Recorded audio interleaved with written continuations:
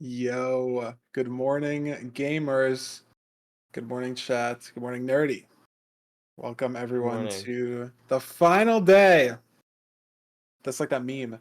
0 days left, or 0 hours left at dawn of the final What day. what what is that from? What is that from? You know It's this. is it from Breath of the Wild? Is that No. no? Is it Oh, is it a Zelda thing though? it is a Zelda. I'll I was give you just that. wrong. I was It's just like wrong on the half game. half credit, half credit. Okay, I wouldn't be able to tell you the game. It's Is from it like? Yeah, you have to tell me. it's Majora's Mask. It's Majora's Mask. It's It's okay. really that old? I thought it was like Yeah. because I just see the meme for every single game nowadays, so I don't even know like when Yeah. it Classic, started. man. I, It's a I probably classic. wasn't even born back then. Majora's I Mask. I wasn't don't even know. either. Yeah, it's like it's like actually it was like 2000, I think. So you Oh might man, I'm a nah. Mario guy. You know that. Nerd is the Zelda guy. I Are the commentators here, so it's pretty diverse in that sense. Anyways, we're here today. Final day of matches. Final day of our MCSR ranked season 2 playoffs. We have 4 matches for you guys today. We have both of our semifinals matches, our third place match, and our grand finals match. We're going to start with Low-Key versus Quist. Low-Key, our seed 1 player, rank 1 in season 2, and he's had a pretty good time in the bracket so far, beating Crow 2-0 and beating out Dougal yesterday, our second place finisher from season 1 playoffs. That match could have easily went either way, but Low-Key took the win, and he's up against Quist. Sort of an underdog story here, the only player not in the top 8 to be with us in the semifinals. Will Low-Key be able to prove his rank 1 prowess, or will Quist continue the underdog story and make it to the grand finals? And if Yeah, that match that's isn't that's an banger exciting enough, match. we have Silver versus Ankle Boy as our second semifinals match of the day. Silver, obviously our reigning season 1 champion, had an insanely close match against Mungie yesterday. Maybe tries to give himself more breathing room today, or at least sneak out a win against Ankle Boy, who's been playing extremely well in the round of 16 and the quarterfinals. Maybe the fastest runs we've seen in the tournament so far. So both matches today are going to be absolutely banger. What do you think, Nerdy? Yeah, I think both matches are going to be good, and we'll see what. I mean, I think any combination of what we can get for the finals is also going to be good. I think for Loki versus Quist, I'm very excited to see if Quist can keep this winning streak going. Like you said, the only person out of not top 8. So if chat, if you enjoy like an underdog story, then Quist is your man. Like definitely an exciting match to watch. I think sort of the juggernaut of the first place versus the underdog, someone who just made it through the qualifiers. It's going to be exciting. 100%, 100%. And before we get into our pre-match stuff for our first match today, I'd like to remind you guys that the Season 2 playoffs would not be possible without the help of our sponsor, Creo, creocards.com, exclamation mark Creo. They're in the background of Nerdy's window, and there's no like crazy sun. You can actually kind of see them without insane Yeah. backlight, and they're on my wall here as well. New metal art prints that have been launched with the Season 2 playoffs, and we actually have 3 exclusive MCSR art prints that we've been showing around yesterday, worked on last week. These are available for sale now.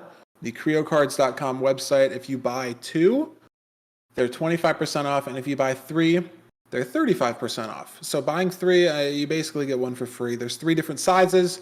They're all metal sheet prints printed with dye sublimation. The colors look amazing. The art looks amazing. I actually bought all 3 last night, like I said I was going to.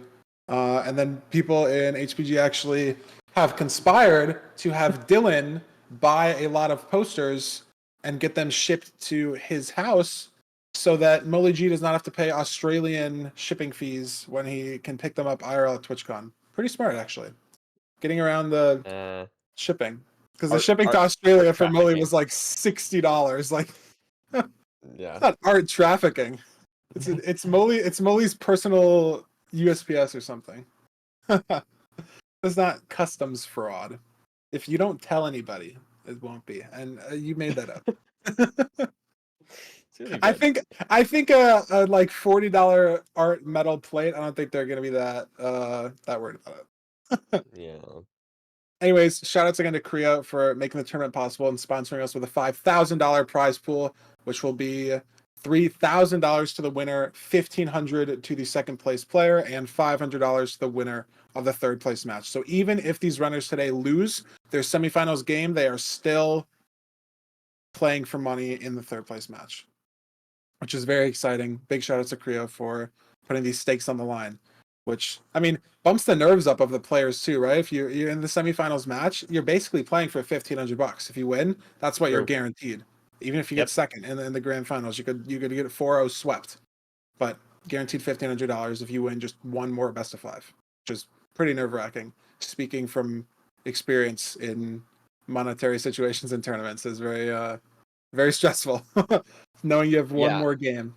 I think this is going to be one advantage that I think Silver is going to have on the other 3 competitors. And obviously, I don't know the other 3 competitors as well as I know Silver, but the thing I was going to say is that tourney experience seemingly seems to have a big impact on how nervous you get.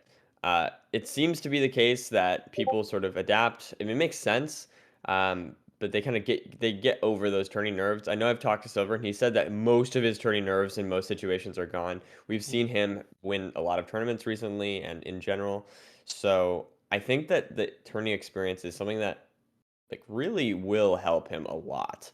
And I personally have not seen like Loki, Quist, or Anko Boy. I mean, Anko Boy got pretty far in the last one, but the other 2 I don't remember. So my point is Silver is probably just the most experienced, and that experience is invaluable when it comes to this kind of thing. Yeah, it's the fact that Silver has played like one of the most decorated tournament players in MCSR, especially in recent history too. In the last just couple months, he's basically won every tournament he's played in, and so it sort of builds up your mental and your nerve control. And it could be a little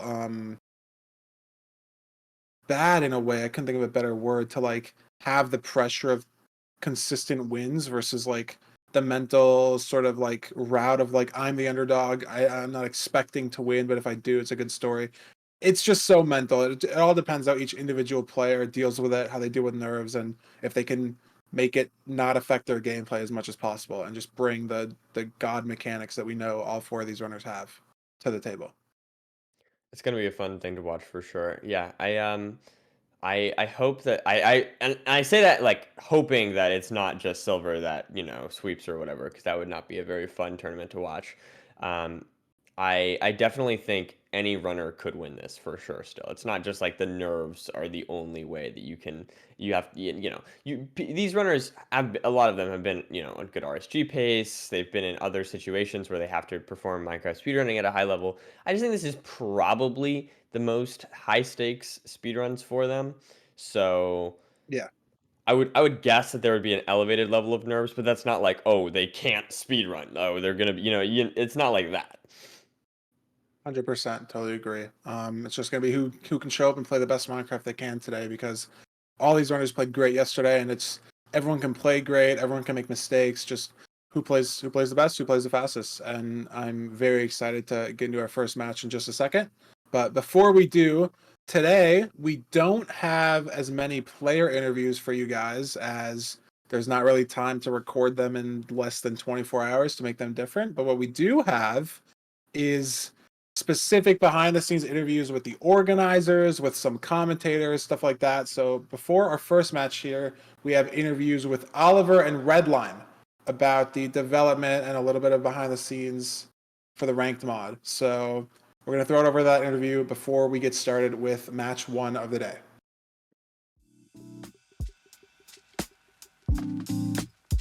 저는 르마갓이라는 유튜버를 통해서, 그리고 제 지인을 통해서 마인크래프트 스피드런을 처음 접하게 됐고요.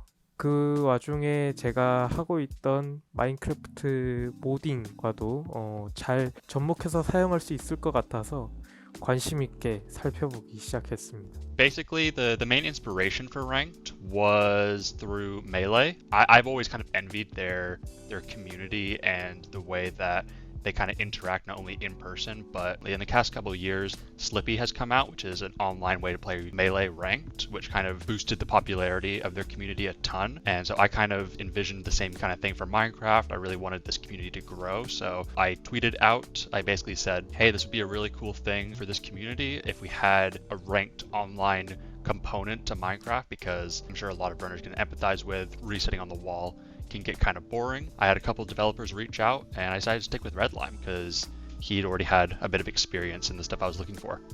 사실 안토인이 처음엔 제안을 했어요.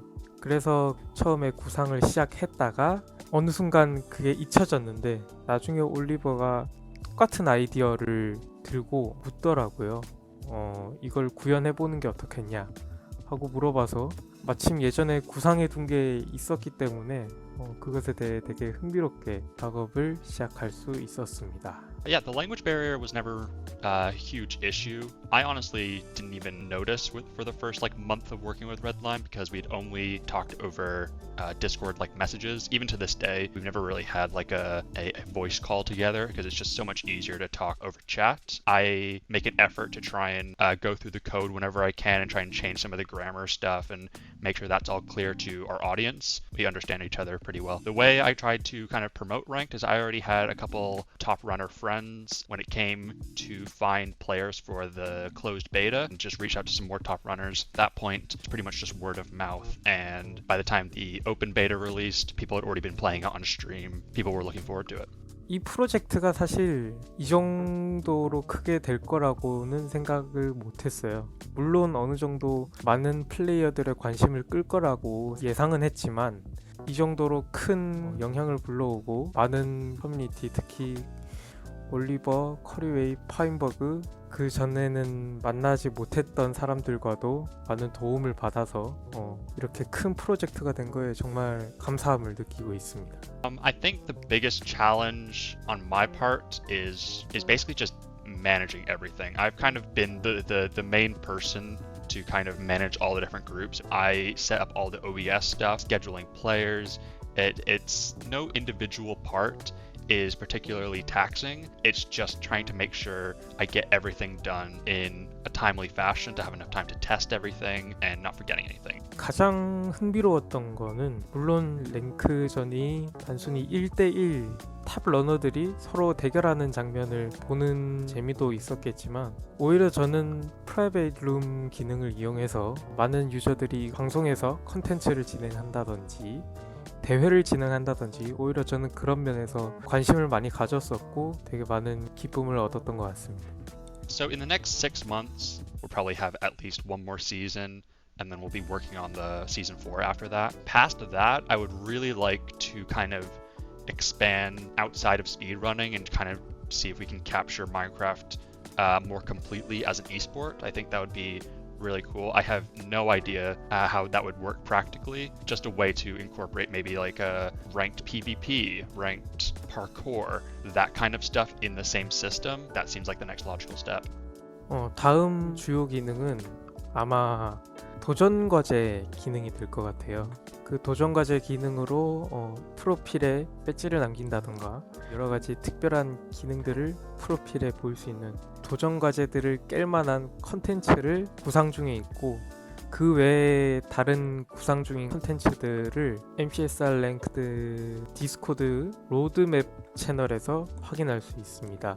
그리고 제 최종 목표로는 당연히 메이저한 e스포츠화죠. e스포츠화가 돼서 정말 더 많은 사람들이 랭크 플레이오프를 시청하고 또 그로부터 재미를 얻게 되고 그리고 저희도 그로부터 어느 정도의 수익을 얻게 되는 그런 모습이 아마 저에게 있어서 랭크전의 가장 희망적인 목표가 아닌가 싶습니다.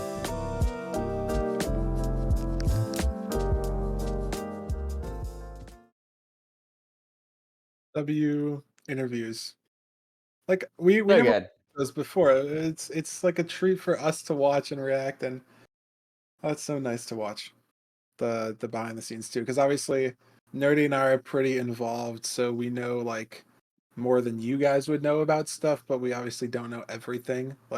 So that was very cool to watch. And yeah, when the closed beta came out a year ago, The mod is like so different now too. It's weird to think about it. Like actually playing like version 1 of ranked. Like it used to not even auto update in your instance. You used to like have to download it, and like there was no like the HUD was different, and the elo system was crazy.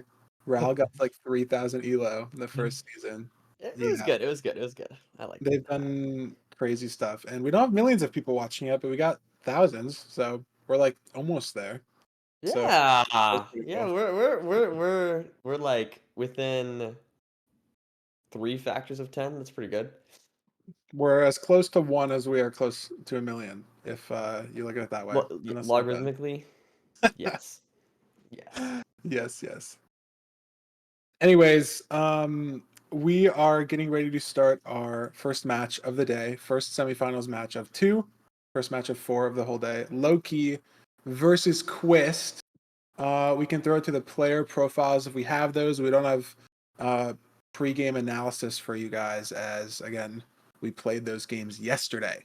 But these are some stats on Loki. Haven't looked at these in a little bit, but Loki and Quist have never played each other in ranked last season. But Loki with our sub 13 average time, former top 3 in basically all major like short form 116 categories. Basically all major 116 categories except for AA. And a mid 8 time. It says former top 3. I'm pretty sure his PB is still like 6th. So it's still impressively good. Sub 9 and ranked as well. Of course, our ranked 1 player from season 2. So he's been playing like it in the bracket as well. Yeah, and next up we got Quist here,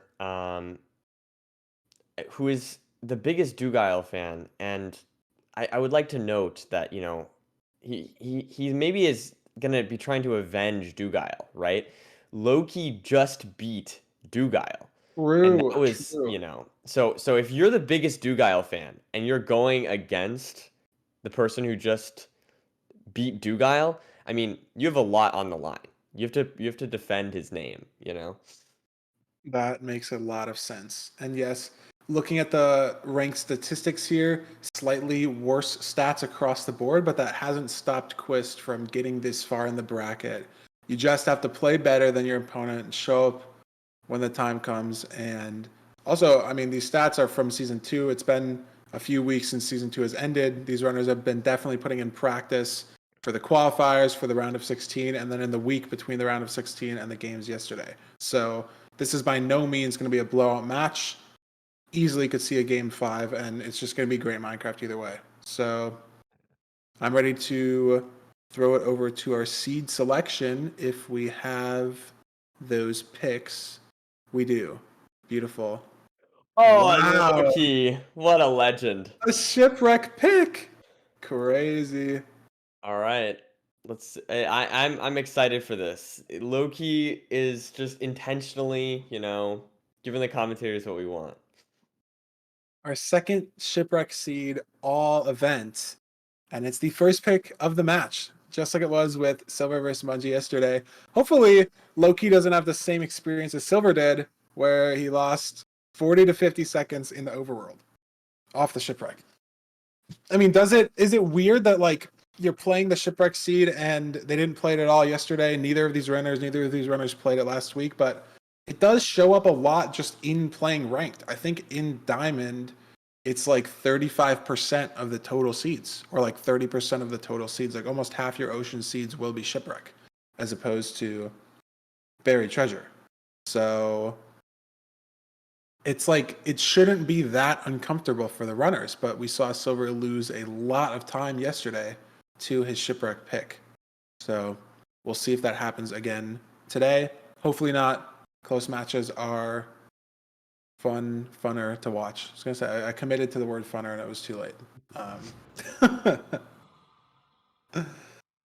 But I'm right. ready to go. This is exciting. For those of you guys Oh, who let's do don't this. know about how, because like I said, we do have a decent amount of new viewers today. The seed selection process chooses the type of overworld that the runners will play, basically how they're getting their iron source and how they're entering the nether. So it's not going to change the core parts of the run. The nether, it won't like be modified at all based on the overworld pick. They won't have any info on that. They won't have any info on the end or the stronghold or anything like that. But gives the runners a little bit of decision making in the overworld, a little bit of not decision making, like insight into the overworld. And different overworlds can spiral into different effects on the nether. If you play a desert temple, for example, and you just have rotten flesh for your food, you're going to have to play a lot safer. Whereas if you pick a village, you can have 40, 50 bread, and you can basically take as much damage as you want as long as you don't fully die.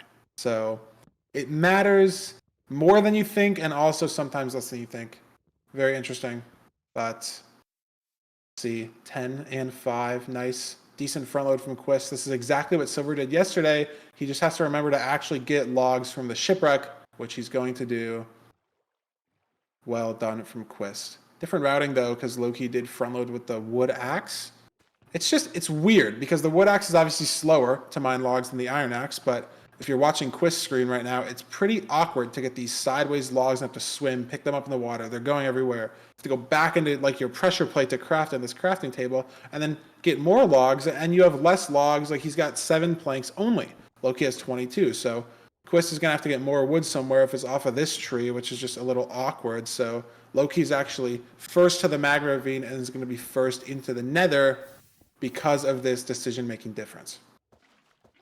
Yeah, and I think the route of going for wood axe first is not always faster, but the one thing that it always is much less mental energy to figure out how. Like it's much easier mentally.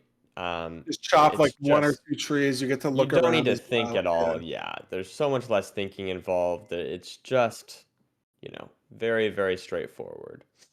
Yes, it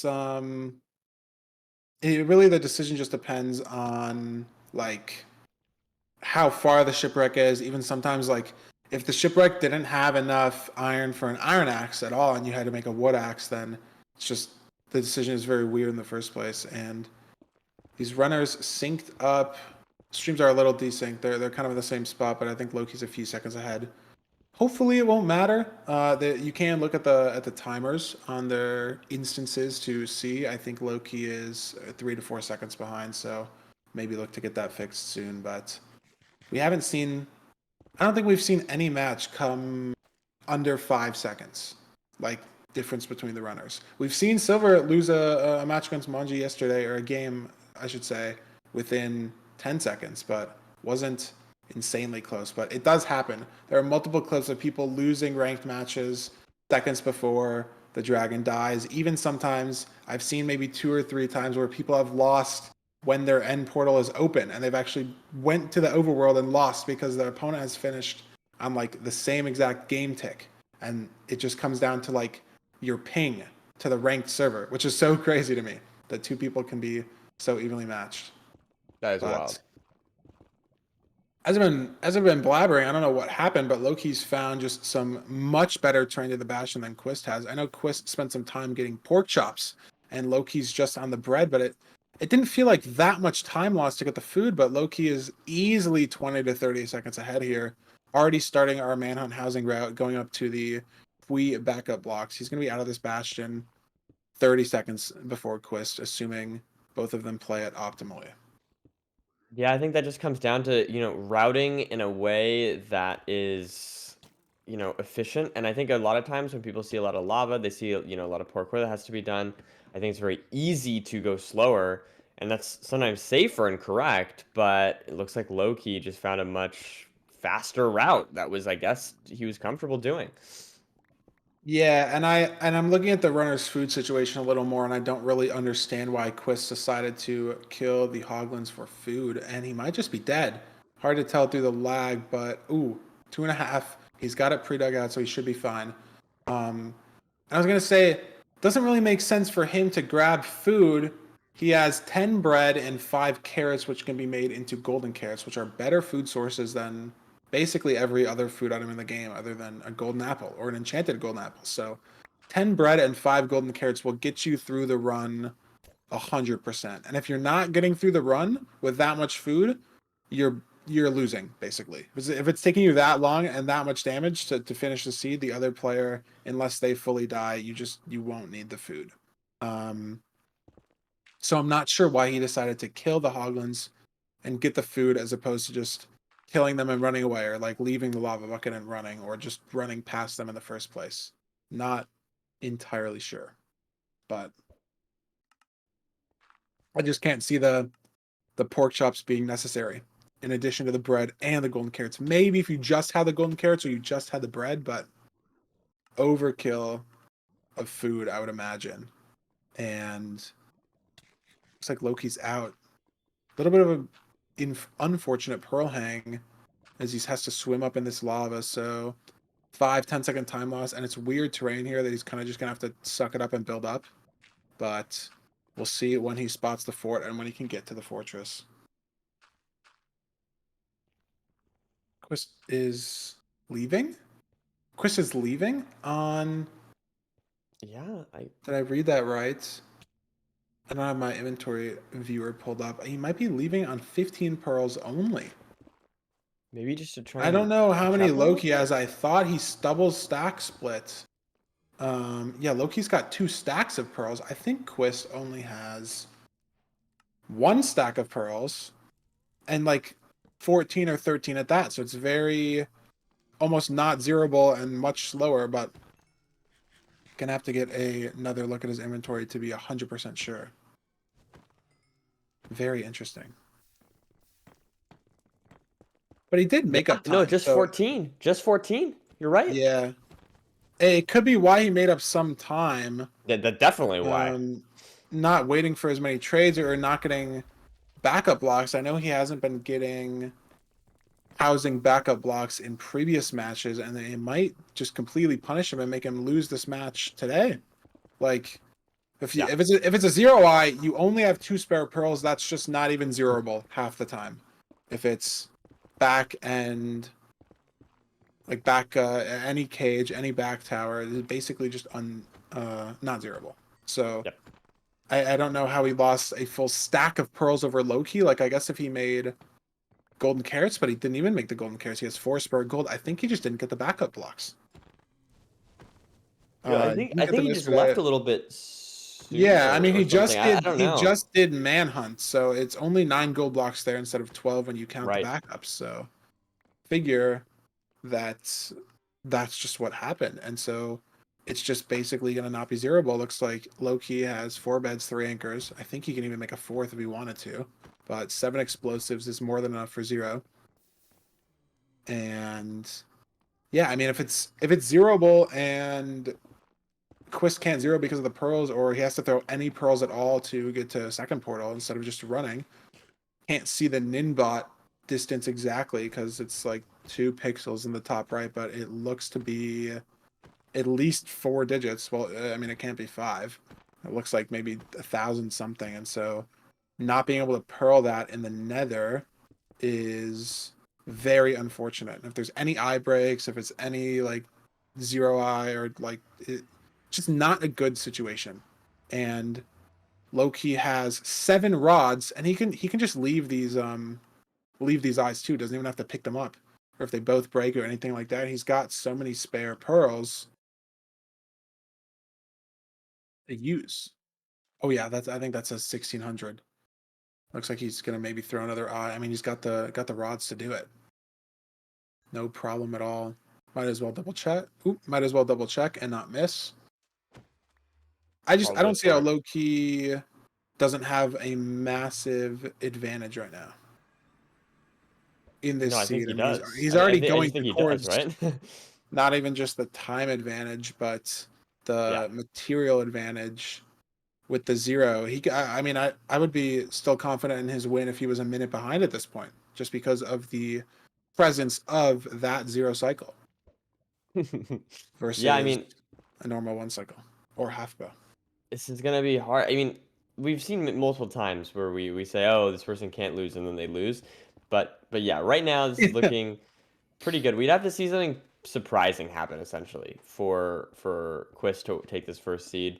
Could be a bad stronghold. It could be, a really slow perch if the 0 doesn't work out. But I mean, yeah, it's looking pretty solid here for Loki. I will say Yeah. the one thing is zero is notably harder with nerves, and True. I do think it's something to really consider that, we've seen a lot of very good zero cycles, very good zero cyclers mess up zero in this tournament. And I think a lot of that comes down to nerves. I mean, not entirely, of course, but I think a lot of it does.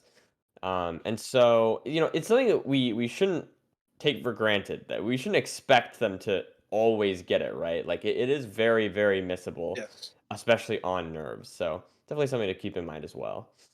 Fully agree that.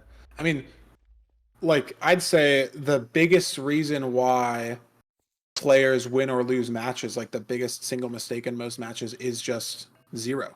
Like someone misses the zero, or someone doesn't go for it, or something. I feel like it's the most common mistake. And is he even going to go for the 1 and 8? I guess he doesn't know how far ahead he is. Like you can look a little bit at the splits. But he's going to 92. It's the right height. He's got time. And he's got explosives. It is always a little weird on 1 and 8, but I respect the play, especially if you hit this as well. Very good for the mental. And I mean, like I said, he's got 7 explosives. He's on pace to finish it in 6. Yeah, should be great. Has to back up and watch out for the dragon, but he's good. Has fire res too, so not even worried about that fire. And he's got health to pearl down. Doesn't even have to boat. Doesn't have to hit a water bucket clutch with the empty bucket. And that's gonna be seed 1 for Loki. Sub 12. And it was, I mean, it was basically Enderman over. on him, though. Oh my god. He looked at it. He looked at Enderman. I didn't Yeah, even see that. Enderman chasing him on 3 hearts. Oh my god. He's safe though. Took the dub, and I think it was over as soon as Quist has just 1 stack of pearls. We just forgot to split the pearls or missed the trades because of no backup laps. Whatever it was, wasn't entirely sure about the mistake, but it was just over.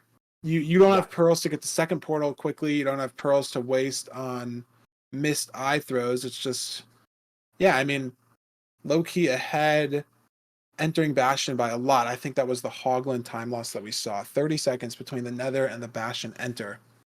Saved by Loki, and then lost all that time back getting to the fortress, but Quist just had no pearls. So is that why he was 30 seconds faster? And it was just, Yeah, it didn't matter at all. Like fair thing to say, yeah. it's sort of like misleading splits in a sense that there was just no reason why Quist should have left on 16, especially if But there yeah, was more gold to trade or pearls to split. And yeah, he's just got to fix that mistake for next time. I don't know. It's that sort of pace versus material advantage that you talked about. In this case, Quist had both the pace and the material advantage of having the zero and the pace. But I mean, that's not super uncommon that a runner will sacrifice having some stuff in order to go a little bit faster to catch up if they're behind. So it's definitely not like surprising or shocking to see that, but definitely what happened there. And yeah, I mean, we saw Quist go, or not Quist, Loki go for the zero cycle, got it off. So that, I mean, not that it was necessarily needed, but we saw how much faster it was with those materials. Yeah, we've seen people when they're so far ahead sometimes just not go for zero when they know that their opponent hasn't blinded or hasn't gotten to the fort even. But I think Quist had blinded in that seed when Loki was in the stronghold and entering the end. So he might have felt pressured, like maybe he's right on me in the stronghold and he gets in the end within 30 seconds. Like maybe you have to zero. I think that's what he was thinking. And if you're confident in zero, and I mean, you hit it, it gives you that mental boost. Like I hit the 1 and 8. It's not that much harder than just normal towers, but Yeah, it is just a longer speed bridge, and you just got to look at chords, juggle some blocks. The timing is different, so you hit it. Good mental boost going into seed 2, which is a Ruin Portal pick from Quist. Nerdy, what do you think? Again, this pick is a little always weird and awkward as there's only 2 choices left in seeds. But what do you think? yeah. I mean, not too much behind this pick. I think it's really just kind of, you know, choosing between maybe a slight preference at most between Rune Portal and what is it, Village. Um, but yeah, I mean, I guess you just pick Rune Portal. Maybe in the last seed, there's a lot of food, and you're confident in your foodless runs, So you're like, okay, well, I lost when there was a lot of food. Maybe I can win if there's not no food. Um, so there's a lot of ways to think about it. But at the end of the day, I think really what's going on here is it's just sort of a preference, a small preference over village, you know? Yeah, completely agree. And they're gonna have to play both seeds anyways. So we're Yes. gonna see a village seed next, regardless of the outcome. We'll get to see 3 seeds in a best of 5 anyways. But here's our Rune Portal seed. These are fun to me because they have potential to be incredibly fast sometimes. This one, oh, still is 54 nuggets. This is not a chest. This is like a God Rune Portal chest minus the food. You have a full tool set, a light, and a bucket and a pick worth of iron. Like, it's Wow. just the filters for the Rune Portal chests and ranked are insane. Like, this would be like a legacy, like once a year chest that you would get doing regular runs. I think Yes. I can count on one hand the amount of times I've gotten a Rune Portal enter that I've like genuinely enjoyed in regular runs. Anyways, looks like Loki found a cow. Both these runners gonna be looking for food. As like I said, none in the chest. Steak, maybe the second best like common food source behind golden carrots. You can really argue how common golden carrots are, but getting this food is very important as it's very hard to play damageless because pearls are just default damage. Did Quist spill? Okay, he's good. But it's a top slab. I think he's confused. That's why I was interested. Did Loki spill? Neither of them spilled, but it's a top slab. Is Quist going to still commit to it? I don't know if he digs this, if it spills or not. It's very risky. I like what Loki did here and just did it on the side. But it looks like if you just mine the top slab, it's good. So Hey, just pushing through good it and work. gets in first. Yeah, few second difference, but we've seen that it could matter potentially.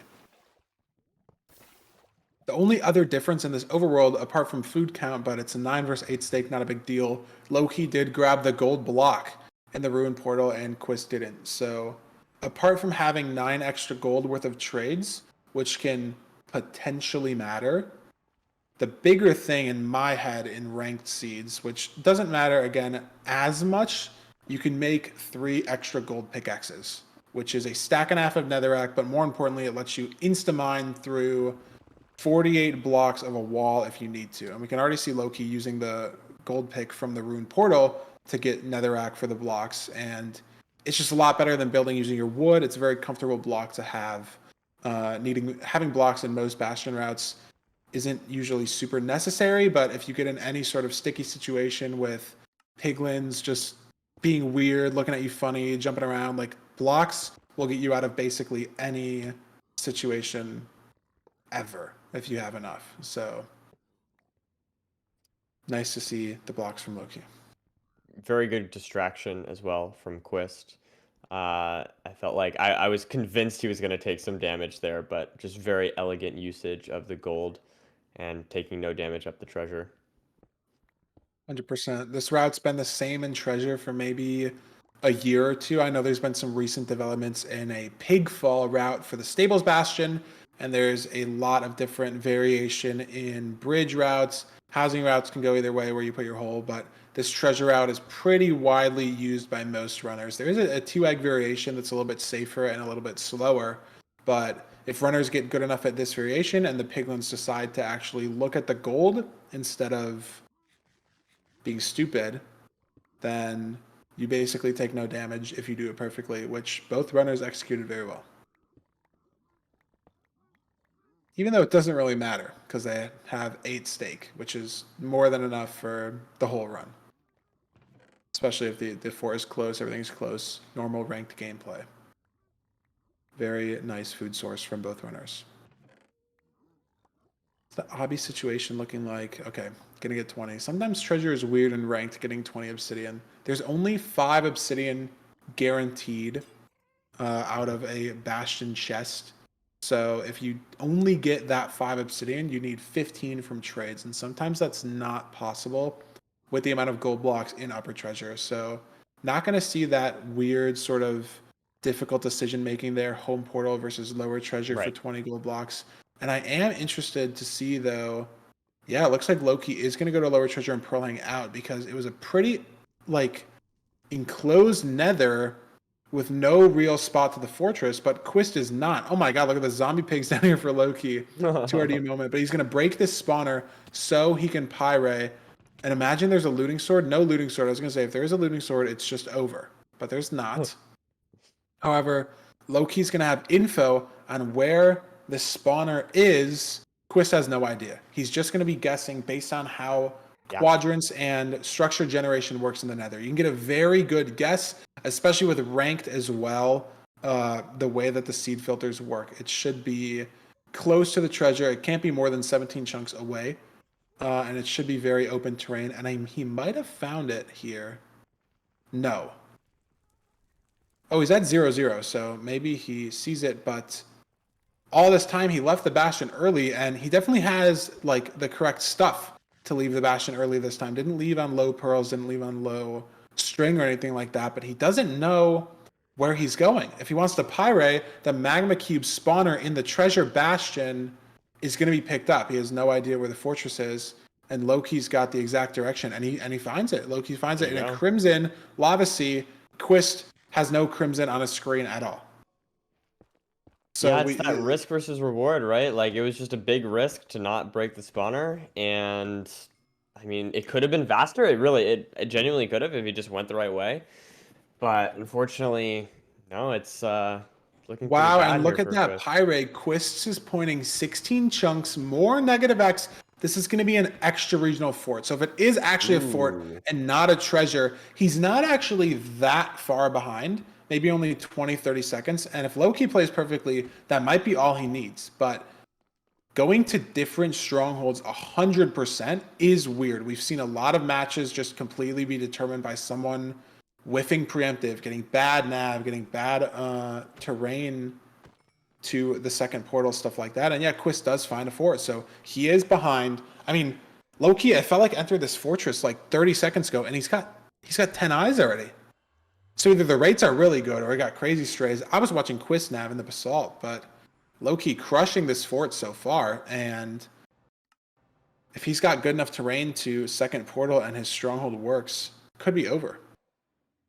Yeah, and I hate to say it, but I'd be pretty frustrated if I was Quist right now, just in the fact that like I feel like both matches he's just kind of been outpaced, really. Like it's not even like a death or anything. It's just he's just been outpaced, really. Yeah, and it's hard to sometimes see where the mistakes are. Like when we're watching both perspectives, we can see in Seed 1 it was just mainly not getting 2 stacks of pearls that sort of blew up as a major mistake. And here, it's just not breaking the spawner that, again, blows up as a major mistake. Which, again, still could be beneficial to him. I think Loki's second portal is 1,700 blocks away from his first one, which, again, is only 200 in the nether.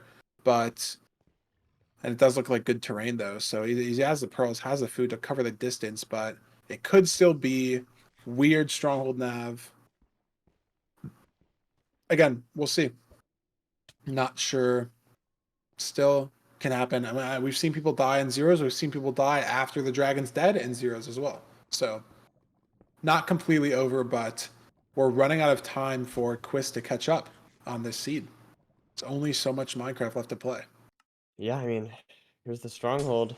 If you get a disgusting stronghold here and you're low key, and you get a really good stronghold and blind here for Quist. Yeah, his spikes aren't looking amazing.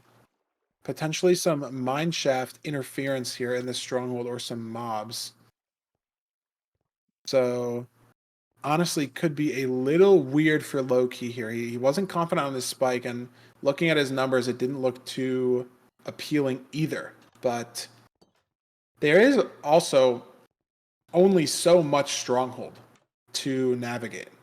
Like at some point, you will just be like have it explore the entire stronghold. But he's found the portal room. A little bit of a weird wormhole, but it works. And Quist is going to second portal cords, but if Loki enters the end at 0 ball and he's got the explosives, 2 anchors, 6 beds. I mean, he hit a 6 explosive 0 last time, and maybe doesn't even need 2 of these. Makes the 7th bed for security. I like that play as well. Yep. And it's open. Tall front tower, though. Gonna need a precise second pearl. A little bit of weird terrain there. Nice pearl there as well. 100, though, and I thought it was 97, so not good enough. Could be because of the weird sort of terrain where his first pearl landed a little shorter, and it's now not completely over for Quist. Yep.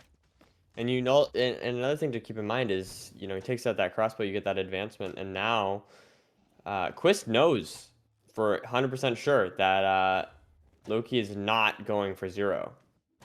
100%. So that's something to keep in mind. You know, you have the opportunity now to take advantage of that. Yeah. And I mean, if Quist finds the portal room quickly and is able to enter with the 0, it's 50 seconds to a minute. But as I was gonna say, Loki did half boat. You will just get a perch at some point, and it doesn't even matter. I think if Quist instant have this stronghold, it still wouldn't be good enough. Yeah. As Loki gets a fast half boat perch. I mean, hit the crystals well. It's what you got to do, and then it's just all up to RNG. And he got a little lucky, but gave himself the lead in the seed. That even though he whiffed the 0 pearls, it was enough to take seed 2 and could be a potential commanding 3-0 first semifinal series today. What do you think about these splits, Nerdy? What do you think about the runners from this? Yeah, I mean, I don't mean to be I don't mean to be like too pessimistic here for Quist. I just and Quist is not playing bad. That's the thing that I'm kind of saying. Is like I don't see anything that's like, oh my god, horrible play. Like I mean, yeah, sure, not bringing the spawner is probably a mistake, but I'm seeing like pretty good gameplay from Quist, and then Loki just looks sharp. Loki just looks really sharp today, and it's sort of hard for me to nitpick too much at Quist when I don't know. So my point, what I'm trying to get at here is that I think Loki, if Loki keeps playing like this, I think it's going to be very, very, very hard for Quist to win the next 3 in a row. Yeah, I don't doubt that Quist can take a seed, and Loki's been playing very well. And I don't doubt that Quist can like match that. I know he can match that. We've seen him match that against similar caliber players in the round of 16 and the round of 8. But when you're faced with a situation where you need to win 3 seeds in a row, you need to win 2 seeds that your opponent can pick from the seed types, from your band types even. And especially when you don't really know, it's not really apparent why you've even lost these 2 seeds, right? Like just one small mistake in both seeds for Loki or for Quist, sorry, is what it kind of feels like, and it just spirals. And so you have to sort of reflect and be like, I've been playing well. Other than that, iron out this mistake, maybe just focus a little more on the small decision making or stuff like that, and then I think he can match pace and give Loki a run for his money. Try to not make it a 3-0. It is possible. We almost saw a reverse sweep yesterday with the Dougal Loki match. Loki did go up 2-0, and Dougal won 2 seeds in a row to bring it back to a game 5. So Loki's been in this situation before, and he has lost 2 seeds in a row to give himself a little bit of a scare. So we'll see. But I think we are ready for our mid-match analysis segment. If you guys are new with us, we actually break down what these runners can do in more detail with some clips, with some reviews. So we're going to send it over to Fulham with our mid-match analysis of the Loki quiz match before Game 3.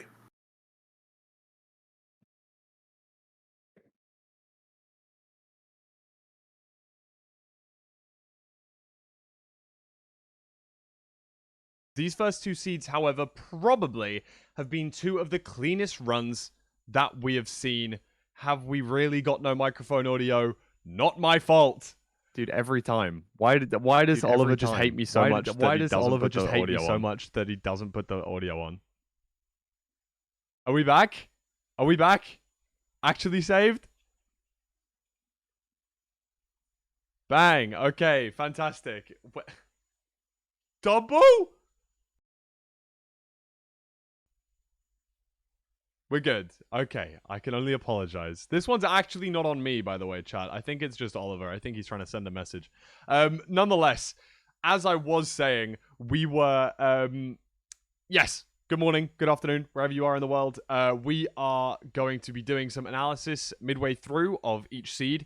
And as it is now match point to Loki, I wanted to go through those first 2 seeds and look at some of the decisions that were made by some of the runners, just to kind of break certain things down. Now, honestly, these 2 seeds were played almost as cleanly as possible for Loki, but there was a few things that I just wanted to say about Quist's perspective that may have caused some issues potentially with the rest of the run. So here we're going to go back to seed number 1, where he decided to go for this Hogling kill.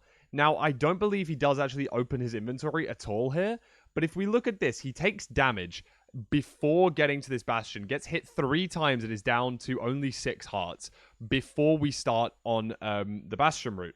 He sees 3 more Hoglins to his left and decides to pillar up here and go for a couple of Hoglin kills, which is not a bad play by any means, but it does take a long time. Whereas we look in his inventory here, we actually notice the fact that he has 11 bread in the middle, and he also has 5 carrots. Now, of course, these can be turned into golden carrots once we get into the bastion, meaning that he has substantial food for the rest of the run, for the 0 cycle, for the fortress, for absolutely everything.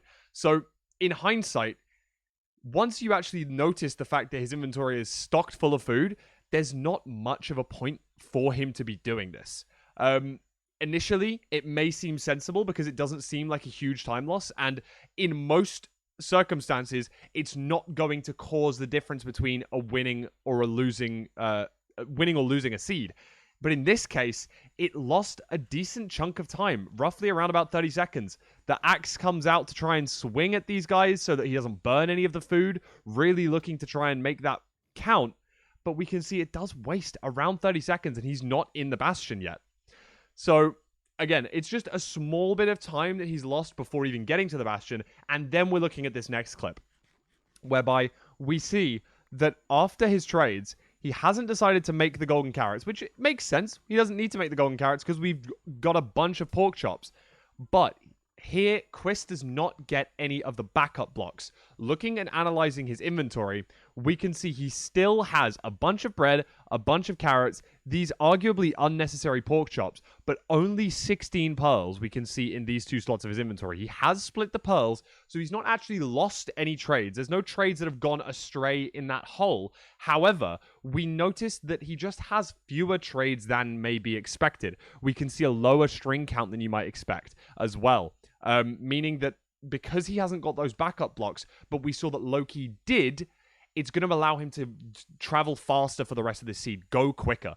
And that was really what the difference came down to, in my opinion. It's the fact that Loki spent a little bit of extra time going for the gold blocks, whereas Quist went for a little bit of extra time going for more food. The extra gold blocks were super necessary so that he could travel faster. However, Loki going for extra food was arguably unnecessary because he had substantial food before entering. That was pretty much the end of Seed 1. There was a very, very clean 0 cycle for Loki to finish it off, and that's the final clip here.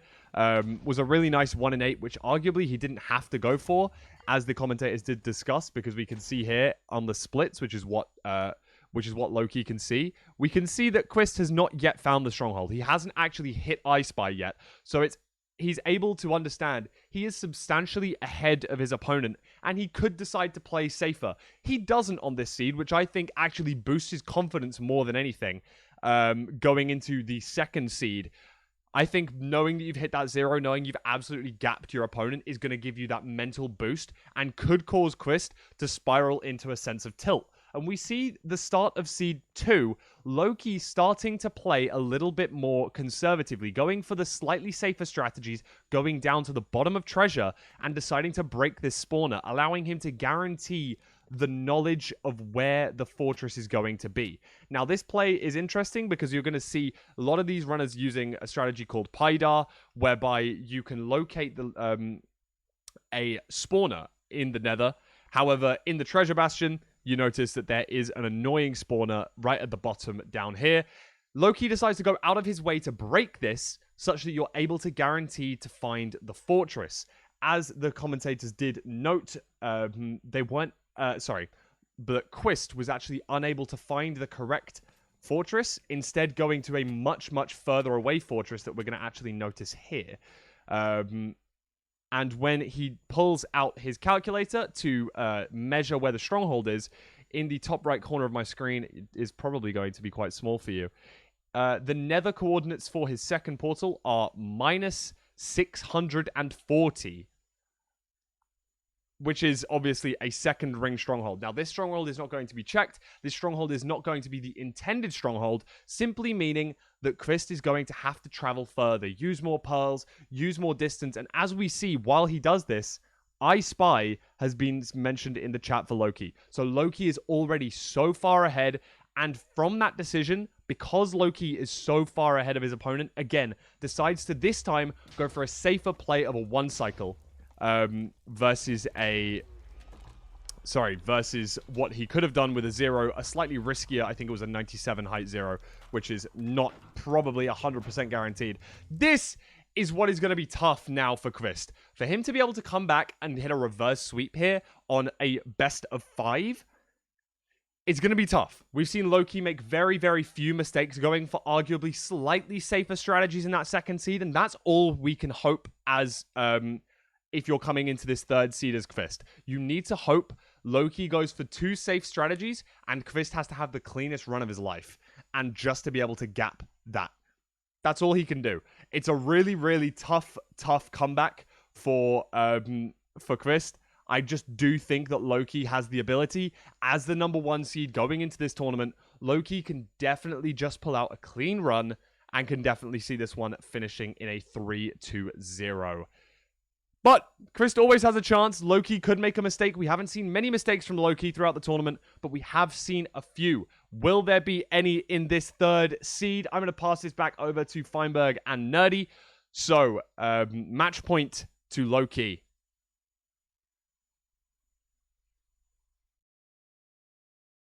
Welcome back. Welcome back. And I definitely have to agree with Fulham that if Loki plays well, no mistakes. We really haven't seen any mistakes out from Loki, like major mistakes on the scale of the decision making that Quist has made. So could be a potential quick 3-0 victory for Loki. But I like to see a good series. Like to see a best of 5. Hopefully Quist can run it back. They are going to play a village seed. We can throw it over to the seed selection, but it is the final seed type available from the 5 seeds. 2 seeds get banned, 3 seeds get played, and then if we need a seed 4 or a seed 5, then we get to pick from the 5 seeds available. They kind of like refresh, but Quist is forced into the village. Maybe didn't want to play it. I mean, he didn't ban it, didn't ban Buried Treasure, but it is the last seed type. He did pick Rune Portal before village, so not sure if he's too happy with this decision, but he's got to make it happen. Has to win 3 in a row, so it starts with this village seed, Nerdy. Do you think he can do it? Honestly, based on today's performance from both players, I think this is going to be a 3-0. And I don't mean that Quist can't do it. He totally can. But Loki's just been on fire today. He's just been absolutely on fire. So maybe Quist can prove me wrong, took a break, refocused, and is ready to go. But honestly, I am expecting Loki to take the seed as well. I hate to be a hater, you know? That's not as exciting of a match, right? A 3-0 is less exciting than like when it goes back and forth, game 4 or 5.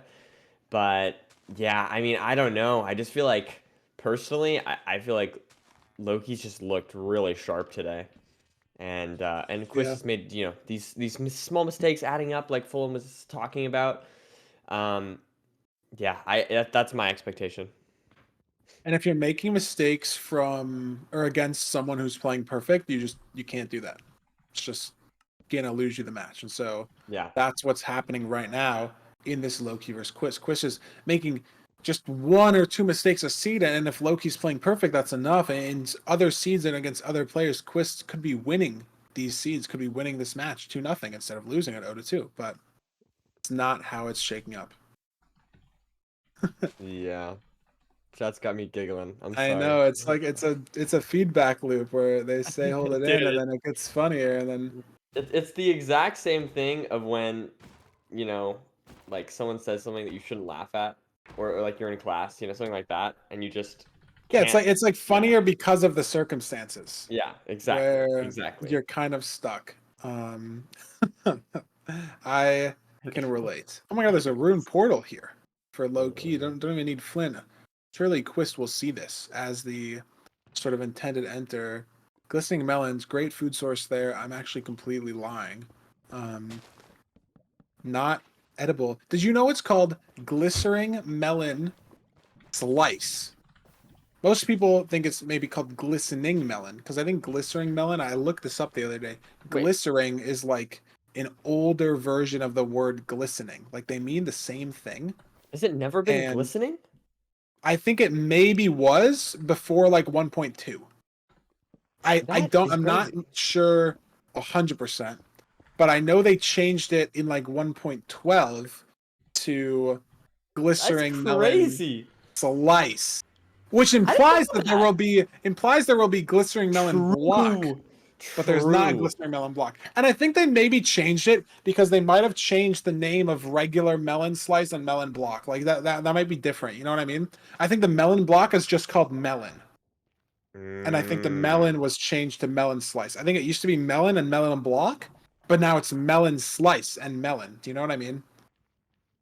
Anyways, sorry. Loki in the Nether first by about 15 seconds, but Quist did find the room portal, so he's got an early lead going into the Nether. And when Loki's had an early lead in these first two seeds, he's just been able to capitalize off of it and win the whole seed because of the no mistake gameplay that he's been implementing today. Very, very nice strategy from Loki. No mistakes. I think it's working pretty well. Yeah, I mean, I don't know. Oh, ancient debris. Feinberg, you'd be so What? excited. Dude, I'm grabbing my water bottle. 1 out of 20. He can go back for that on the way Yeah. to the stronghold if he only gets 19 from the TNT line. Dude, I haven't gotten like a, oh my god, it's been so long actually since I've gotten a like natural ancient debris. I don't know if I've ever had one from just like mining netherrack, like on the ground, like not a blaze bed or not stuff like that. That's actually super rare. This But guy's hey, look so at this. lucky. Meanwhile, Quist is ahead at this point. Yeah, and this is lava housing though, which is really Ooh. awkward. And both these runners, like, there is weird lava housing routes. As someone who is very up to date on Minecraft technology, I have no idea what to do when there's lava housing. Yeah. It's like I just wouldn't be able to tell you at all. So Well, that's fair. I mean, the upside is that both these runners definitely know that it's lava housing because you have so much time to build up, and it's good that they both got lava housing. It's very weird sometimes. Minecraft has weird generation order with chunks occasionally, so there have been tournament seeds, there have been seeds where one runner will get lava housing and the other one doesn't. But I'd say in this specific situation, you guys may know me as a lava housing hater. Some what's the word, some harsh opinions back in the day. Quist is dead. Magma cube, reset seed, building over to manhunt, and he's dead. And it's a raw 3 to 4 minute death. Like, again, you'll have info on the seed, but it might be too late. You know what he could do? it's just brutal. If he makes, I'm thinking of one play right now. If he has the mental to make this play, realize the play, continue playing the seed, it could potentially, unironically, put him in the lead. Are you saying Heading 2RD? into the, yes, that's exactly what I'm thinking. Is he enters the Nether on 2RD, and you can catch the lava before it starts flowing into lava housing. That would genuinely potentially save him, depending on how many pigs Loki gets, like a large amount of time. But it looks like Loki's got 3 or 4 pigs. But I mean, it would save him time, I think, if he knows where he's going. I see no issue with playing the Nether on 2RD. The only downside is you could potentially get zombie pigs in the bastion, and it just like undoes all your work of like trying to get a better route going. But No, I love the idea. I he want should to see it. 100% try it, and it gives him some chance to get back. He would get more pigs in an optimal situation. They wouldn't be dead from the lava. Like the pigs would just be alive. So very possible, but again, I don't think it was worth the 5-minute death. I don't think it was a good Yeah, not quite. good exchange for him, which And is unfortunate. unfortunately, that definitely, if he doesn't think to do this, especially, that might be kind of just game, as long as Loki doesn't make any big blunders. Yeah, I mean, he's got 13 bread. I mean, he's got 11 now because he's eating it, but that's enough food for the rest of the run. Even if he takes a lot of damage, still will be able to hunger reset in the stronghold in the portal room. 19 pearls looks like. Enough beds for 0. 1 anchor. So explosives are good. I think he will have 6 for the 0, especially if he blaze beds. 1 string away from his 7th bed. Let's see Got here. that Does extra he string. do it? I don't think he's doing it. FOV down to 30. No, he's loading the E-ray Bastion again, in. yeah. I mean, you do have time. It did fall from the ceiling, so he does have time to like catch it, but he's not gonna 2RD. It's very weird play. It's like when are you ever running back to a Bastion? When are you ever running back to a lava housing in a run? Never, right? Yeah. It's a ranked only play, and if you die in a lava housing seed or die in a seed in normal rank, you're just basically forfeiting. Like if you're 5 minutes behind, like just the odds of you, like I'm pretty sure like the expected value of the elo you're getting versus like queuing into another match and trying to win the next match, like it's probably just legitimately better to queue again in Right. certain situations, depending on who you're playing, depending on their consistency. So what is Loki doing? Is he pulling back to the Bastion? Watching Quist handle this terrain, see what he's doing on his second go around to the seed, but Loki hurled back to the Bastion. This is not the fortress, I'll tell you that. I don't know where he's going. Is he really just trying to get a better pearl? Was he purling backwards to try to get a better pearl? He didn't get anything from the Bastion. I think he was under the terrain and wanted to backwards pearl to hit the housing terrain to pearl up again above where he was.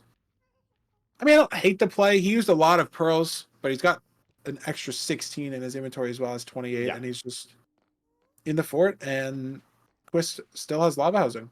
And I don't know if he knows the route that Loki did. So, again, didn't do the 2RD play. That was his only chance, in my opinion, of coming back, barring any run-ending Loki mistakes. Like, Loki could die in the fort, could completely botch the stronghold nav, could die in the 0. It is possible. We've seen a lot of runners die late into seeds throughout the season 2 playoffs so far, but if it's anything like the first 2 seeds, Nerdy, this is a 3-0 sweep for Loki Yeah. I within hate the to say next it. few minutes. I mean, Loki just has been playing very well today. I mean, not necessarily like unbelievable world record pace on any of these seeds necessarily, but these aren't the best seeds, and he's just been playing them very quickly. I'm Yeah. been very impressed by Loki today, and presuming he does go to the finals, I think he's going to be a strong contender for that first place prize. Yeah, I mean, showing why he was rank 1 throughout season 2. Absolutely. Everybody had the chance to catch up to him, and it didn't happen. So definitely proving why he is the consistency goat from these matches. I mean, I haven't found like almost any mistake other than not going for 0 on seed 2, but like he had time, knew that I he don't even could know if that it was a was mistake though. 'Cause very he, very like, hard yeah. 0. Yeah. Like I think after the mistake would be like throwing the bad pearls in the first Yeah, place. yeah, But, like, yeah. when he's hits that second pearl and gets to 94 and it's T100, you don't really commit to it. You'd rather just half bow and get a quick perch, which is what he did, as opposed to dying and losing the seat. Like we've seen people go for risky 0s and completely die. But Mhm. I mean, yeah, I wonder even like Loki has just so much time and he's definitely not playing insanely quick. Like some of these decisions are a little slow to make. Like grabbing extra wood there was a little awkward, but he has so much time. I mean, he's already blinded. He's got 4.5 rods worth of eyes. 5.5 Right. here if he catches this one. And Quist isn't even close to leaving the Bastion. Maybe a little closer than I think. He's got some Pearls, some Obby. Did get some pigs trading with his variation of a lava housing route, but it is just for sure going to be too little too late. There's not really much you can do. Loki just needs one more Blaze Rod, and this spawner is going so quick, and I think he just got it. So he's going to be heading to second portal chords. Has Fire Res up, has 4 more bread, which should still be enough for the rest of the run, and I mean, could finish this run. Quist should get in the fortress within the next minute or two. So I was going to say could finish the run before Quist even gets to the fort, but this terrain doesn't look great, and Quist looks like he's about ready to leave the Bastion, just looking for one more Obsidian to get to 20. And it should be enough. Yeah. But he's at 19. And I think he was done with trades. Yeah, again, just not grabbing these backup blocks. Not the same mistake. I mean, it's not obviously the mistake that loses him the seed today, but it's definitely a mistake that lost him 1 seed today. I mean, he's like I said, already basically lost this seed, barring a complete Loki mistake. It's out of his control. Regardless of how perfect he plays, it is out of Quist's control if he wins the seed or not at this point. But seeing him make the same mistake again after knowing that he lost seed 1 today to it, knowing he lost a seed yesterday to it as well, I don't know why you wouldn't grab the backup blocks. It's something you don't do in regular runs because it's occasionally slower depending on the route you do. If you're just doing a manhunt, your 9 gold blocks can finish so fast.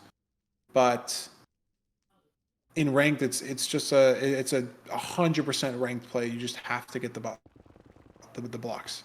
And Quist has played enough ranked to know that he should do that. I just don't know if it's a nerve thing today, mental decisions. Maybe he's trying to just play faster, knowing he's so far behind. Yeah, I think that's probably the idea. I think that was the idea beforehand too, maybe. Of just, here's like 30 seconds behind in the Bastion, just hoping to catch up by not going for those backups, and it just really sort of snowballed into more problems. Yeah, I don't know where Loki's going. It feels like he's been traveling to these nether portal chords for so long, and I saw him have a run-in with Lava and Fire Res.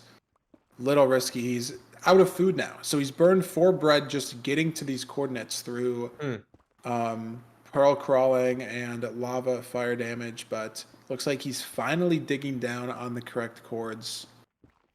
And if it took him this long, it's going to take Quist this long, and even if Quist was able to start measuring eyes now, he's still just like would be 30 seconds to a minute behind, which would be enough. Yep. Would pick out for Loki. That's how long he's been digging. Wow. Here we go. There he is. He's in the stronghold. I think that it's possible that there was better terrain, maybe. I mean, I'm not entirely sure, but like that's the only thing that can maybe give Quist like an opportunity to catch up is if there is that terrain. But if this stronghold is really linear and Loki gets into the end, it's just not going to be. It's going to be too little, too late. Yep. And the spike was a bit weird. Definitely didn't have a nice preemptive the first time around, but it doesn't look like there's too many winding paths to go down for the stronghold. And Quist did just blind on 6 rods. So making back a decent amount of time. I wouldn't say he's 4 minutes behind. I think he's played the back half of this seed better after the death, running it back. But Loki is still just so far ahead that, I mean, once he finds the portal room, if it's zeroable, it's basically over. That's the last split. Just have to hit the 0 if it's zeroable. Has a crossbow, has arrows for half bow, but struggling a bit still with this nav. Yeah, and nav is giving us some issues. Again, there's only so many ways you can go in the stronghold. At some point, you will have experienced all the stronghold has to offer, but he only has... He's running out of time, for lack of a better word, until Quist catches up. And I think they are heading towards the same stronghold, so Quist could have the same trials and tribulations that Loki is going through right now, but I don't know, man. And you get in your head too when you've been in the stronghold for so long, and Loki really hasn't like made a run-ending mistake like Quist, and it's a 16-minute stronghold when average ranked completions for these players are 10, 11, 12 minutes on good seeds. This is not even looking to beat Forson's time at this rate, which is just not what these players are looking for in a ranked setting in the playoffs. I mean, just has no idea where the portal room is still.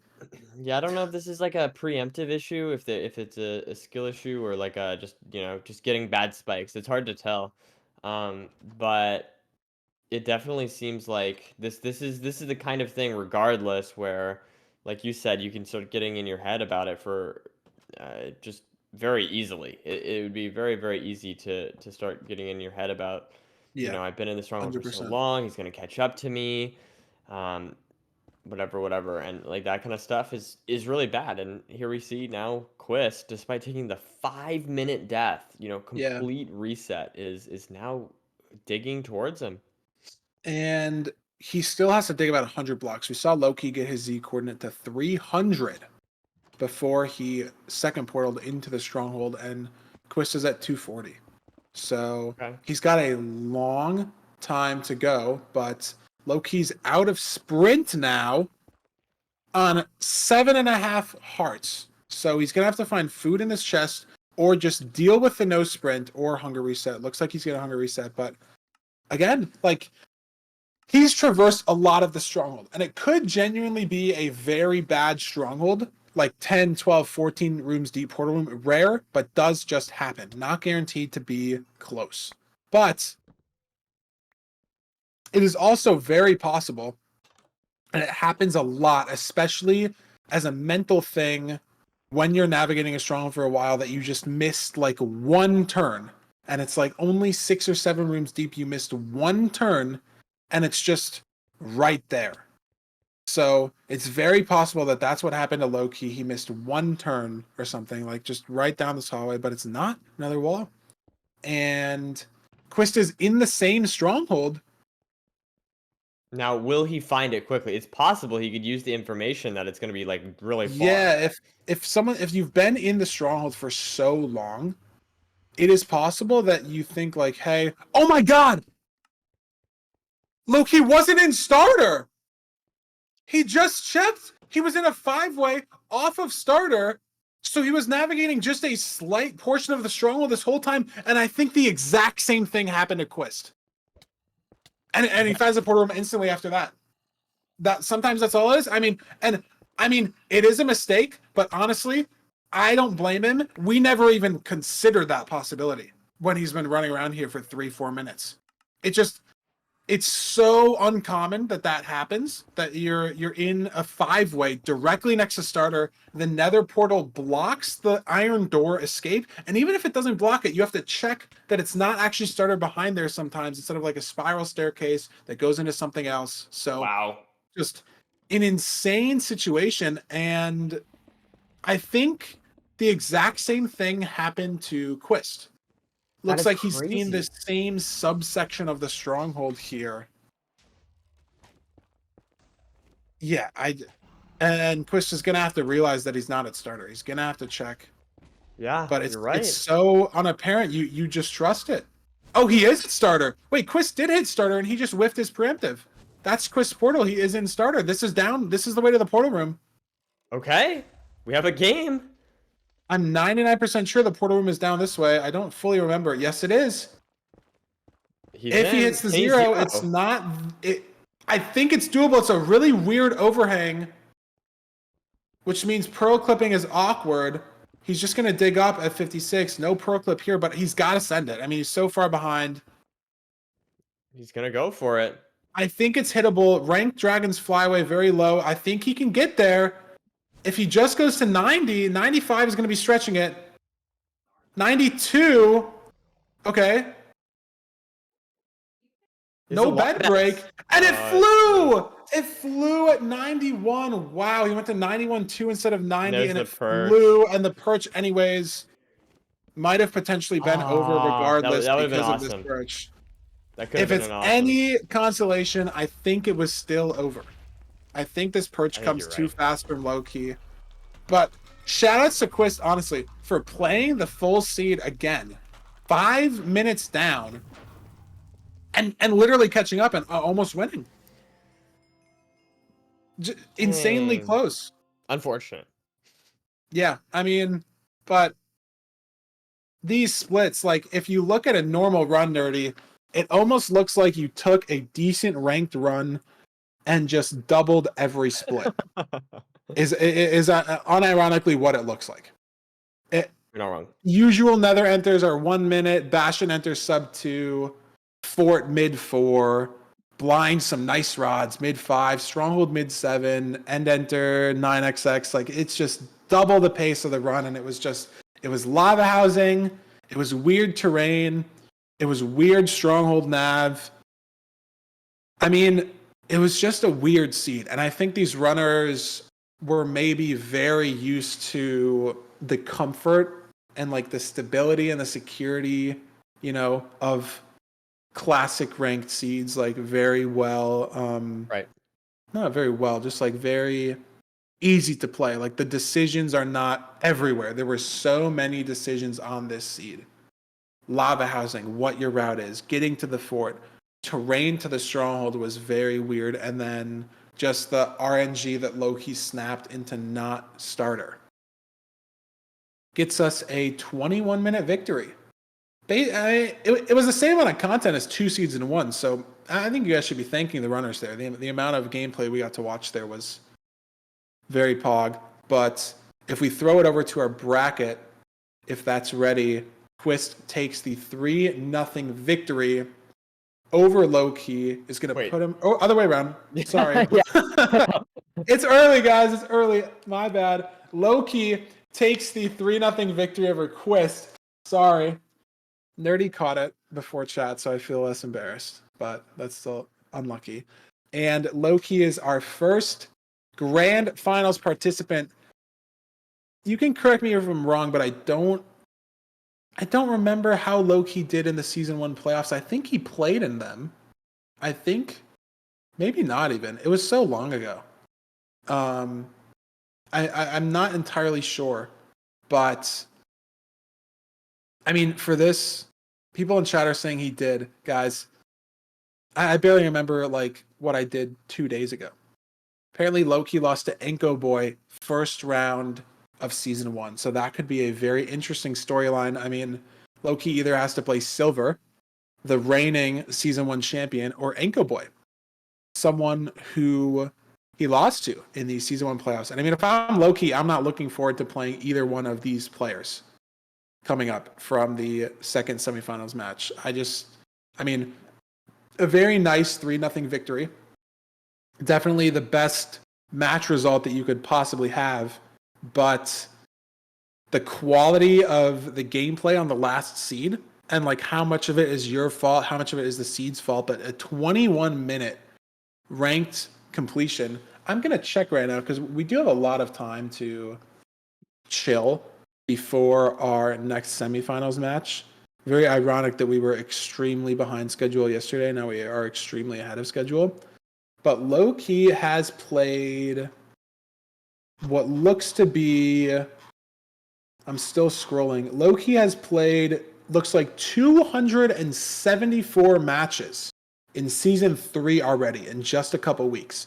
And in the games that he's won, the slowest time I've seen so far, and I'm just scrolling through this on a website, is 15 minutes. This seed was 18 minutes and 59 seconds. I don't think he has taken more than 20 minutes on a seed in 247 games. Yeah, I think the slowest time here is 18:59. So this was his slowest win, maybe potentially ever. But at least in season 3. But doesn't matter. You beat Quiz, you beat your opponent with a 3-0, securing yourself at least $1,500, playing for potentially $3,000 if he wins the grand finals. Nerdy, what are your thoughts? I mean, great stuff. Great stuff. I feel like at the end of the day, I feel like we just saw fantastic consistency play from Loki, and he was first place in season 2, and now he has the chance to get first place in the playoffs. So I think overall, like, just really good stuff. And honestly, it's seriously well done to Quist as well. Like, I think that is something that needs to be mentioned. Obviously, like, getting 3-0'd is harsh, but at the end of the day, you know, he made it into top 100, which is impressive. But then he made it into the qualifiers, which is, sorry, he made it through the qualifiers, which is Yes. very hard. So he got into this tournament. That's top 16, and then you're going against like some of the best speedrunners in the world of those top 16, right? And not only that, he caused an upset, I believe, against Raoul, which Yes. is Beat very Raul impressive. in the round of 16. Raul definitely projected by a lot of players to get to at least the round of 8, semifinals, maybe even the finals. But Quist going really far, but that's where the underdog story ends. Yeah. But we do still get to see him play. He's going to play in the third place match after this upcoming semifinals match. So he still does have a chance to make some money to get a cool little third place trophy profile badge on his rank profile, exclusive. Only one of those drops per season. Similar exclusive levels to the number 1 and number 2, arguably cooler if you like the bronze color better. So maybe that's what he was playing for. True. Exclusive drops. Pretty cool. Um, But yeah, I mean, he's got to play again. He has some time to sort of relax, and reset the mental, but I think he played well. Like you said, like just 2 small mistakes, one on seed 1, one on seed 2, and then obviously dying on seed 3, but being able to run seed 3 back fully and get that close is very impressive. And how close he was able to keep it on seed 1 and 2 against a Loki who was playing basically perfect is still very impressive. But Loki showed us why he was rank 1. Arguably more important to be consistent in rank than it is to be fast, because if you just don't make mistakes, if your opponent makes any mistake, you basically just win. And that's what we saw. Didn't matter how fast Quist played today, he just made one mistake in each seed, the death, the no breaking spawner on Pi, and I don't honestly, oh yeah, no pearls in seed 1. Just one small mistake in each seed. And it didn't matter how fast Loki played. He played fast enough, played consistent enough, no mistakes, and that was that. So before we send it to a break, because like I said, we are very ahead of schedule, I'd like to remind you guys about the sponsor of today's broadcast, Creo. Exclamation mark Creo, CreoCards.com. They launched a metal print line of products with Season 2 and MCSR ranked playoffs. It's sort of a little partnership we got going on. So there's some art from the speedrunner packs available, but there's exclusive MCSR related art, one art piece for each of the 3 Minecraft dimensions, if we can show them on stream here for you guys. Now they are available now to buy on CreoCards.com. I bought mine last night. If you buy 2, you get 25% off. If you buy 3, you get 35% off. They come in 3 different sizes, small, medium, and large, depending on how big your walls are, how much space you have, how big you want them when you look at them, stuff like that. But the quality's great. I hung mine up that I got last week, like the day after I got them. They ship with command strips, so you don't have to worry about any installation or hanging anything like that. I could figure it out. I live by myself and I don't go outside, so you guys can for sure figure it out. It's not that hard. They look amazing. I'm ready to see these in person because I've seen the art that I was shipped of like my speedrunner pack cards. I've seen that art obviously online, and I've seen them on like little small trading card sizes, but seeing them like blown up huge in person on this like metal quality art, it was like the colors popped way more than I thought they ever would, and there was detail that I saw that I had never seen before on the pieces. So like all the small details in all of these will pop crazy. The piglins on the bastion, the little Draconics cameo heading down to the bridge gold. In the overworld, there's pufferfish, axolotl, iron door next to some flint, shipwreck bubbles, and then all the detail in the end design with the crystals, the cage, the dragon, the wings, the coloring, anchor, everything. I mean, it's beautiful, all 3. So if you're looking to spice up, decorate your room, decorate wherever you are, wherever you live, wherever you exist in life, I would highly recommend the Prio Metal Prince art line. They just look amazing. Yeah, They just look not much amazing. else I'm gonna say. I'm so excited. Yeah. I mean, I think all three look great, and yeah, I'm excited to get one. Maybe even all three, because they just look that good. You know what I mean? Yeah, I couldn't decide between them, so I was like, well, might as well get all three. Oh well, yeah. Yeah. You just have to do that. So sad that I get to look at 3 cool art pieces instead of 1. Oh no. But yes, we are gonna send you guys to an intermission. We'll have some fun, little funky little videos during the intermission, but we will be back in probably 20 minutes to start our pre-match activities for our Silver versus Anko Boy match. So don't go anywhere. We will see you guys very, very soon for our second semifinals match of the day. Our reigning season 1 champion versus Anko Boy, fastest ranked average demon in the bracket so far. It's gonna be a great match. We'll see you guys in a bit.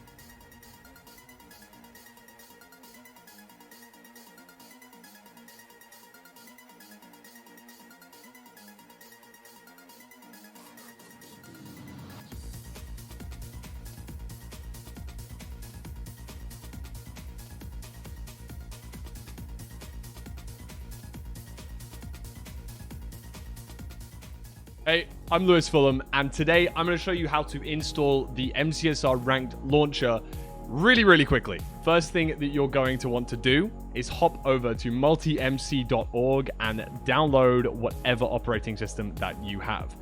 You'll end up with a zip file like this. You're just going to want to extract this. You'll end up with a folder with multimc.exe inside. Once you download multimc, you'll see something like this. You're going to want to click Add Instance, import from zip, and then head over to the MCSR ranked website. You can use !ranked in the chat as well. You're going to want to download whichever operating system you have. I'm going to choose the normal pack for Windows, and you just want to copy this link right here. Go back to your multimc and paste it into this import from zip location. Click OK, and everything is installed, ready for you to launch.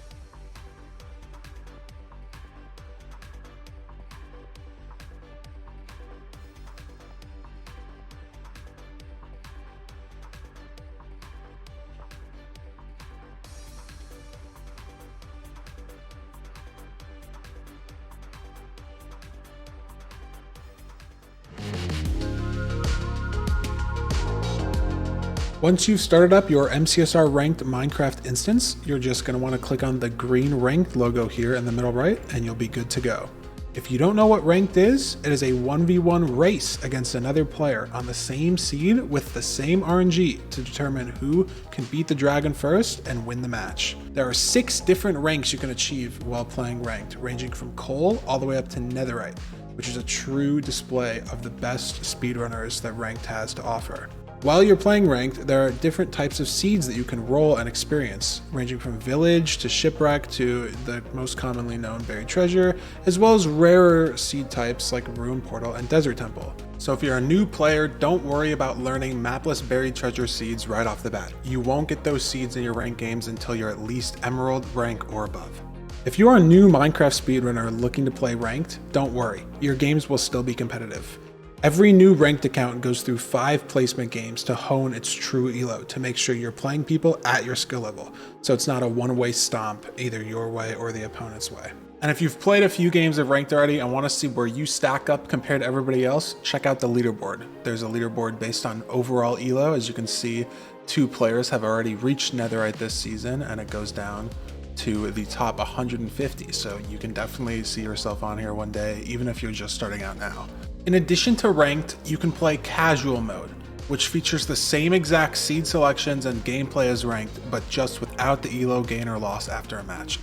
And the final option here we have on the right is custom rooms. You can either join or create your own custom room. If you click create, it'll pop up a room with you as the host, and up to 32 people can join. If you have any other questions about the ranked mod, how it works, anything like that, join the ranked Discord. Everyone in there.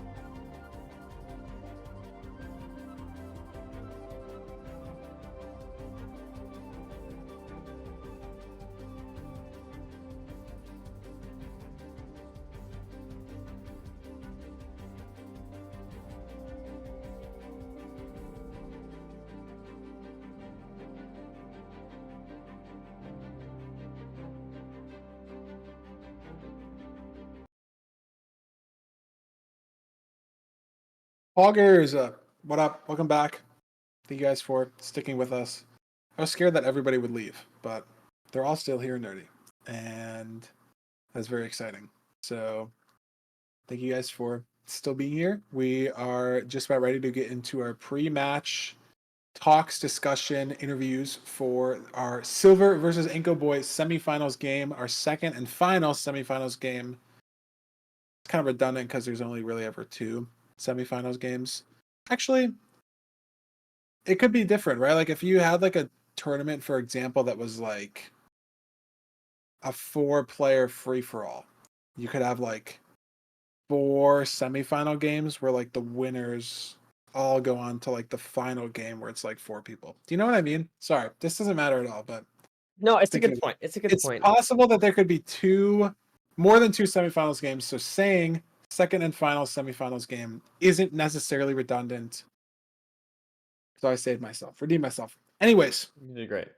we have our Silver versus Ankle Boy match coming up. Like I said, second semifinal match. Winner will go on to face a Low Key in the grand finals as our last match of the day, our best of 7. The loser will have to play right after they lose against Quist for the 3rd place potential $500 prize trophy on the ranked profile, immortalized in ranked playoffs history. So, Nerdy, what are your initial expectations for this match? Will it be a 3-0 like the Loki Quist situation? Will it be a 3-2? Who do you have going into it? I'm saying 3-2 Silver. I'm saying Wow. 3-2 Silver. That's my prediction. Call me crazy, you know? The good thing about this is that I can like as long as the match hasn't ended, I can still say that my prediction can come true. You know what I mean? 3-2? Yes. Whereas a 3-0, if it goes 1-1, I can't say that prediction. So I'm gonna go 3-2 for this reason alone. Makes sense. And yeah, I'm saying Silver's taking it. He's getting to the finals again. I think Silver, he 3-2'd Monji yesterday, and Inko Boy 3-0'd Automat. So I think if they both play the same way that they played yesterday, I think Inko Boy was playing more consistently, less mistakes, similar speed of play, but I think if you take their gameplays from yesterday and put it on the match today, Inko Boy takes it 3-2. But I think if 3-2, Silver can okay. iron out the mistakes that he made, get that speed back and the consistency back that we've seen from him in season 1, seen from him in the seas that he's won commandingly. He had a 4:24 first portal yesterday, almost on ranked world record pace. Could have been a potential sub 7. So if we see that type of gameplay out of Silver, could be a 3-2 Silver or even a 3-1 Silver. But before we get into that, we have a Silver interview to show you guys different than the interview yesterday, more Silver interview content. So we will send it over to that and see what he has to say for us.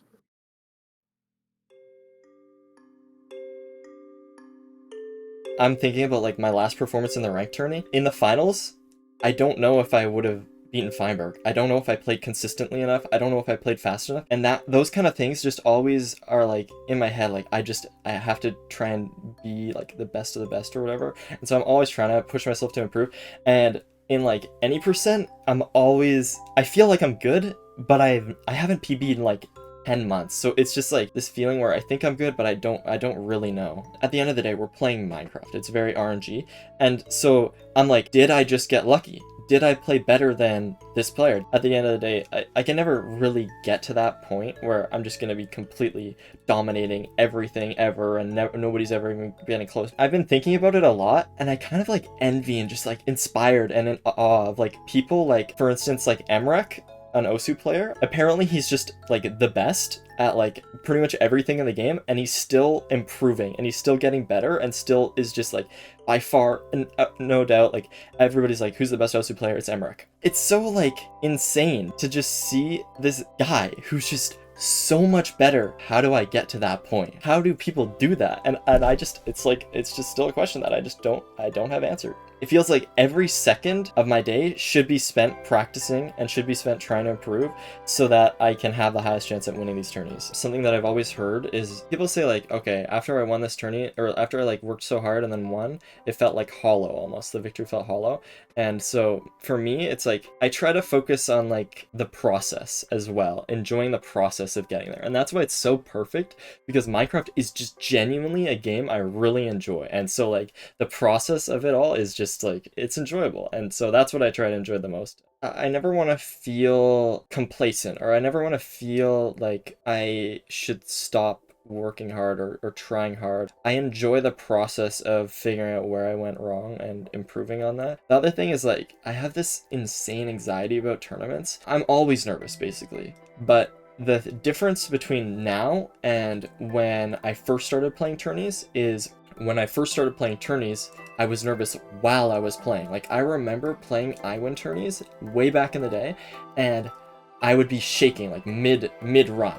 Like mid-seed. Now, I never really shake mid-seed. It's just the before. The before, I'm nervous, and then during, I'm good. Even beyond that, it's like the mental of being able to like recollect or whatever. For instance, like in the ranked tourney in Season 2 here, in my first match, I died on the 2nd seed, and the ability for me to just be like, okay, I died, I can still catch up, let me just play good, just fully kind of zone myself back in, that is something that I never had at the beginning of like when I started playing tourneys. And now after playing a bunch of them, I kind of have developed that skill. I can come back, I can do this, I can't lose my confidence just because I made one mistake.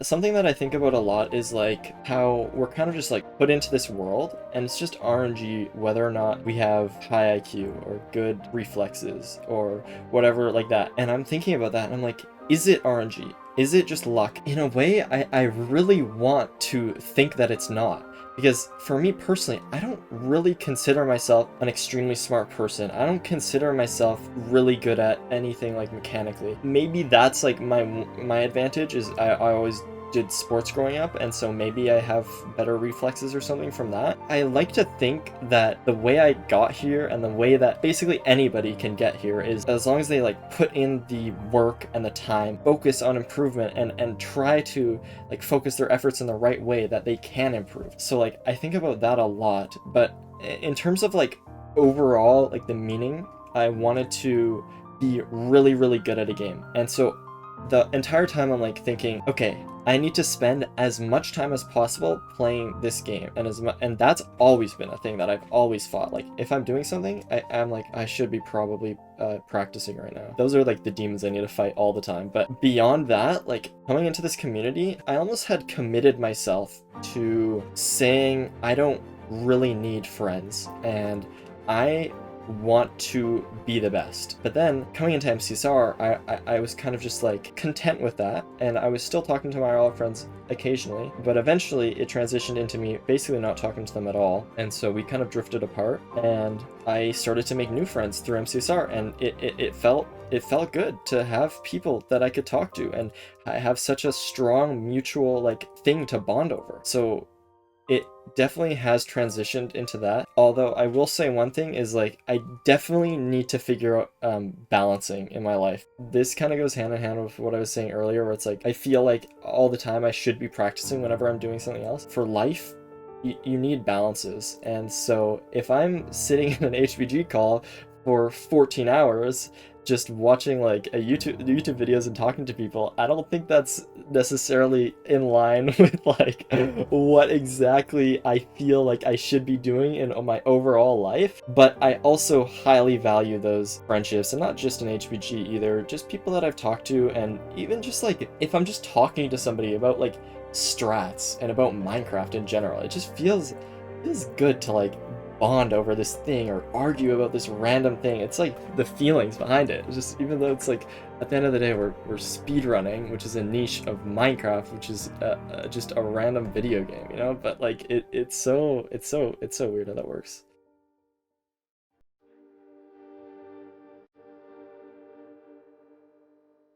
No, I don't think so. There are aspects of my gameplay that are the best or close to the best, but if I look at every individual skill, you can say, oh, Dugal's faster, Feinberg's more consistent, Rain's better at resetting, all of these different like aspects. So like until I have all of those, until I'm faster than Dugal, until I'm better at resetting, until I'm more consistent, then I don't I wouldn't consider myself the best in the world. I think there's a part of me that's like happy with everything that's happened, of course. At the same time, I still feel the drive and urge to improve and get better. I don't feel like I'm the best I can be, and that's always what it's been. It's just me trying to be the best player that I can possibly be. Overall, like financially, obviously it's extremely useful for me to have been winning all these tournaments. Like my family, my parents don't have enough for me to pay for college, so this is how I pay for college. And so obviously that's extremely useful. I mean, I would have to like get a job and work. This is kind of replacing that, I guess, and I'm really happy about that because obviously this is just also something that I really enjoy doing. So it's very nice for that.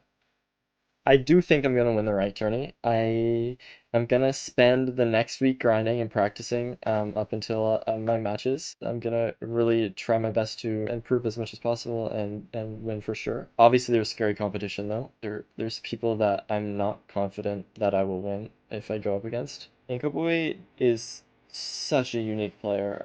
It's really hard to know. Like randomly, I'll just be playing a seed and he'll be like 40 seconds ahead. I'm like, what happened? Like how? Genuinely, the single reason why I love the replay system the most is so I can watch Ankoboy's decision making because he's always the player. I'm like, how the fuck did that work? How did that work? And then I can watch the replay and I'm like, oh, that's out. And I'm like, it's like so nice. It's so nice. For me personally, always growing up, YouTube has always been like the thing that I want to do. I want to be a YouTuber. For the esports aspect, this was just kind of something that like opened up. It is obviously very cool. I guess I'm just along for the ride, but at the same time, I'm like, I'm gonna be around. I'm not planning on stopping anytime soon. Definitely.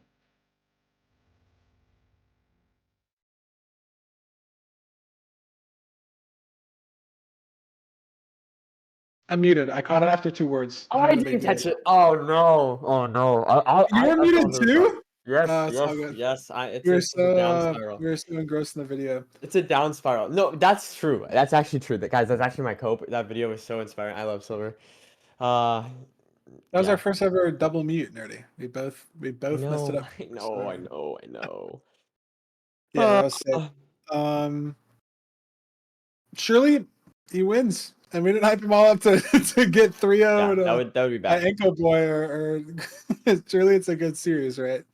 I mean, at least we got to watch some beautiful story. And you know what? You know what I think Silver would say if he doesn't win the tournament. Actually, he might not say this, but his mindset will eventually say this. That even if he doesn't win this, it's okay because it's not about the result; it's about the process of getting better. So he'll learn something from this, even if he does lose, and that's valuable in and of itself. But that being said, he would probably want $3,000, so he probably wants to win this match. I would guess. Yeah. The video is funny, like because I've heard the full like audio of Silver just talking, but I've never seen it edited down with the like effects and everything and the photos and stuff. So that was nice, and he would like the $3,000. I want him to win. It's not my money anymore, like it was in season 1, so I don't care as much. But it's like I'd be paying the same amount anyways, and I also. The only part of me that doesn't want him to win is he will get closer to me on the esports earnings leaderboard, and that I've been very proud of my pseudo #1 spot for a while. If you look on the website, I'm actually 3rd, because Technoblade is up there because he won the 100K Dream Duel, and then Sapnap is 2nd because he won the 100K Squid Games thing last year. Sapnap's thing's pretty legit. Technoblade's thing's kind of a 1v1. It's really weird. I've talked about this a lot. If you look at the actual fine print on the website, they want to keep track of like esports stuff, show matches, money, everything. They want to keep track of everything. So we're in this little balance where like it's really scary because someone could go rogue and add every single Mr. Beast video ever, and I'm not even in the top 20 anymore.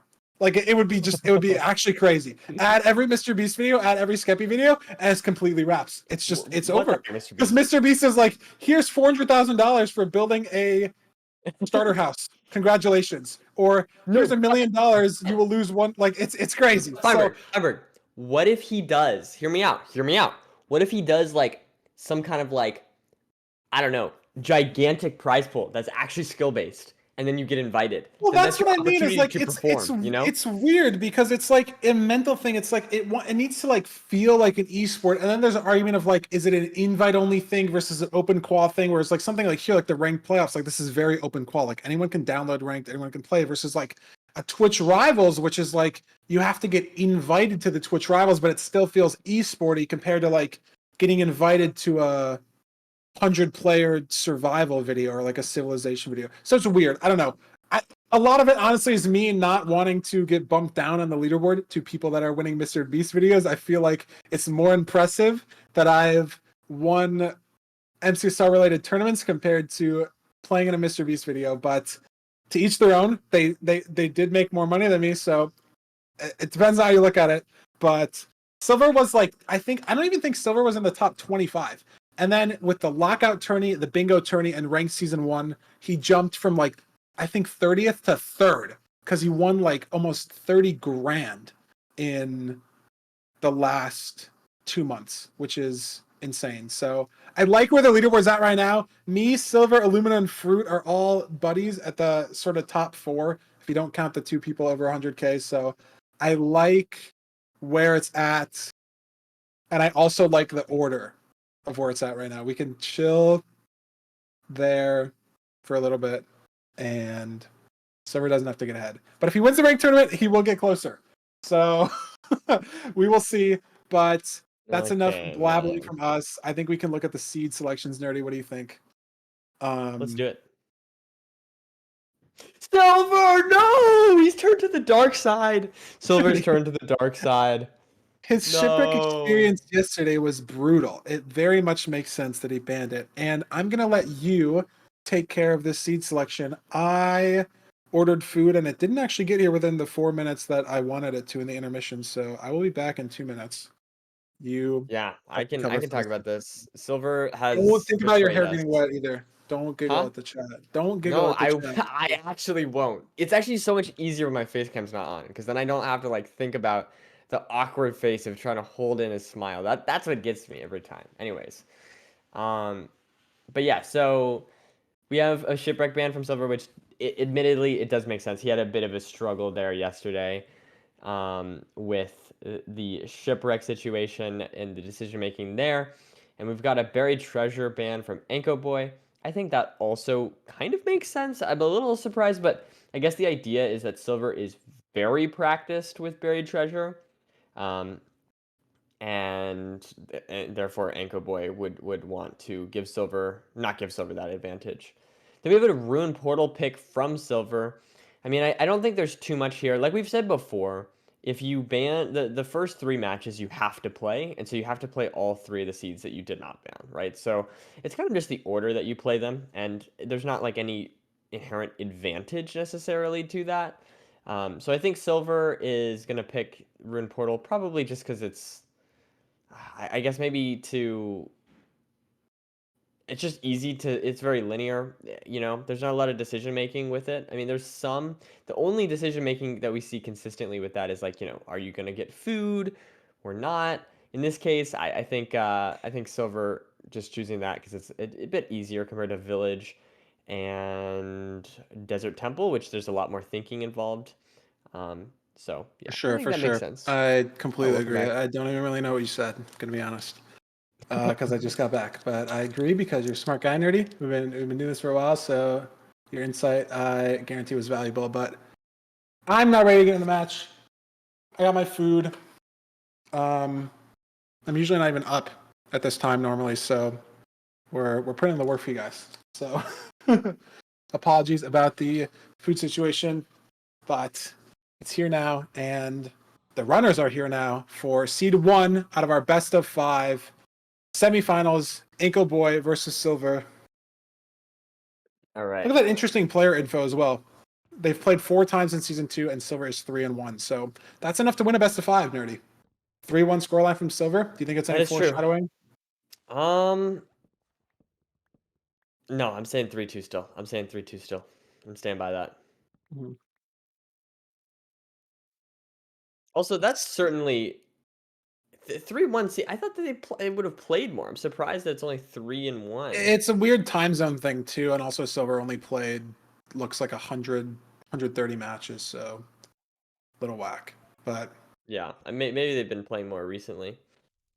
yeah, again, very simple room portal overworld.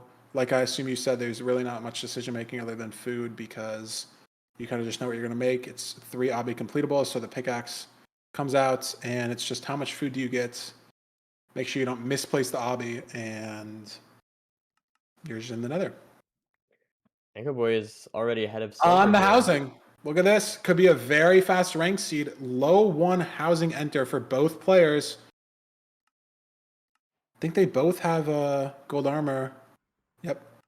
This could be really fast. Top down housing, low 1 start. Could be potentially sub 3 fort. Possible. Ankle Boy did enter the nether first, and I think also has more food. 5 pork chops instead of 2. Excuse me, oh my god. I went outside. And now it's over. Now I'm gonna be sneezing. That's okay. Interesting that Ankle Boy played the overworld faster and had more food. Could be pig wandering RNG. Could be food wandering RNG. Could just be more comfortable with the room portal mechanics. I don't know. Yeah, no, it looked Anchor Boy just looked a little sharper than Silver to me. And yeah, I think he also got just maybe slightly better pig spawn, pig movement, like you said. So yeah. Yeah. But it's going to be pretty similar. I mean, they're both doing the same exact route, same exact gold blocks, all that good stuff. So should see them leaving the Bastion at very similar times. Depending on how many pigs you have, it could just be done before you even get the chance to pearl hang. And these runners also probably will be looking for Pyre overlap situation. I don't think they saw the fort, but I'm not entirely sure on that situation. I haven't seen either of them attempt to Pyre yet, but it could just be something that they want to do when they get out, knowing you have to get up and out of the Bastion in the first place. So, yep, there's Ankle Boy's Pyre coming out. Looks like it's very close. Like he's on maybe 6, 7, 8 render. 9 render, so 9 chunks away. Yeah, this could be low 3 fort for Ankle Boy. If this pearl just somehow lands on the fort, it's sub 3. But he's pearl hanging to check upper chests. So is Silver. Looks like Silver's got his trades though, so very similar pace from both players. Angle Boy is just 1 pearl hang ahead of Silver at this rate, and a couple seconds on the chest because Silver's going to loot this chest and pearl out, and he's going. Gets that spike, and he's gone. Ankle Boy at the fort, 3:15. Silver's going to be here, literally 5 seconds, 10 seconds behind. Very insane pace as well. Can we mention that 320 into the blaze spawner is very fast. If these rates are good, it looks zeroable. Depending on the food situation, Angle Boy's lower, but has a lot of food, and Silver's done a very good job not taking damage during this seed. So it's true. A very good point. Could be the fastest seed we've seen this playoffs. I don't think it's got potential to be the fastest seed ever, but it does just depend on distance to second portal, nav, zeroable ability, stuff like that, and if the rates will pick up. But it's very possible we see a sub 8. I'd be very shocked if we see anything that isn't a sub 9. From a caliber of both of these runners, they won't both make mistakes. Maybe one of them will slow down and make a mistake, but having both of them make a mistake is not possible. And Nerdy, notice this. Look at Ankle Boy here. Iron Axe, Silver, mending Room Portal Gold Axe. Oh, so you can continuously kill blazes. Extremely rare. I don't think I've had a mending gold axe in like a month. So fun that you can just keep wailing on the blazes, and the XP from the blazes will mend the axe, so it'll never break. So it's fun. An interesting thing because the gold axe you have to get double crits. Yeah, you have to double crit, but it's faster. Yeah, exactly. It really doesn't matter, but it's just cool. It's just cool that he doesn't have to craft the iron axe. And looks like Ankle Boy blinded on just 2 rods. I'm looking at the inventory stuff. Yeah, and Silver blinding on 4 rods. So both these runners early blinding, not entirely sure why. It is overlap, doesn't really matter. Usually I'd do it on 6 or 7 instead of 4, but it doesn't really matter. You ran out of things to do, right? If you've crafted, if you've Yes. pre-crafted fully for 0, if you know sort of where you're going. And it also is slightly better to know where you're going. Like, you have more time to think about where you're heading and where you're pulling and where you're going to chords. And it looks like, I mean, literally, look, seconds between these runners. Ankle Boy started going, but Silver got his 2 rods quick, and he's literally 1 pearl away. This food situation might be the deciding factor. Ankle Boy is going to be able to play out the rest of this seed on these pork chop. Silver's going to have to hunger reset if he wants to 0. And it's also going to come down here to the pearl speed, getting to chords. I don't know where they're going, but Ankle Boy building up here. Like, they're both hovering around the same, 10, 20 chords, but Silver's got to go up on this lava still, and Ankle Boy's building up. 145, 272, Silver 6 blocks away. Again, within 10 seconds. It seems like it's just the overworld difference from Ankle Boy. He's just been able to carry that time save, but Silver's been completely matching pace. And a mid-6 stronghold from both players, and Silver being in second on a mid-6 stronghold is just insane. Instant after Ankle Boy. And he's got the food, doesn't need the hunger reset. If he hits the 0, it's sub 8. Yeah, and Silver has made like almost no mistakes. He's playing this amazingly. Yeah. No cage. Front cage. Tower. Clips. Is that going to get him out? He is. He can go to 90. He's pushing 95 still. This could be the risk that ruins Ankle Boy's run. Gets the bet off. Wow. I would have for sure went to 91 there, but he still got there even with the 2 block overhang and stuck in the cage. Gets the 0, mid-7. And Silver will also get a sub 8, but it's too slow.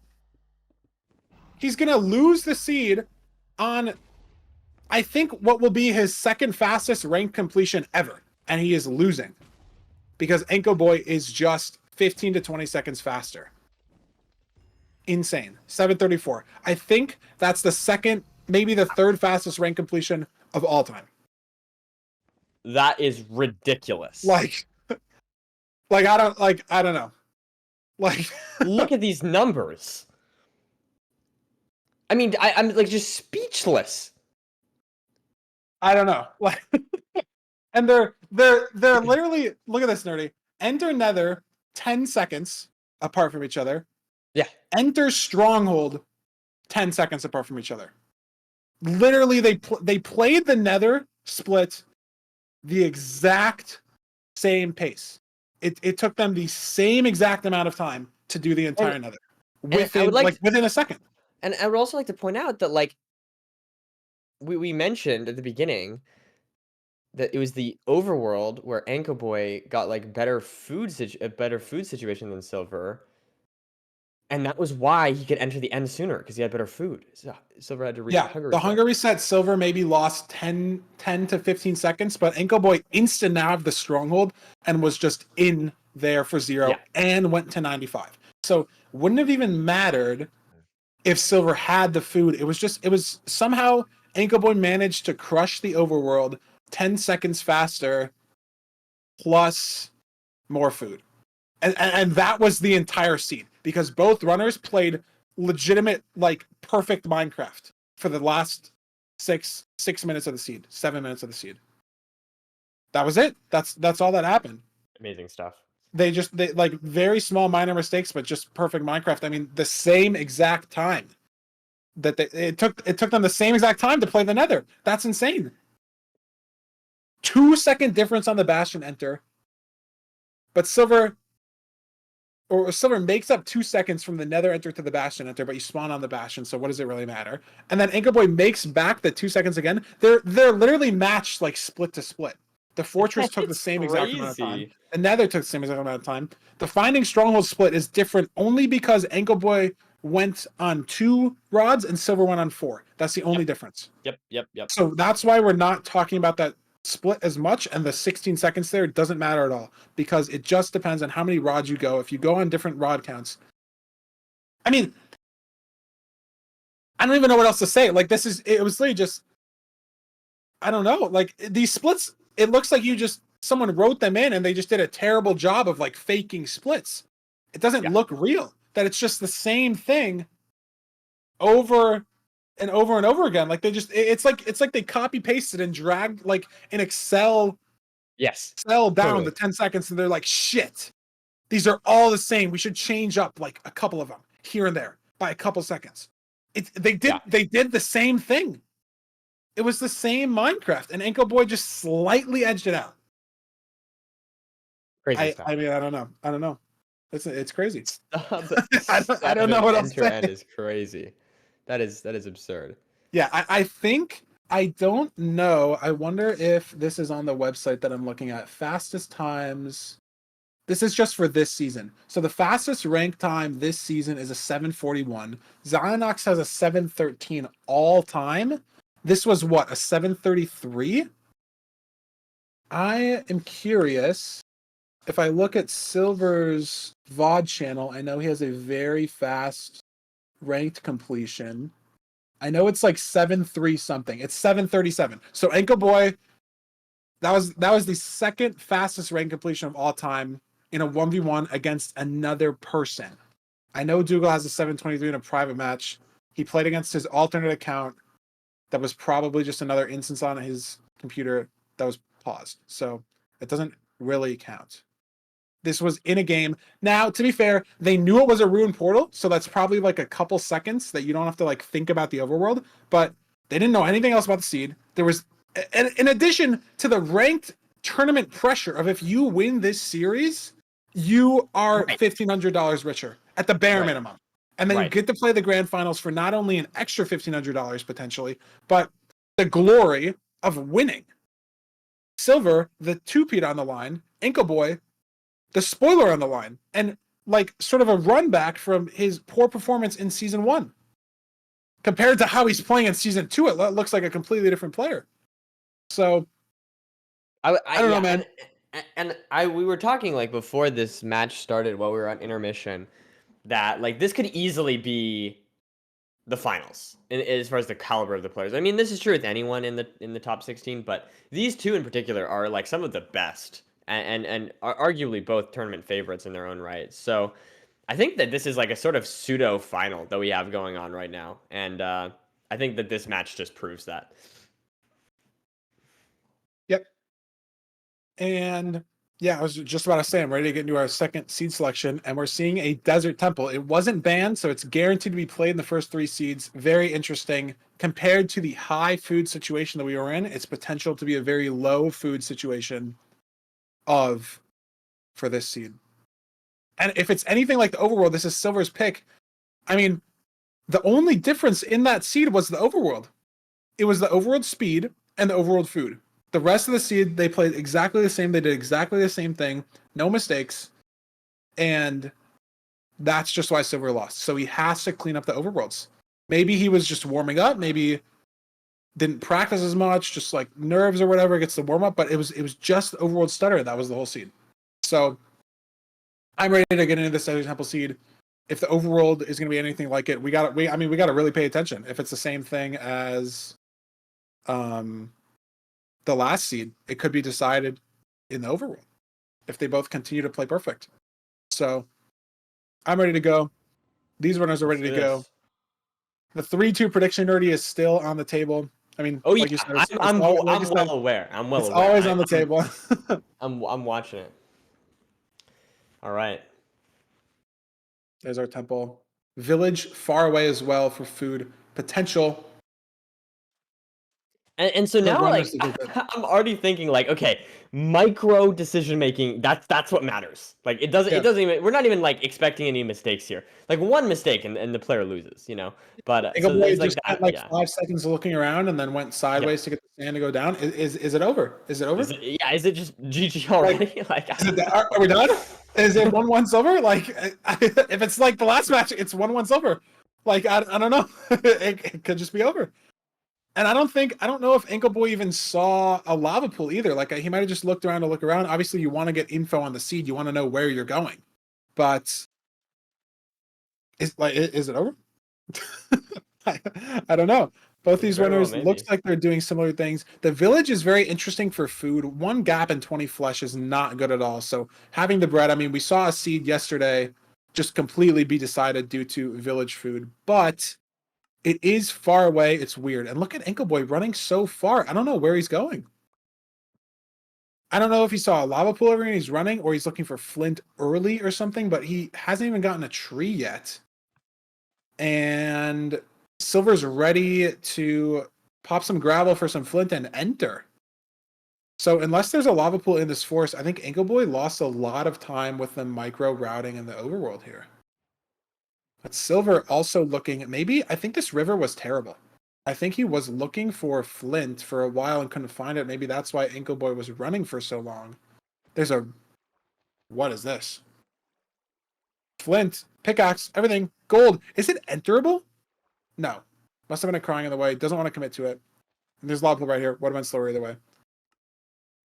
Is he going to get village food? No. And this is a difference maker here. Inkleboy is going to be slower for sure. Not even starting his nether portal yet, but look at the food he's getting from these cows. Patented cow hole. Love that strat. So rare. Love it. But so good. And look at the time difference though on the seed. Silver is in quick. Again, like I said, low food situation. And when you're in a low food situation, you don't want to spawn in a Soul Sand Valley looking at a Soul Sand Valley fort. It's just not what you want to see. You want to be in a Crimson, you want to be in a Wastes, you want to maybe be in a Warped. You don't want to be in a Basalt. You don't want to be in a Soul Sand Valley. It's just not how it wants to go. But the trade-off here is Silver is 30, 40 seconds ahead already heading into this seed. And if he can keep his food management well, or if he can manage his food well, whatever, that might be all the time. I mean, Inkleboy won off 10 seconds in the overworld, and Silver now has 40, or he's just ahead. And the enter quality, other than the food, is the same exact for both players. Same blocks, same tools, same everything. One of them didn't miss anything. Silver, I guess. Oh. And he's got to chug the gap. Yeah, it's a little RNG there that the piglins kind of shove each other. Could be RNG, could be mistake, could be unlucky. It just happens occasionally. Oh my god, Silver. Oh my god, Silver. Triple clutch. Okay. He's able to clutch, okay. and he's on 4.5. I wonder if he's not going to aggro here again. He's playing it safe. He's got the gold armor. But as I was saying, and maybe I cursed him, there goes the food management situation. Yep. Like it's done. It's gone. You're done. Like Run flesh is all you have on the menu at this point. Skeleton up here as well. Like even getting hit by this guy once, like what a nice dodge on the arrow. Like it's just so painful. 18 rotten flesh. Like he's maybe got 25 hearts total to work with. Inkleboy has 5 steak and the gap still and the rotten flesh still. But 5 steak is, I mean, like how much is 1 steak worth compared to rotten flesh? Maybe like one steak is like 6 flesh, like just raw like quality. And then obviously the speed of the steak healing compared to the rotten flesh is insane as well. Because you not only have to wait for the slow healing of the rotten flesh, you have to physically eat 6 of them. Like you just have to sit there and just chomp 6 in a row, like with the animation. You know what I mean? Like it just takes forever to eat 6 food pieces compared to 1. So assuming that's even the ratio, but Silver will still have a lead. He lost time on this bastion for sure. I think he's trying to figure out where he should pearl hang. They entered the treasure from the bottom.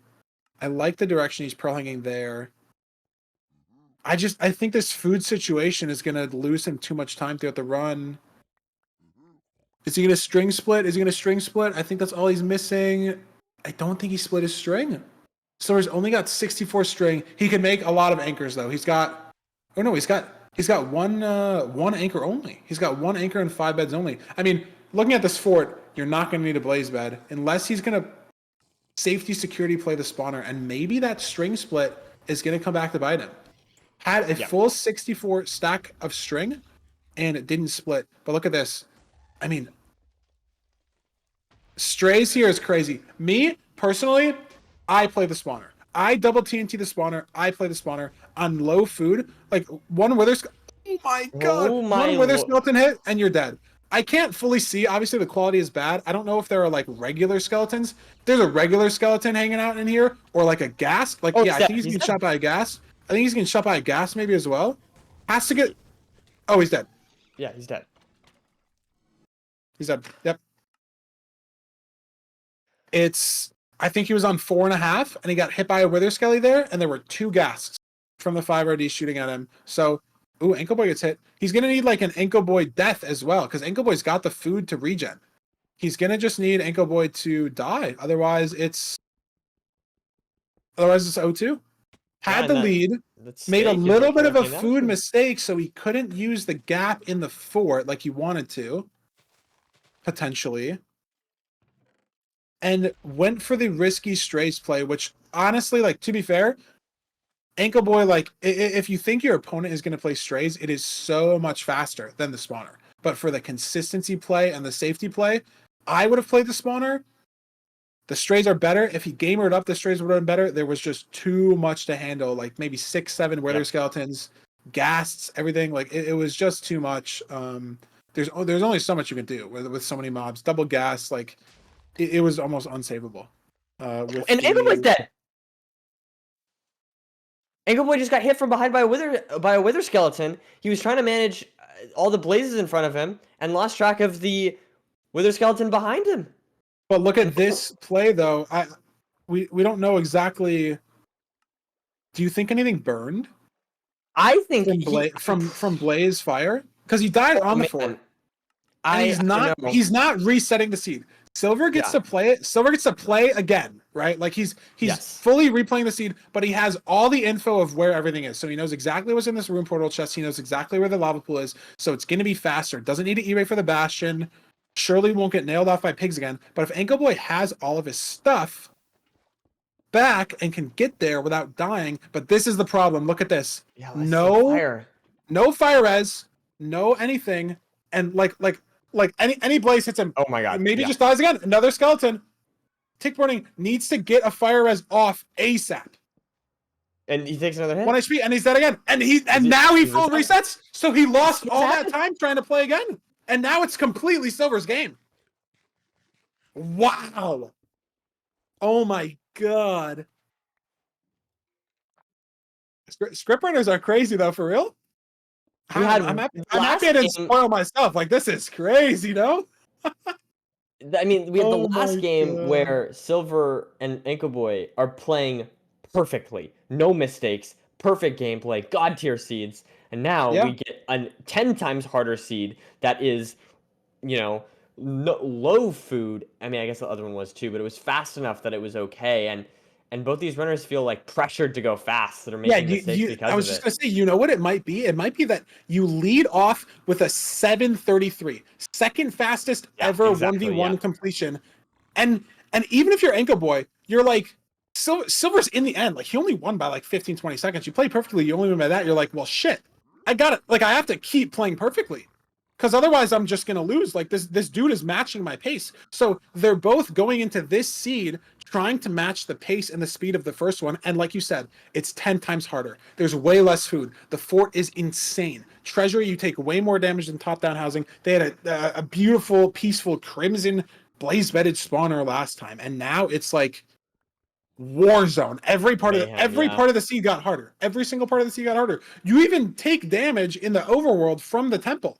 Like, compared to the room portal where you take no damage, like, every single part of the seed is harder. And they tried to match the pace, and they both messed it up.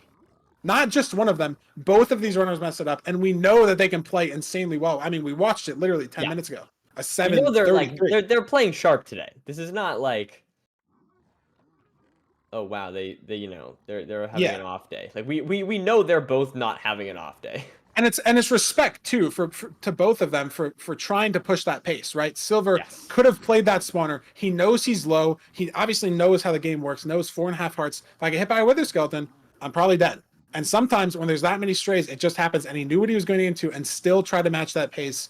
Shows how scared he is of Ankle Boy, maybe, right? Like I said, how fast both these runners are playing. Like the respect you have for your opponent that's forcing you to play like that, knowing that their pace is that crazy. Do we see that you have to play like that?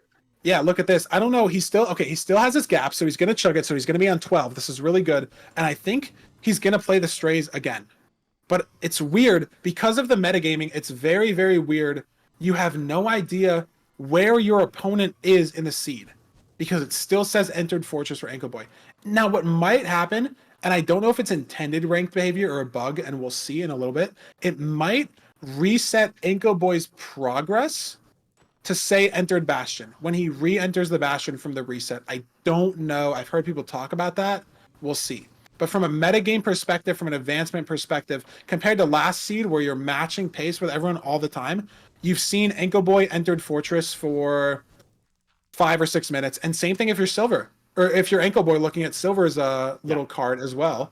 It's going to say the same thing. And look, it did update. So it says Ankle Boy entered Bastion. So if Silver knows that that's what happens, he knows that Ankle Boy died and can maybe let up on the pace. I don't even know if he's focusing on that. I don't even know if he's going to care. I don't even know if he should care. Yeah, I don't know if he should care. I think he's playing this pretty safely compared to how he normally would, I'm guessing. Nice play. Nice pathing with the Wither Skeleton there from Silver. Yeah. Fantastic stuff, baiting him over the edge. On the Ankle Boy situation, too, I mean, he's been managing his food perfectly. It's just he is maybe 2.5 minutes behind because they both just raw reset the seed. And they both had the same information about the seed. It's very different. For example, let's say one of them first portaled on 1 rod, got the stronghold coordinates, and then died. You would be able to skip that split entirely on the reset. But both of the runners died in very similar positions in the seed. They were in the fort, they had the rods, but they weren't farther than that. So they have the same amount of information, like a new game plus kind of run. Like they're doing the seed again, but they know a little bit. They don't know everything. It's not like fully scouted, but they know the start can be faster. But that 2.5 minutes, especially just from Ankle Boy's death, it might just be too much. Like Silver, I think, needs one more rod here on 11 eyes, and he can start going, and Ankle Boy's not even back in the fort. There's the rod. So he's able to go, again, low, but he's basically out of the water at this point in terms of scariness of the run. You know, you're out of the strays, you're out of the fort, you're still in Soul Sand Valley, and you're still low, but you have Fire Res, and it's just going to be chill. Can you zero? Can you preemptive? Because Ankle Boy's still going to be catching up. Right? Especially with the food management. He does have the stake again because of his different overworld routing. So as long as he doesn't get completely comboed like last time, he will be able to catch up, and he will be on Silver's tail. So Silver can't have a monumental level throw like we saw in the 21-minute game earlier between Twist and Low-Key. Can't have that sort of stronghold experience. We'll see. Oh, Ankle Boy's. Oh my god. God. Almost take Curled into the lava, and I didn't think he was gonna get the Fire Res off, but he did. Still alive. And the stake is gonna mean he's gonna crazy heal back up. Maybe he doesn't even need to eat the gap. I think you would eat the gap here. Especially like running out of SSV. I liked how Silver, pre-gapped the fort. Like you would pre-gap like a UHC fight, like you're pre-gapping the blazes. Yes. But as long as Ankle Boy's being safe, but Skeleton, Wither Skelly, it's so hard to read Wither Hearts, and there's the gap. So it's a regular gap. There's pre-gap, there's gap, and there's post-gap. Nice pro clutch as well. But Silver's in the portal room. Easy preemptive. And he's gonna go for 0 here. I mean, he probably he split his string, so he has more beds. I think he has an anchor. He hasn't pre-crafted anything though, and he might not be. I mean, he knows that Ankle Boy's still in the fortress. Yeah, he knows Ankle Boy's in the fort. He's not going for it. I think that's respectable. I mean, to be fair, maybe you're nervous, right? We don't know what Silver's thinking about. He says he gets nervous a lot in turn. He's also said that he tends to not get nervous while playing anymore, but after the experience in this seed and the experience in last seed, how do you not get nervous when you get styled on with a mid-7 and you play perfectly and you lose? You get a sub-8 time and you lose. Like, it makes no sense. So maybe the nerves are back, right? Down 0-1, not in a good spot, especially after dying. And Ankle Boy, not knowing that Ankle Boy died, right? Like, you just instantly in your head, 0-2. I'm losing. I lost. Instantly in your head. And now he knows, because Ankle Boy's still in the fort, hasn't even blinded yet. He knows he has the time. Half bow is so consistent that I don't necessarily hate the play. especially with rotten flesh food, weird pearls. If it's like a cage clip, complete time waste. That's a good Messes point. up any pearl, messes up anything, complete time waste. And if he dies again, it's over. And my I think God, if he wait. dies again, the mental is shattered. What? Sorry, I thought Ankle Boy got hit by a Wither Skeleton. I think he did, but I think I That's okay. thought it was sooner than it was. And here's the purge for Silver. I forgive you, Nerdy. Thank you. Thank you for the forgiveness. Silver takes game 2. I mean, good stuff. Yeah, I mean, he's got to hit the 4-bet or 4+1, but yeah, I mean, had 6 explosives and 1-1. Brought it back. Nerdy, this match is twice as slow as the last one.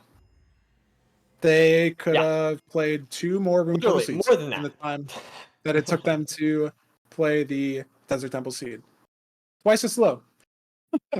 But I mean, looking at the splits, I mean, the first 3 give us some perspective on how the seed was going, and then it is kind of just a train wreck after that because they both died. But Silver having the lead into the Nether because, I mean, he looked around less. Maybe Ankle Boy, like, went to the plains on purpose for food, right?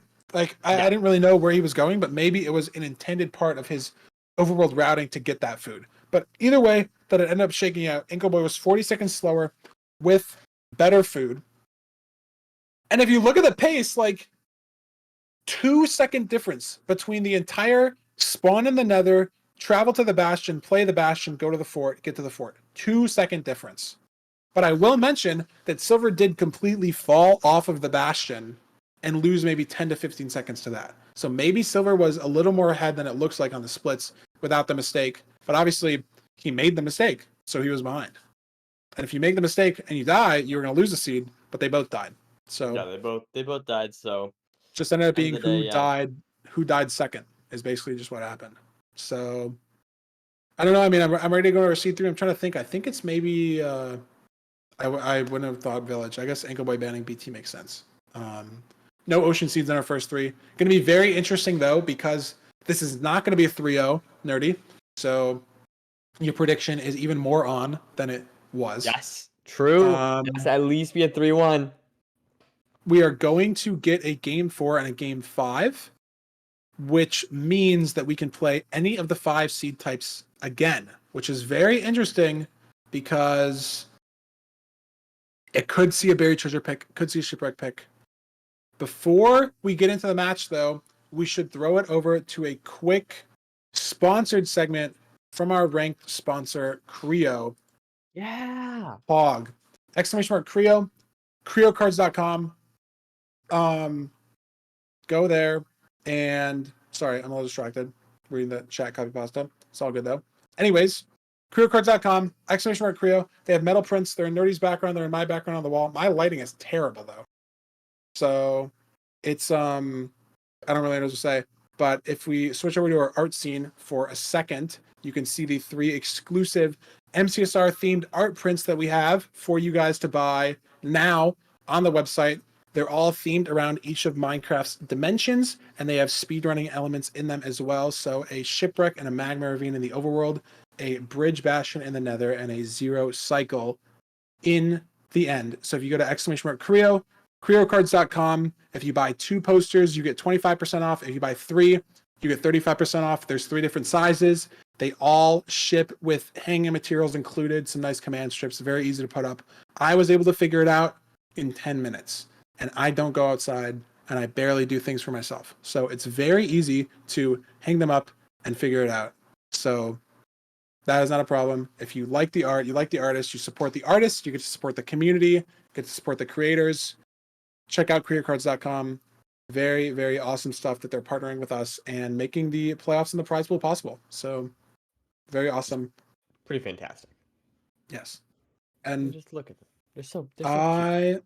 Yeah, that's the small size that Nerdy's holding up, and it's a Curryway crown thing. There's this one, and then this size here. Maybe I Yes, should yeah. put. You know what I'll do? I'll put this one next to it, so that way you guys can see all 3 next to each other. Yep. And I think we are ready to get into the match. Yes, we are. Very pog. There we go. We're going to see a 2-1. Just depends on who's going to take the 2-1 on our village seed. Oh, they didn't change the seed. It's all good. Happened yesterday. What can you do? Give the back in a minute, and we will get that village seed up for you guys. What can you do? It'd be kind of funny though. It'd be a good twist. It would not be good for competitive integrity, but it'd be a very good twist to just run the same seed back again. Oh yeah. That would In like a show match, like a Feinberg Fulham nerdy commentator 1v1v1. We play one seed and then we just get to play it again. Yeah. Maybe put Curry Maybe in there. maybe I get to play it again. And Maybe you get to play it again. You get to Yeah. scout the seed. Yeah, we that get would- a that would 3-minute head start over Feinberg. Yeah. I think that would be fair. Yeah. I'll give you guys a head Anything. start, or you get like 15 seconds in creative. Just grab whatever you want, and then I get to go. Yeah. that would Who be good. knows, That would be man? good. But this Well, is definitely a different seed. Definitely our village seed for sure. It's about finding the village. It's about routing what village houses you need. There's always going to be a blacksmith in these villages. All these runners will know every village house, every village type. And it's about where you're getting your wood, where you're getting your iron if you need it. 10 obby seed with no iron. So we're going to probably see these runners kill the golem. There might be a really weird woodlight setup you can do, but I think it's only good on Plains Village blacksmiths. So I think they're going to both kill the golem, mining the stone from the blacksmith to get stone axe to kill the golem, and then it's just where do you get your flint, and you can build your enter wherever because you have 10 obsidian, which is perfect. Other than that, not much decision making in the overworld. They're both going to be very stocked on food. It is a village. Hay bales are rampant, but as I say that, I don't think Silver grabbed any hay bales, so he might go back to the village to grab them. You can build your nether portal wherever. Right. And yeah, he is not forgetting the food. Nice that's play. good. But it is slightly weird, like ordering of routing. Oh, and he hasn't even killed the golem yet. Look at this play as Really? well. Seen this from runners too. If you triple stack with the obsidian for the golem, you can just use the obsidian for a portal.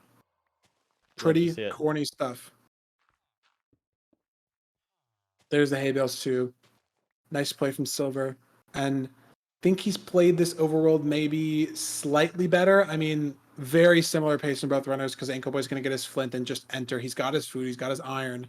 But Silver's slightly ahead. So he's taken the lead in both of these last two overworlds. Nice. Different from the rune portal. Maybe he's more warmed up.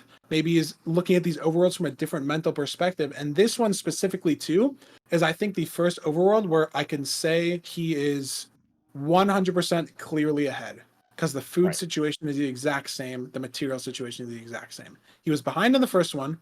He was ahead in the second one. Oh! And it's a speed bridge crank. Has to reset the seed. Stuff burned. 2 minutes. And that could be it. Could be a 1-2. 2-1 Ankle Boy. 1-2 Silver. I don't know if he's That is nervous. brutal. I know personally with the gas there, when you go to 2RD, it is honestly weirder to speed bridge when you like can't see anything. I don't know if anyone in chat can relate or if anyone who plays the game a lot can relate. I find it very weird to speed bridge on low RD compared to when you can see stuff because of like the fog, because you just don't really know where you're going. Even though it's the same inputs, you're going the same spot, you saw where you're going. It's just a little weirder, and that weirdness might have just been enough to. It's kind of like when you're. It's okay. This is similar feeling for me is when you're speed bridging the other direction. Like, if normally if you I angle do. yourself I do. left, I do S and D. I do S and D, and if I have to do A and S, I'm like 3 seconds slower on like the setup and like making sure I'm right. I think it's a very similar situation. But that's probably harder, I think. But same idea. As Ankle It's just Boy like gets some gold little armor. weird stuff. Yeah. This is stables. He's in a triple.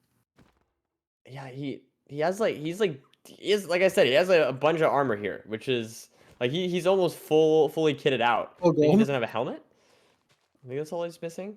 Looking for the stables gap here. Silver's made some good time getting back though. Obviously you have some some information on the seed, but he's made good time heading back to where he needs to be. Can he hit the same speed bridge that he failed. We saw him fail a speed bridge against ML in the round of 16 and then hit the speed bridge again when he needed to. But it looks like he's maybe going up this time. Going in higher terrain, using some wood, but still has wood. Sorry about the Windows noise, chat. It was not your computer. It was not mine either. It was probably Oliver's. But what can you do? Maybe the computer died.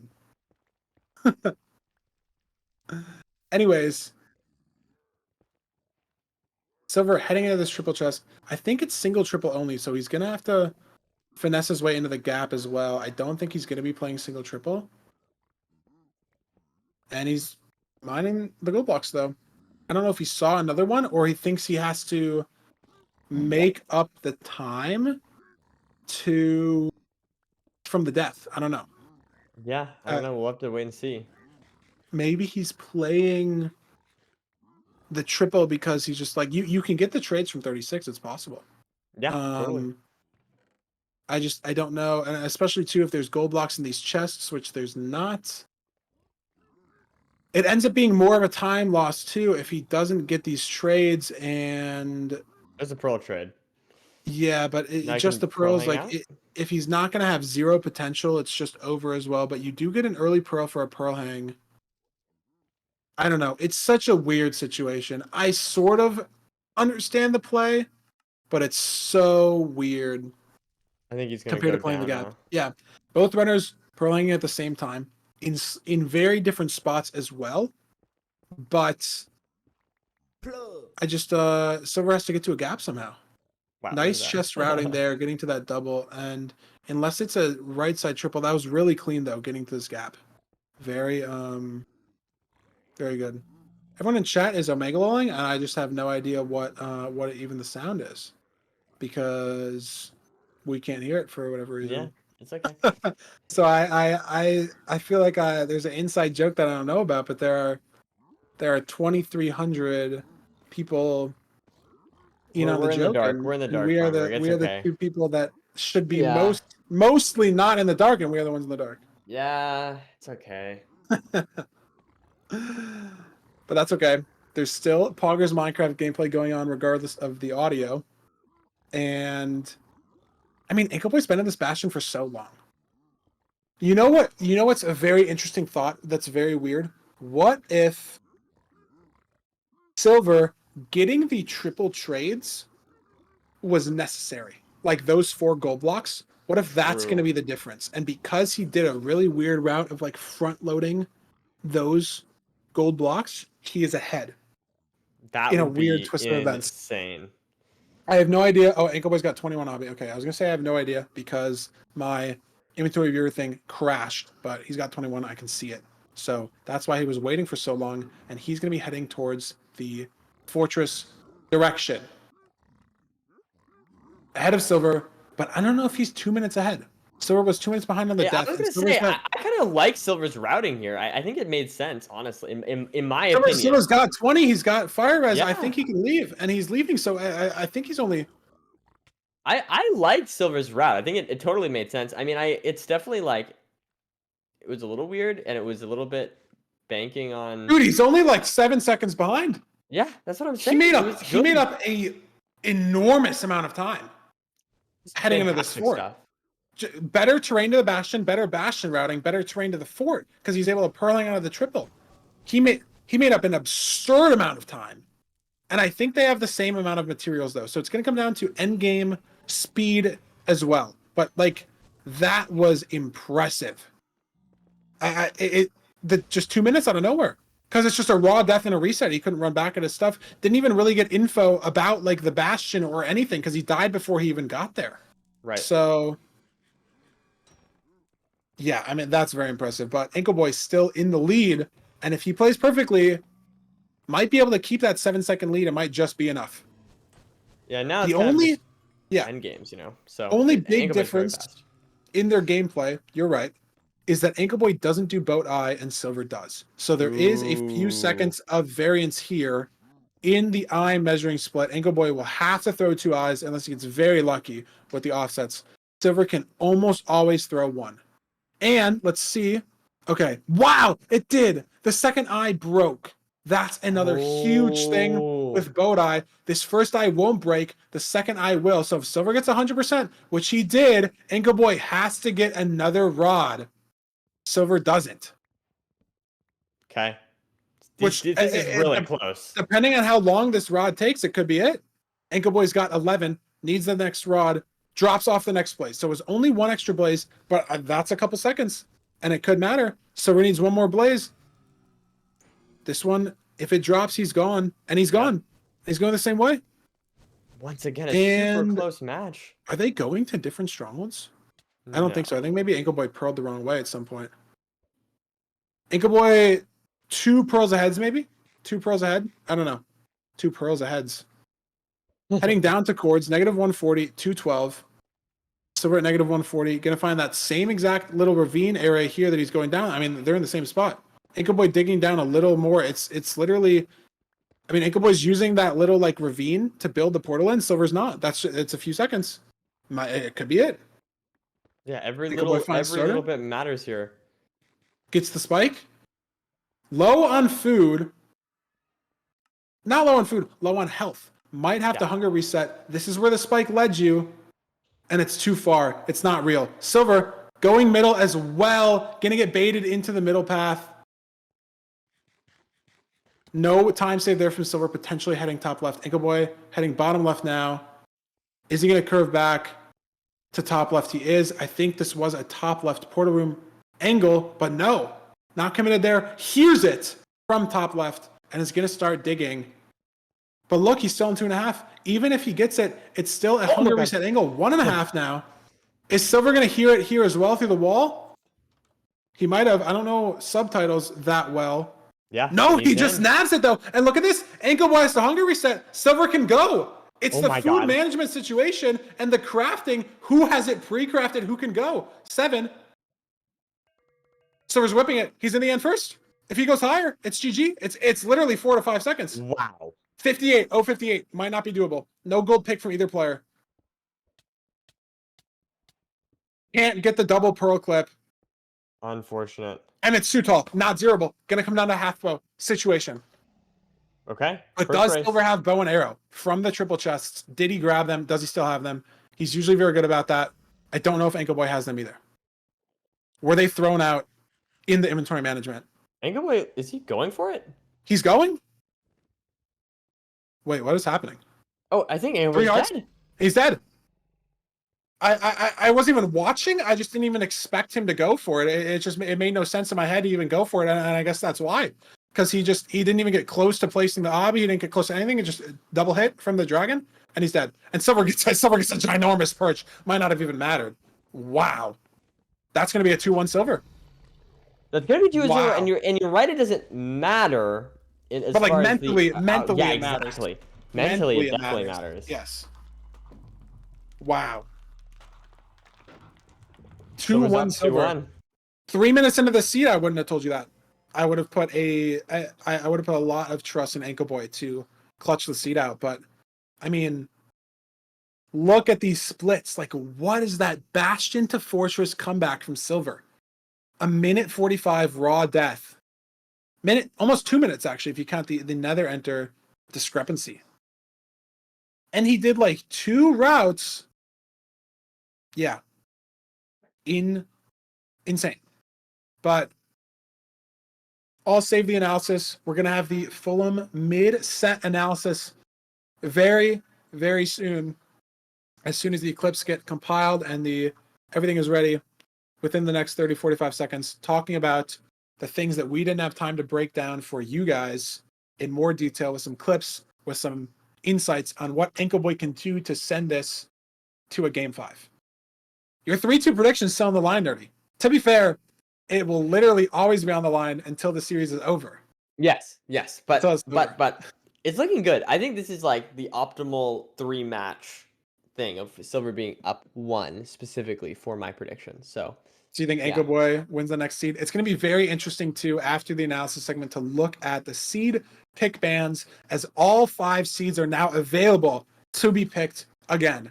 Anko Boy can pick what Silver banned. He can pick what he banned. He can pick the seed he won on. He can pick a seed that he lost on. He can pick any one of the 5 seeds.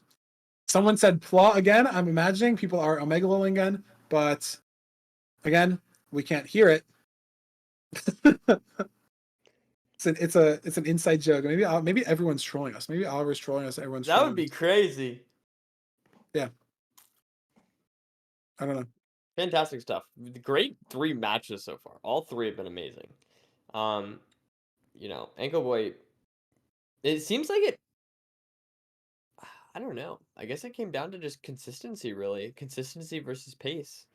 Like I don't know. Silver, sometimes getting outpaced, but overall his consistency has just been better in both matches. You can't red chat me, say do not laugh, and put the cut emote. That's not even fair. That's not even close to fair. It's like a big red bar on my Twitch dashboard and the cut emoji combined. This guy is good. I do really like this. I like this little guy. I don't blame our analysts for taking his time here. There's so much to talk about in these last 3 seeds, but I think we just got the ready signals. So as soon as we're ready to switch over, we're going to send you guys over to Fulham to analyze, fully break down these last 3 seeds and see what the future holds for this best of 5 semifinals.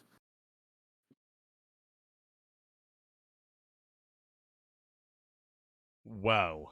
What a first 3 seeds that was. I'm honestly immensely shocked at how everything turned out.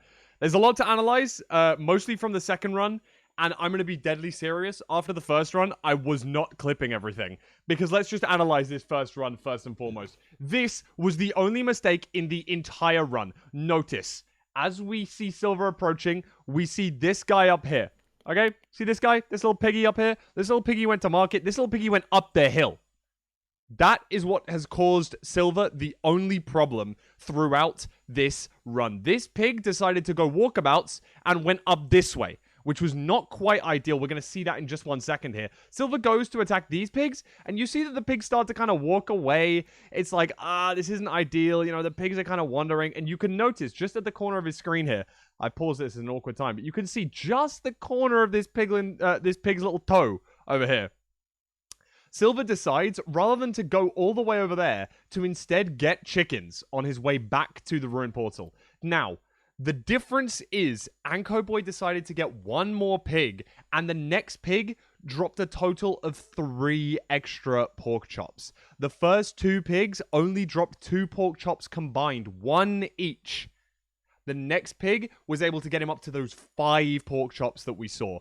After this, Silver decides to go for 2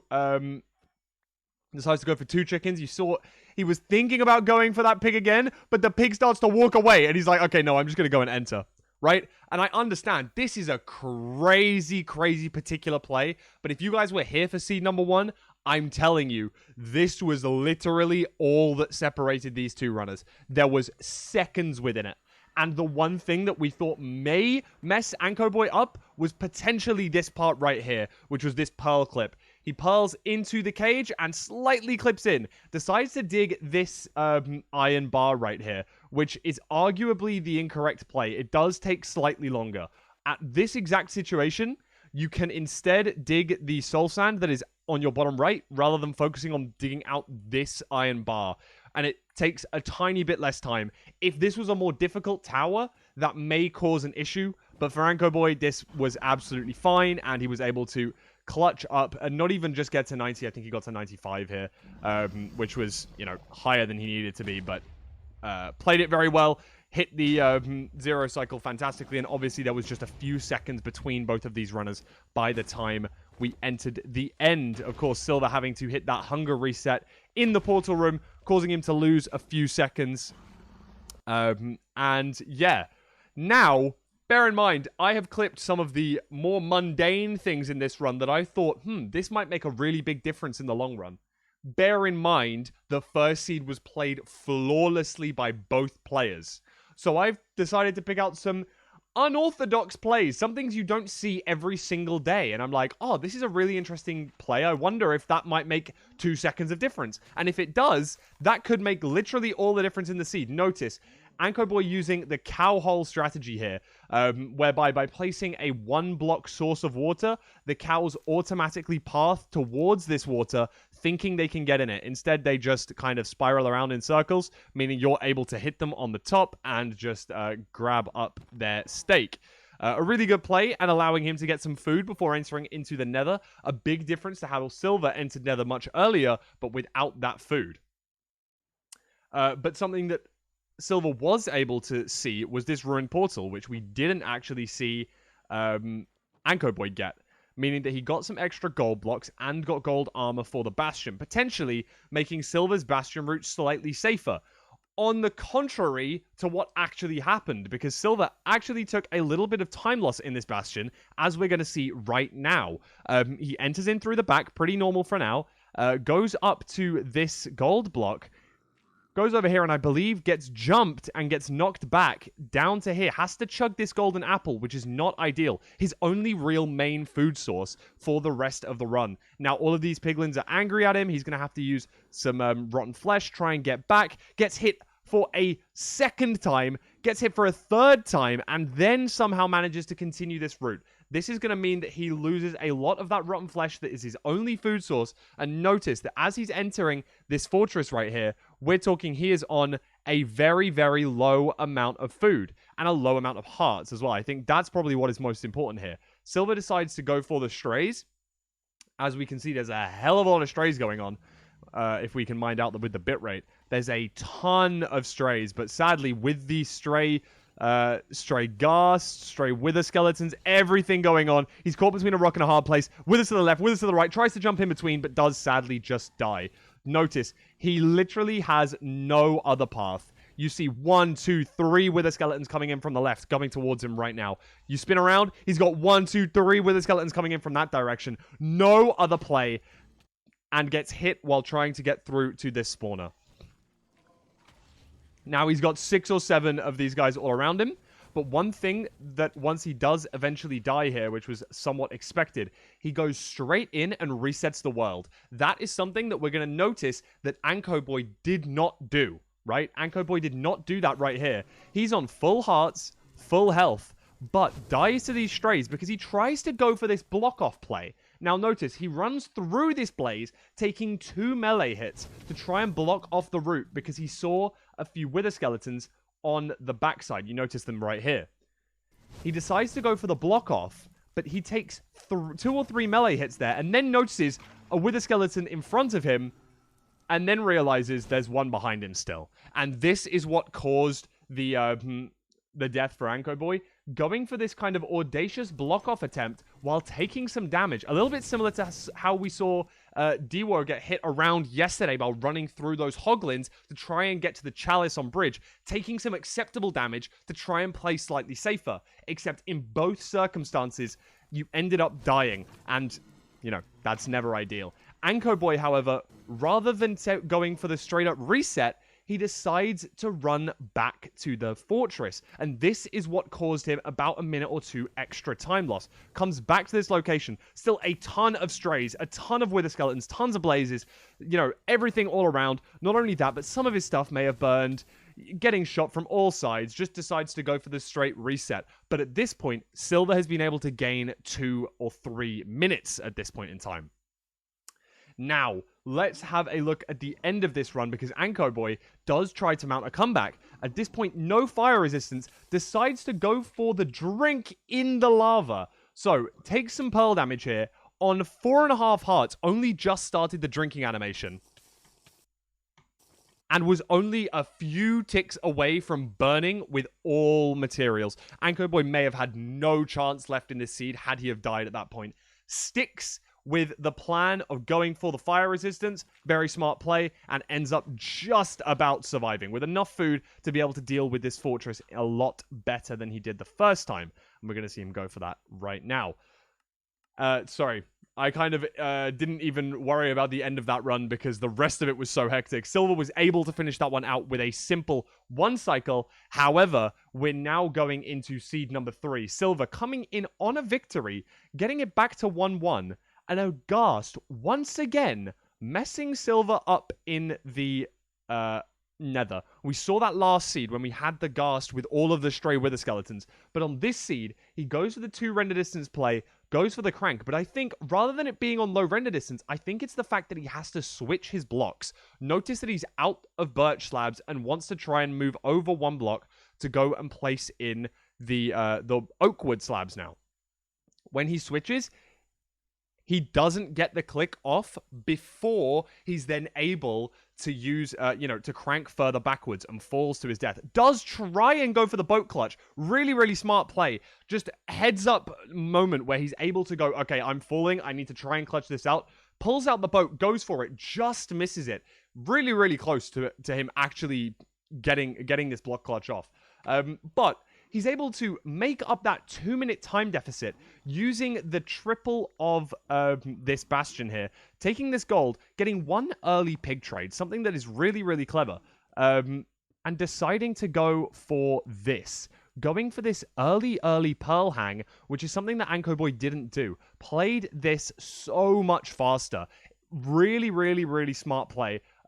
Notice, though, he does, in fact, make a tiny mistake with the fact that he doesn't leave the gold trading. I do think that he goes back to this hole afterwards. I don't think I actually have it in the clip. And it's only, very, very minuscule. And in fact, it may be a really heads-up play of being able to drag more gold down to a larger pit with the piglins down at the bottom. But it's just so smart for him to be able to go, let's go for this triple, let's go for this Pearl Hang, and it's going to cause me to pick this time back up that I've already started to lose on the seed. So, then we get into the fortress. Silver's already made up the 2 minutes of time loss that he's had, and then this happens. Bear in mind, Ankoboy is not a boat eye user, not a macro, stretch, screen, big screen, massive eye, big boy eye user. Instead, just a, let's throw 2 eyes. We don't want none of this woke stuff up in my macro, none of up in my Ninja Brain bot. Throw 2 eyes, walk a bit to the side, 31 FOV, measured the eyes, but it is coming back to bite him at this exact point. Notice that his eye does break on this second eye throw. That is not what you want to see after throwing the second eye. And that means that he has to get 1 extra rod. This was luckily only 1 blaze extra, but it could have been a lot more, and it could have been a big deal. In fact, what the big deal was after entering the end second, he goes for an audacious and I would say late 0 cycle attempt. He's going for this on a back dragon, really tall tower. Goes for this play and doesn't even get to place the obsidian. Little bit of a misclick, I think, here. Doesn't want to place these blocks to the side. Gets all tangled up and gets hit twice by this dragon. Boat is deep in the inventory. Can't pearl clutch on 2.5 HP. Tries to get the boat out. Tries to go for the placement. But because he's got the crossbow in the offhand, it shoots the crossbow rather than attempting to place the boat, which is a really unfortunate set of circumstances, but it does allow Silver to redo the entire seed. You see the classic no mic mouse shake of anger that we're going to see right here, and I think that's the universal sign of I just messed this up and I don't know what to do. Silver was able to take that seed. It is 2-1, and it is match point for Silver Runs, the current reigning champion of Ranked. Can he retain his title? Can he get to the grand finals to face off Seed 1 Loki? Or will we see an amazing comeback from 2-1 down by Ankoboy? Ankoboy winning the first seed. A little bit of a comeback mounting for Silver. But with this break, maybe a little bit of time to recompose for Ankoboy. Very clean run in the first one, but 2 mistakes in the second one. Something we're not used to Ankoboy seeing. Nonetheless, let's move over to Feinberg and Nerdy to take you back through the live commentary, and I will see you guys in just a short amount of time.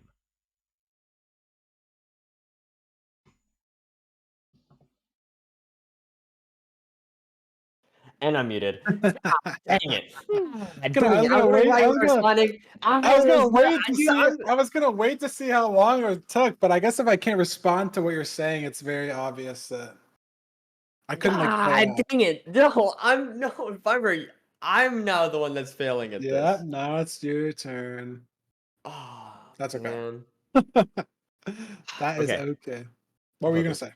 I was gonna say thank you, Fulham, for the analysis, and I'm very excited for this match. It's gonna be so good. I mean, the 3 before it have been good, so the next 2, yes, I just spoiled the script. Sorry, guys. The next 2 are gonna be Ooh. even better. Yeah, I mean, nerve wise and stuff. It's a $1,500 seed for Ankle Boy if he loses, and a $1,500 seed for Silver if he wins. Obviously, if Ankle Boy wins, they play a 5th one, and then it's really do or die for both players. But the amount of nerves that show up here as well, especially if you're Ankle Boy and watched back the seed or looked at the splits for the last seed, the fact that Silver just clawed 2 minutes back in the Bastion only. That was okay. So it's like not even across silly the death. seed. Yeah, Yeah. not even across the whole seed. Like just in the Bastion, he saved 2 minutes. Like Just he better cannot let that happen in the decision-making. next seed. It's just not possible. Can't let it Yeah. happen. So we're getting a room portal seed for seed 4. I think it makes sense. Ankle Boy was able to pick any of the 5 seed types, and he crushed the room portal seed. Had a faster overworld with more stuff, and crushed the Nether. So we're gonna get into our next room portal seed. If Silver wins, he's on to the grand finals against Low Key, and Ankle Boy will be moving on to the 3rd place match against Quist. If Ankle Boy wins, we get to see potentially the most hype seed 5 of the entire playoffs so far. But Let's see. we'll have to see how the runners play. Both of them hitting that ravine jump. That'd be funny. 59 as well. You need a bucket. You need a pickaxe. You don't need anything in life, but if you want to win the seed, you might as well get a bucket and a pickaxe. You might as well. It would be better than not getting a bucket and a pickaxe. So it is weird though. There's your cows for food. Where's your water source as well? No use in a bucket without water, as they say. Let's see here. Both very similar. I think they're at the exact same tree. Yeah, and I think I saw potentially a water pool more forward next to these cows. I see water here on Silver Screen really close. So it's going to be a very fast overworld, like all room portal overworlds are. Sad that there's been no looting seeds in the playoffs. That's devastating, to be honest. I love those. No sub 6 potential. Imagine their last room portal seed with a looting 3. You don't even have to blaze by the spawner. You roll up to the spawner, it's a 3 spawn. Bam. Another cow hole from Ankle Boy. Very pog. How's the food situation for Silver though? I feel like Ankle Boy killed more cows again. And more food Yeah, and it might stuff. be going for more or less food. We'll have to see about if the Nether punishes those decisions. 5, because 5 steak is very solid. Yeah, I don't know how much Silver has, but another Soul Sand Valley. And I couldn't catch it in his inventory there. Another Soul Sand Valley fort. Very similar to our second Nether, but that was on the Temple Seed, not the Room Portal Seed. Treasure as well, but it's fine because you know where the fort is and you see the rampart on the right. So very easy terrain decision here. But Silver's going around. They both saw it on the right. I feel like going right here is better, but I guess maybe I saw it wrong. Well, I didn't see it wrong, but I thought going right would be better. Can't even make this jump. Oh no. Lava here. Won't spill over. Okay, Silver has 6 pork chop steak thing. I think they're correct me if I'm wrong, Nerdy, but I think pork chop and steak are the exact same food quality in terms of saturation I think you're right. and bars and everything. Totally right. I think they're the exact same. I just am very scared about being wrong. There's a lot of people, so I wanted you to back me up. No, I would also agree. If it was a true or false statement and it was a test, I would say true. I'm like very, very confident, but it's not like 2 + 2 = 4 confident. You know what I mean? Like it's not that level of confident. It's more like 6 + 3 = 9 level confident. Like we're working with a little bigger numbers there, so it's not guaranteed that it's correct.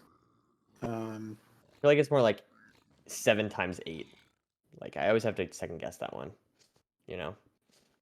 True. Multiplication's hard. Some numbers are weird too. 91. How's that not prime? Like we could, you know what I True. mean? Crazy, True. right? Good point. Chat, am I wrong? I'm not wrong. Crazy. It just would be prime. 19 is prime. 91 isn't. Make that make sense. Yeah, that doesn't make any sense. That doesn't make any Anyways, sense. Sorry we're a little waffling, but there's not much to talk about. The treasure rout's very safe. The most interesting thing about this treasure so far was the lava on the bridge where they couldn't jump across. But Silver had to deal with a little bit of a piglin mishap earlier. But both these runners doing the exact same thing. 34 obsidian from Silver. Does he have 0 string? Silver has 0 string. And Ankle Boy will also have 0 string. So you have to get some backups, but how much string are you even getting from the backups? Has only enough glowstone and crying for 1 anchor as well. Looking at our inventory viewer.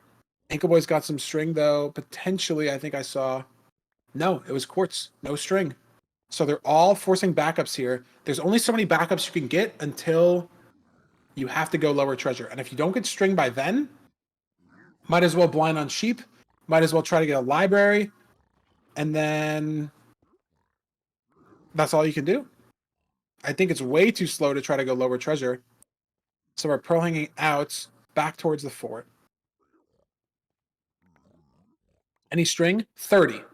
And anchors. So it's not going to be zeroable, I don't think. What's 46? Yeah, he would need to mine 1 piece of glowstone on the ceiling to be able to zero cycle with 5 explosives. He has 4 currently, which is very rough, and I definitely would not recommend in a tournament setting. But so we're in the fort at the same time, or faster than Ankle Boy, and they're entering at slightly different spots. Silver's definitely got more progress on the spawner, more progress on these strays. So give him a nice lead here. He's got 3 stray blazes so far. Saw both spawners as well that he can double back to on some open terrain. Ankle Boy in the same spot, but he has a huge magma cube, a ginormous little guy over there, and hurls through him, but still has to kill him, and it's going to be annoying if he has to go back that way. True. And it is some food usage. I didn't notice this. Ankle Boy now on 1 steak only after starting on 5. Silver has 1 pork, but he still has all 3 of his steak left. So much better food conservation from Silver could end up mattering. We saw Silver enter the end first on the last seed just due to the hunger reset. Ankle Boy was in the portal room first, but Silver entered the end first because he didn't have the hunger reset. It was that close between these runners. So if it comes down to that, if Ankle Boy can't play the rest of this seed on 1 stake, which I really don't think he can, because you're going to probably have to pearl once, maybe twice the second portal, and that's already going to be all your healing gone. So I think Silver's in the lead here in terms of how long he's been at the fort, how many blazes he's killed, and the quality of his food.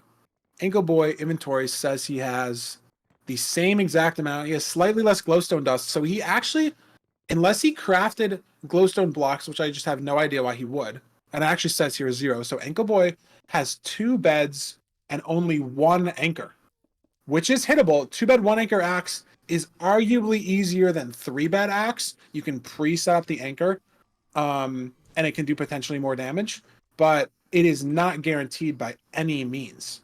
Right.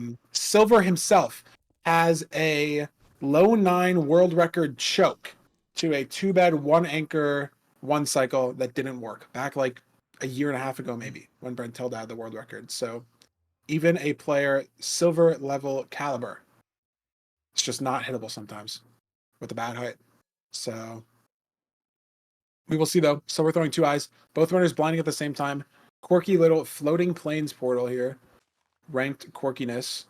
And I think they blinded with the same amount of rods as well. Yeah, I think they both blinded on 4 rods. And they both threw 2 eyes. I think Silver threw 1 and didn't like the boat measurement or got in the way or something. So as long as Ankle Boy doesn't get a break here, which he shouldn't, not going to have any discrepancy there. It's just going to come down to 2 rods. And Ankle Boy actually caught up a lot of time, I feel like. He's doing Being a on good the job. same amount of rods.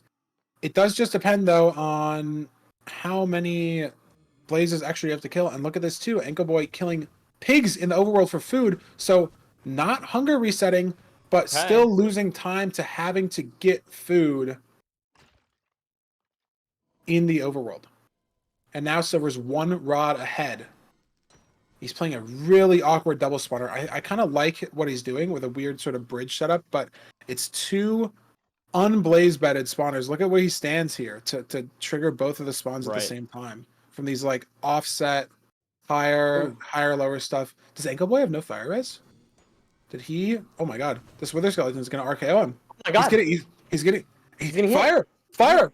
He's on fire. He can heal. He can heal. It's actually very important now that he got the pork chop, because if he didn't have the pork chop, he was just dead. But he's fine. Has the food still. I think you're right. I think he doesn't have any fire res. Yeah, I mean, he traded less backups. I think he got less glowstone. He got less crying obsidian, and he doesn't have any fire resistance anymore, and needs to get 1 more rod. Silver's already at 2nd portal cords. It might just be over. Yeah. This could be 3-1. And his axe is broken, and he's pickaxing the blaze. Oh, no. Ankle Boy on complete shambles here. And I think it took Silver a lot of time to get this rod also. So yeah, if it is this blaze, okay, he did just have to go through a lot before that, though. Looks like Silver got a nice preemptive spike there, and Ankle Boy's able to get to 2nd portal cord, so it's not as dire as it potentially looks, but if Silver hits this preemptive, hits the nav, it'll be over. Half ocean. Yeah, he got the spike that direction, so I like the play of getting out there and looking for it, but it's just not visible. Potentially here to the right, just buried somewhere. And if it's not visible in these situations, you want to look for lower staircases. That was some great play from Silver, checking that staircase. But it's, again, I don't know why I'm saying it's zeroable. It's not zeroable, because these players have no explosives. 4 explosives for Silver, 3 for Ankle Boy, and look at this, no arrows for Silver. I don't know if he didn't pick them up, or if the treasure just didn't have arrows on the chests, or maybe it was only like spectral arrows, and those are weird to pick up. He made a bow. Yeah, that's unfortunate, because now it's gonna be. He made a bow, but am I stupid? Does he not have? Does he have arrows and he made it for whatever reason? Am I silly? Did he just make it? Yeah, he realizes now he has no arrows. Yeah, he even built the thing and tried to right click it. He's probably like, "What the fuck? It's not pulling back." So now, if I'm Silver, I have no idea, because it's just raw perch RNG. Is that it? No. Ankle Boy, not in the right spot with the nav. Cave Spider, he looked like he was in the right area of this 4-way and then didn't commit the right direction. It was middle right, and he's checking the left now. So the longer Silver's in here, the longer it takes, or the more like perch rules you can sort of go through. But obviously, Ankle Boy can enter, get a 1 in 13, and it could just be over. But no arrows and 4 explosives. If he messes up, it's gonna be very bad for Silver. Yeah, if you mess up, it's almost like run back with more explosives somehow. Because like there's no way you take down all the crystals, right? Yeah, an Ankle Boy here. In the end, I think Ankle Boy still has 3 explosives though. Oh no. Looks like this might be Silver. No, weird 1 in 8 behavior. I think Ankle Boy still has only 2 beds and 1 anchor. And there's a push for Silver. Can he get it done into the grand finals? Has the sword. Here we go. Nice first anchor. Very nice second anchor. Ooh, beds are always weird. Those are always weird, but he's good. I was going to say the 3rd bed is sometimes very weird with the anchor height, but he got it off, and it's sortable. Made the sword good awareness instead of the axe. Gets the free the end advancement, so Ankle Boy knows it's over before it's over. And that's the game. A 3-1 Nerdy. Your prediction was wrong. Well, I predicted 3 different things. I said if Silver was playing on like he was yesterday, it could potentially be a 3-2 or 3-1. So I'm going to take some credit there for being partially correct. Even though I covered a large amount of bases with my predictions. But Ankle Boy is now in our 3rd place match. We'll have to play after just a short break. Going to play against Quist for the 3rd place trophy and $500. And Silver has advanced to our grand finals versus low key, which will be right after our third place match in just a couple hours. Best of 7. Silver going for the back-to-back playoffs championship trophy winner. Awesome epic person. I just kept adding words there. And low-key, rank 1, seed 1 in the season 2 leaderboard. Can he make a statement and dethrone Silver? Well, I mean, we'll have to wait and see. And the best part is we only have to wait a couple hours, and we get to see all that we're talking about. It just gets to happen. So like I said, we are going to get into our third place match. I'm trying to look at we're basically on schedule, which is perfect. Shout outs to these players for the 3-1. Chat, can we get some support? Your favorite supportive emoji. It can be whatever. It can be whatever you interpret it for Inko Boy. Playing exceptionally well. The 1 seed that he won was the second fastest rank completion of all time. All the other seeds were very close, entering the end within seconds of Silver on a couple of them, being ahead on many splits. And we still get to see him play. So it's not over. He literally does get to play in the very next match. But down to the quote-unquote lowers bracket. It's weird. Like the third place match is like a 1-game lowers bracket kind of. Yeah. But I mean, what do you think about that match, Nerdy? Did it live up to your expectations, even though it wasn't a 3-2? Yeah, I obviously wanted the 3-2, I wanted my prediction to be right, but obviously it was a great match. I think I think every match had its own little quirks to it. The last match, Silver just kind of outpacing him through and through, which is kind of interesting because in the first match, Anko Boy was just outpacing Silver. So I think that it goes to show how good these two runners are, that they're constantly kind of neck and neck with each other, and at the highest level is very, very challenging. So overall, great matches, and yeah, I'm excited to watch Anko Boy in the third place match. 100%. I think we're going to send it to a very short intermission, 2-3 minutes, and then we're going to have another exclusive behind-the-scenes ranked production interview for you guys before we get into our third place match for the day. So don't go anywhere. We will be right back.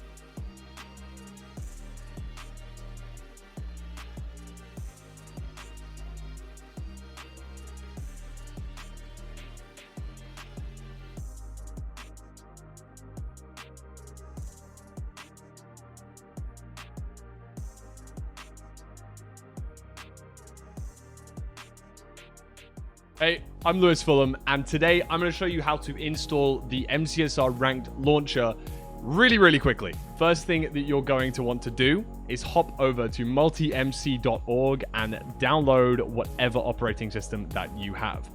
You'll end up with a zip file like this. You're just going to want to extract this. You'll end up with a folder with multimc.exe inside. Once you download multimc, you'll see something like this. You're going to want to click Add Instance, import from zip, and then head over to the MCSR ranked website. You can use !ranked in the chat as well. You're going to want to download whichever operating system you have. I'm going to choose the normal pack for Windows, and you just want to copy this link right here. Go back to your multimc and paste it into this import from zip location. Click OK, and everything is installed, ready for you to launch.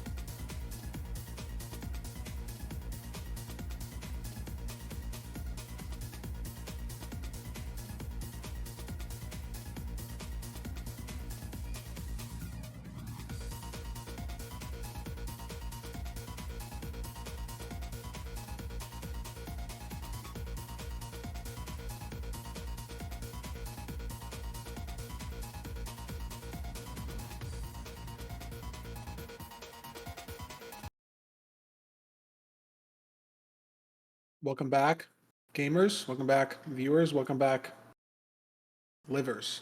That's not that. I was just like people's livers, but that's okay. Whatever, man.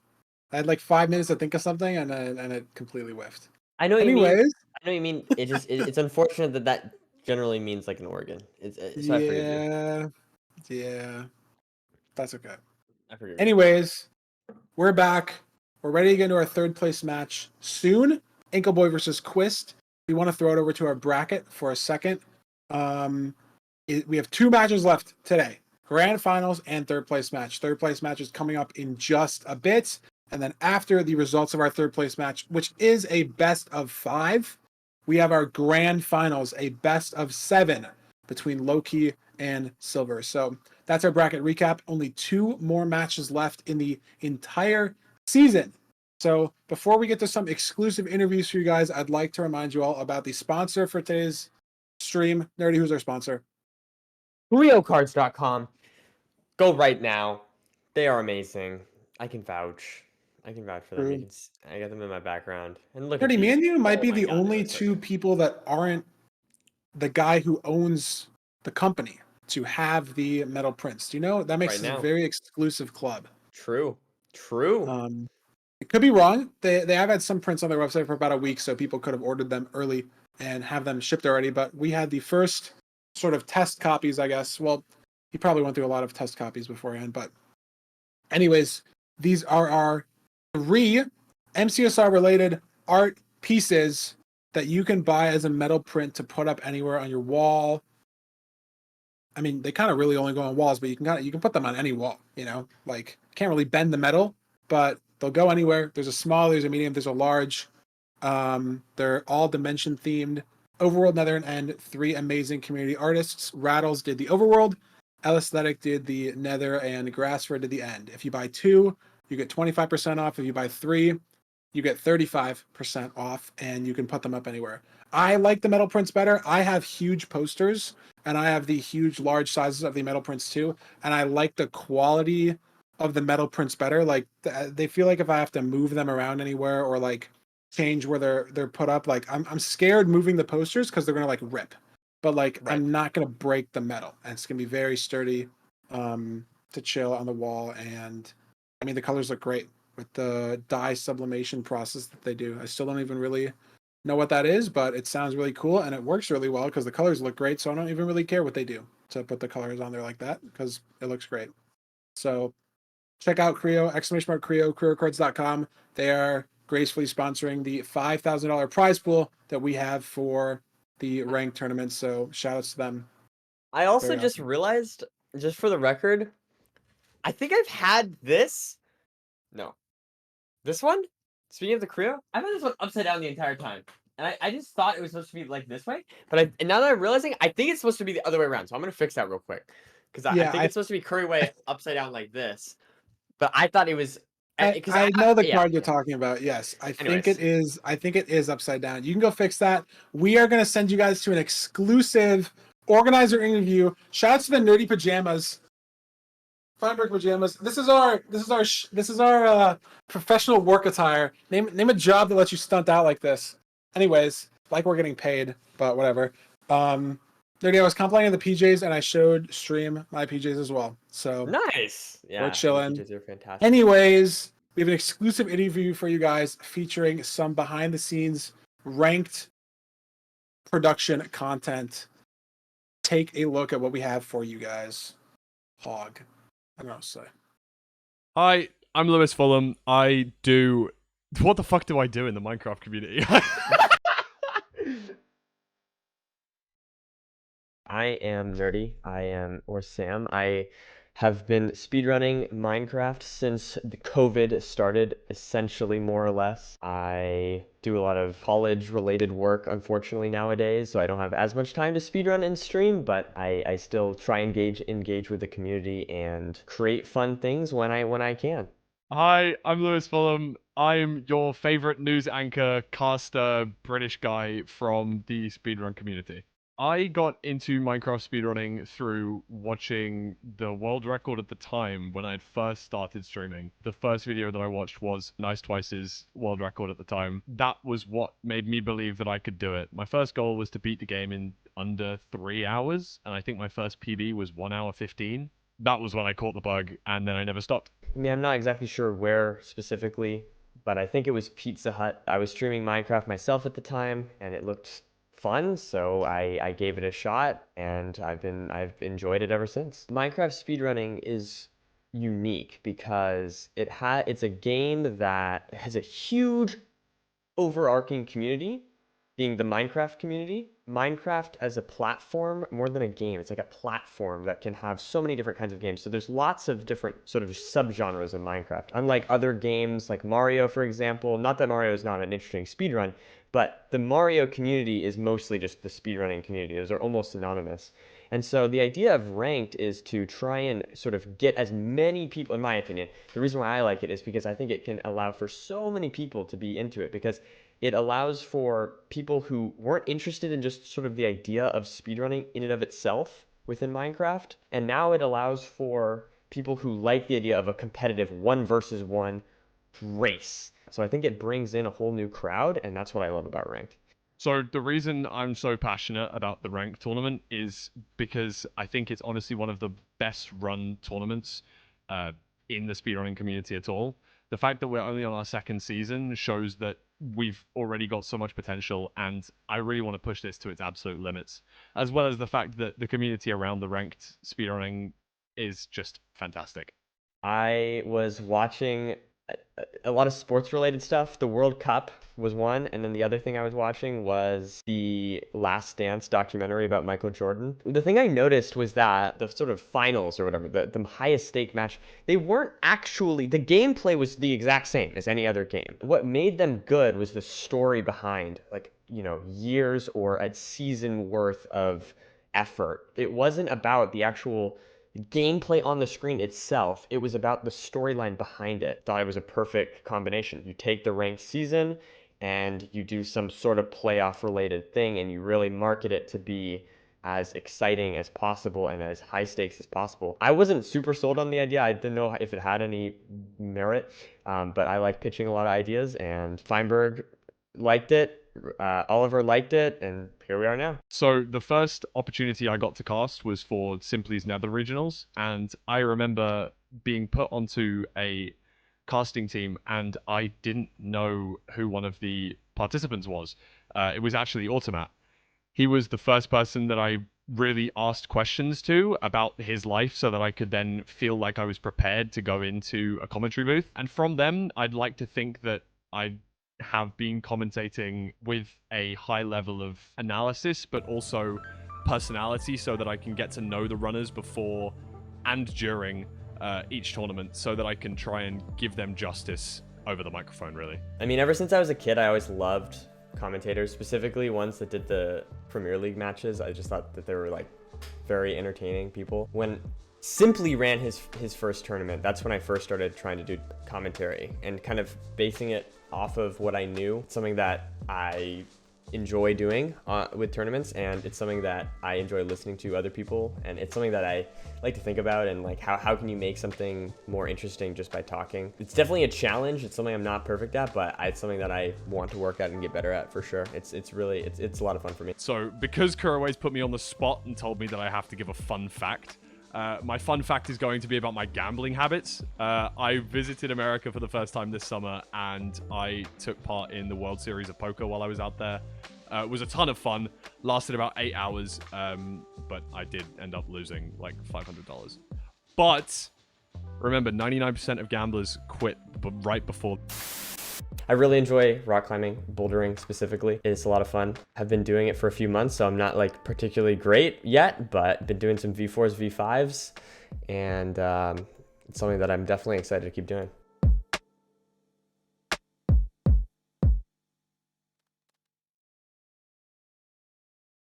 Nerdy, that was so cool. There we I've are. never seen that before. Obviously, you'd seen it because you did the interview, but I hadn't seen full Yes. parts either. That was fun. No, Curryway is a good interviewer. Yes, Curryway has done so much work behind the scenes. If you guys don't know, Curryway is actually editing stuff right now for the interview after this game before the next one, because he was editing all day yesterday for the interviews today and editing and interviewing people all last week for the interviews on Saturday. So Curryway's done a lot of stuff. He actually quit doing full-time content creation to do full-time ranked playoffs creation for no money. So big shout outs to Curryway for doing that. Like, What a huge legend. part of the graphics. I mean, literally all the graphics on the screen too is just Curryway. Like every overlay you've seen, all the animations and stuff, the graphics behind the OBS. So, and he's graciously putting up the graphics and everything because he knows that if he would play in the ranked playoffs, it just wouldn't even be close. We wouldn't have the content True. at all. So True. there's a reason why Curryway's behind the scenes and not tearing up the battlefield without a calculator. But that's not even right in recent weeks. So very, very big shout out to Curryway for all the work he's done in the Legend. past week, 2 weeks, couple days, everything behind the scenes. And a lot more shout outs where that came from later, but for now, we can get into some pre-match stuff for Enko Boy and Quist. So if we want to show the bracket for a second, I want to see more about how these two runners actually got to where they are, because this is our second to last game of the tournament. This is both of these runners' last games in the tournament themselves, playing not only for $500. If they win the third place match, they also get a profile trophy, arguably worth more than $500. Maybe the resale market for that will be crazy in the future. Who knows? But looking at the storylines, Quist taking out Ral and Dewo to get here, Enko Boy taking out Rannick and Automat. Two big stories, and then unfortunately falling in the semifinals to Loki and Silver. I mean, if you're gonna lose to two people, might as well lose to the people that might win the whole thing, right? Like, getting to the third place match is a very, very big feat in and of itself. 12 other people under them couldn't make it that far, including the people that they beat. So, Nerdy, what are your thoughts on this match? What do you think, or how should I phrase this? Who do you think is going to win? And more importantly, since you have some very nice insight on this, what do you think is the mental state of the runners? Do you think Quist playing first versus Enko Boy playing second, Enko Boy having to play back-to-back, stuff like that? What do you think that ties into how these runners are going to perform in this third place match? Yeah, I think it's very interesting. So, statistically speaking, based on what we've seen and just overall gameplay skill wise, I would say Enko Boy is the favorite. I think Anko Boy, we saw just get a sub 8 in the last match. We saw Anko Boy he's just been on fire in a lot of these matches and just a very, very good player. However, Quist lost his match a few hours ago. He's had more time to calm down, to relax, take a breather, and refocus. Whereas Anko Boy just lost a devastating loss against Silver. So I think the question is, can Anko Boy recover quickly? If he can, then I think he can win this game for sure. If he stumbles and this match, the first round goes badly, and then it just keeps going, and you keep getting more upset and more upset, right? Like it's not like there's just not a lot of break there. It's just unfortunate, really, and so for that reason, I personally think it's kind of hard to predict. I do think Anchor Boy is going to win. I really do. But if he can't recover mentally and he starts taking some deaths and stuff like that, I mean, we've seen Quist be a very, very strong player as well. Yes. My I prediction? think- Sorry, I'm go. going to say 3-0 Anchor Boy, though. I'm going to say that. Wow, a quick Yeah. 3-0. I think he recovers. That's bold. 3 in a row. I mean, part of me thinks that Quist being the underdog, having the underdog story, and then losing to low key, the rank 1 player, seed 1, maybe the nerves are like off in some sense because of that. Like, you had your underdog ride, you did the best you could, you lost to the demon. Now you can just chill. Maybe you play more loose, maybe you play more aggressive, maybe, I don't know. I mean, there's still money on the line. There's still a 3rd place versus a 4th place finish on the line, podium placement, and you're going up against Enko Boy, someone who, if you've been watching the tournament, has been extremely scary and gave Silver a very good run for his money in the semifinals match that we watched just before this. So I'm not sure how that's going to play out compared to Enko Boy's mental, where you crush your round of 16, crush your round of 8, you watch Automat 2-0 Oxidiate, another favorite to potentially win the tournament, Yeah. and then 3-0 Automat. Like, Automat being a league above Oxy with a 2-0, and then you're a league above Automat with a 3-0, and then you just hit the brick wall that is Silver Runs, and a 3-1 loss. I mean, you play maybe the best Minecraft seed you've ever played in your entire life. Yes. In the Ruin Portal, 733, and it just doesn't matter because Silver's able to claw back the rest next 1, 2, 3 seeds in a row, and then you're out. And now you're in the 3rd place. And like you said, you have no time to just sit there and think and practice. Like, you just have to play again. It's still so fresh in your mind that, is that going to matter? And I think you're right. I think if Anko Boy can shake off his, maybe disappointment, maybe some nerves. I don't know. I don't know if these players are going to be nervous for this match. Obviously, they just lost out on $1,500, but there's still $500 to play for, and pride, success, all that stuff.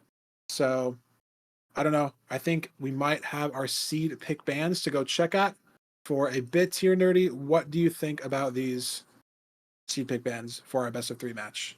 Or Well, 3rd place match, sorry.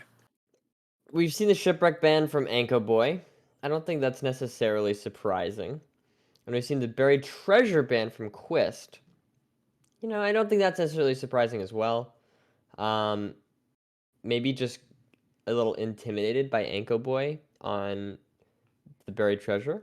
But at the same time, I feel like his best performance was on Ruin Portal, so I wouldn't have been surprised. I was expecting to see a Ruin Portal ban or something Ruin like Portal that. ban from Quist potentially after, especially like watching that 734. Like, yeah, Like I don't know. you wanna prevent the super fast, but I guess doing the Buried Treasure is similar because those are still equally very, very linear, very, very fast seeds. So I guess that makes sense. Yeah. So that being said, we have a Ruin Portal to play. I'm excited to watch this. I think hopefully Anko Boy can take his momentum from the first Ruin Portal seed that he played and kind of harness that. But we'll have to see. Yeah, I mean, this could really go either way. I mean, surely it won't be faster than the last Ruin Portal seed, but we're ready to get into our match, ready to get into our first seed of our 3rd place match, second to last match of the day of the tournament of the season, and we are ready to go. Apologies in advance for Quist's internet connection. The internet provider demons are on full force today, so we're gonna do the best we can, but it might be scuffed. So there's only Yeah. so much we can do. Apparently, it's according to Quist, he's been just really struggling with that, and so nothing we can do. We'll have to just work with what we got here. At least Ankle Boy is gonna be nice and smooth for you. So, yeah, True. And what Kirby said in chat is ranked is still playable, even on a bad internet connection. So shout outs to the net code behind that makes True. it all possible. So it is unfortunate that the internet happens, but I can personally relate to random internet issues for streams. So sometimes there's not much you can do. And as much as it is frustrating for us, I know for a fact it is more frustrating for him being on the side of the internet issues. So nothing we can do. We'll hope it gets better. And if it doesn't get better, we can at least watch Ankle Boy and get some pace updates from Quist as we get the frames rolling in. What can you do? we're just going to the next slideshow frame. Yeah. Was a fast room portal overworld though. 6 pork chop from Ankle Boy and 4 mutton from Quist. So I don't know if he has more food. I mean, his hotbar isn't even full, so I don't think so. So better food situation from Ankle Boy and faster towards this bastion is a treasure, and they both saw the fort to the right. So not as fast as our last room portal seed. They did not spawn on top of a housing, but treasure is still fast, and it is still a sub 2 bastion. So this has very big potential to be a sub 10 completion if these runners can play the seed optimally. But it all depends on RNG. On the trades, we saw the last treasure seed have 0 string until they back up gold blocks. So potentially very interesting depending on how the trades go. But Quist actually doing a little bit of a lower treasure adventure just for some terrain, isn't going to commit down there. Definitely the right play. And Ankle Boy has to deal with a zombie piglin. You know, I've been messing with some stuff about this recently. If there's a zombie piglin here specifically in treasure, I kind of mess with just killing it. It's really weird, and I think it might only be good in AA because you have like so much food that if you get like hit a couple times, it doesn't matter. But if there's a guy guarding the hole like that, I think it's kind of cool if you just deck him. I don't think it was right in this situation, but because there's other zombie piglins around, but it is interesting because the zombie piglins will just scare the piglins. They won't get in the hole. Very hard to deal with. Feinberg, of course, now advocating for murder on this stream. So Dirty, you kill that's blazes in every run and the dragon. I don't think adding a zombie piglin is really going to matter much. I don't know, guys. I'm not condoning Feinberg's words here. Okay, I'm a part of the stream, but all right, leave me out of this. All right, guys. I think I did not say murder. I think we are pacifying the zombie piglin because they always come back, especially when there's always more. True. They respawn. It's literally a Minecraft mechanic. The hostile mobs respawn. True. Yeah, that's true. Maybe it just puts them back in the spawn cycle. I don't know.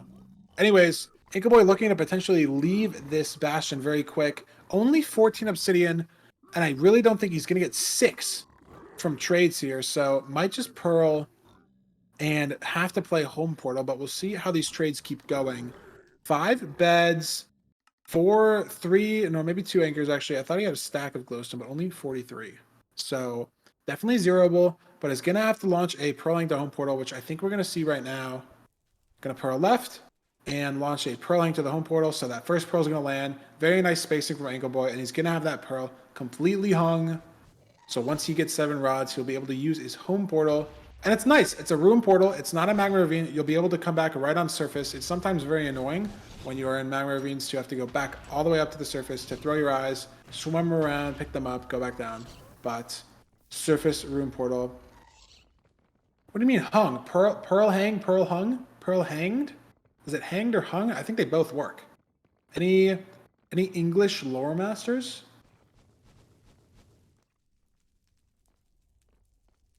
Chat is being a little sus.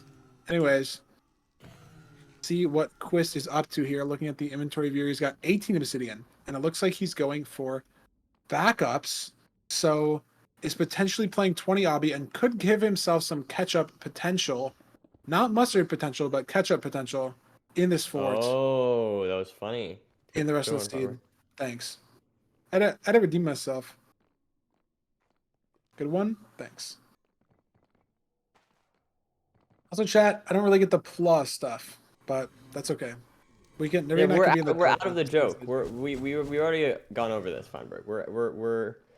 We don't get the joke. We're I know. out of the loop. That's okay.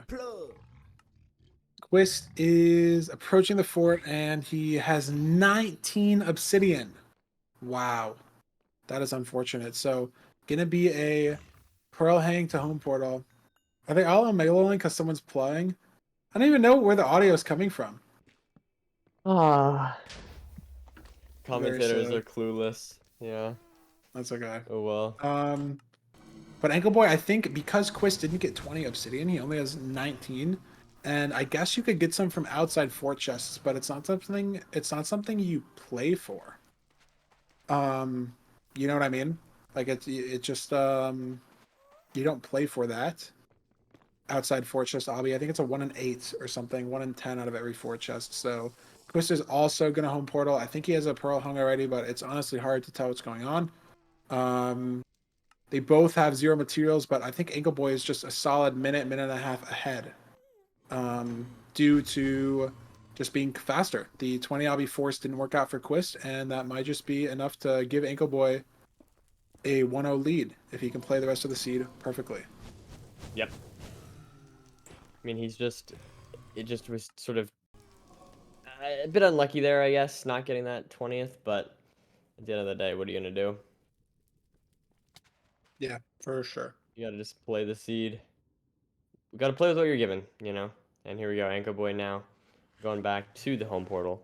Yep. See this, Gonna hopefully. put him right back on this room portal here, and has 7 rods, so can just leave these eyes as well. Especially when you have the pearls to throw, it is technically faster to just not pick them up. And the first one broke, so nice that he got 7 rods. No Ninja Brain Bot on screen, so we can't tell. I wonder if Quist is... I think he has a pearl into home portal, but he could decide to just blind if he knows he's behind. Because you know that you tried to force 20 and it didn't work. And you know you're entering the fort like a minute and a half slower because of the advancement, like information stuff, right? But it looks like no, he does have a pearling to home portal, so not going to blind travel, which does make sense. But Ankle Boy is so far ahead, he's already heading to second portal chords, which is ironically right back near the spawner. So it probably wouldn't have even been awful for Quist to blind.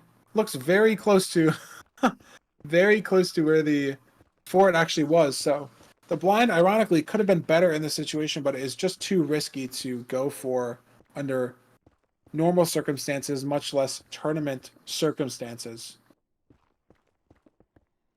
As Ankle Boy heads for a second portal, potential sub 10 pace with instant nav and a nice 0. Nice preemptive spike there on the left, back left corner. I think he heard Silverfish. Wow, nice nav there. Awareness of the Silverfish, and could potentially see a sub 10. Yeah, I mean, this is great stuff here. I mean, Ankle Boy just ripping the Ruined Portal seeds today. Like I said, I don't know. I think banning a Ruined Portal would have maybe made more sense. But hey, at the end of the day, I think this is like this is a really good sign for Ankle Boy. I think overall, not only is he looking to win this seed, but the more important thing for me is there's sort of a risk that, you know, what if he is too upset about the last match? What if he's tilted? Whatever. This is just good play. So I'm no longer worried about that. And honestly, I'm feeling even more confident about my 3-0 prediction. The 3-0, potentially, yeah. So, Ankle Boy wasn't able to 0. It was T103, very hard 0, but he is starting the half bow super early, so I think could potentially just be over.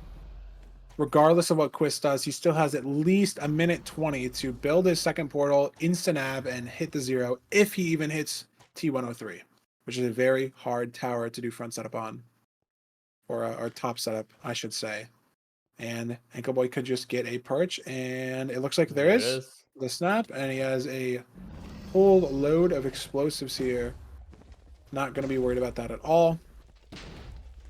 and this is looking very good for Mango. Oh! And Enderman pushed him. It's still fine. With the axe hits and the bat on the ground, it's still fine. And Enderman pushed him, though. He is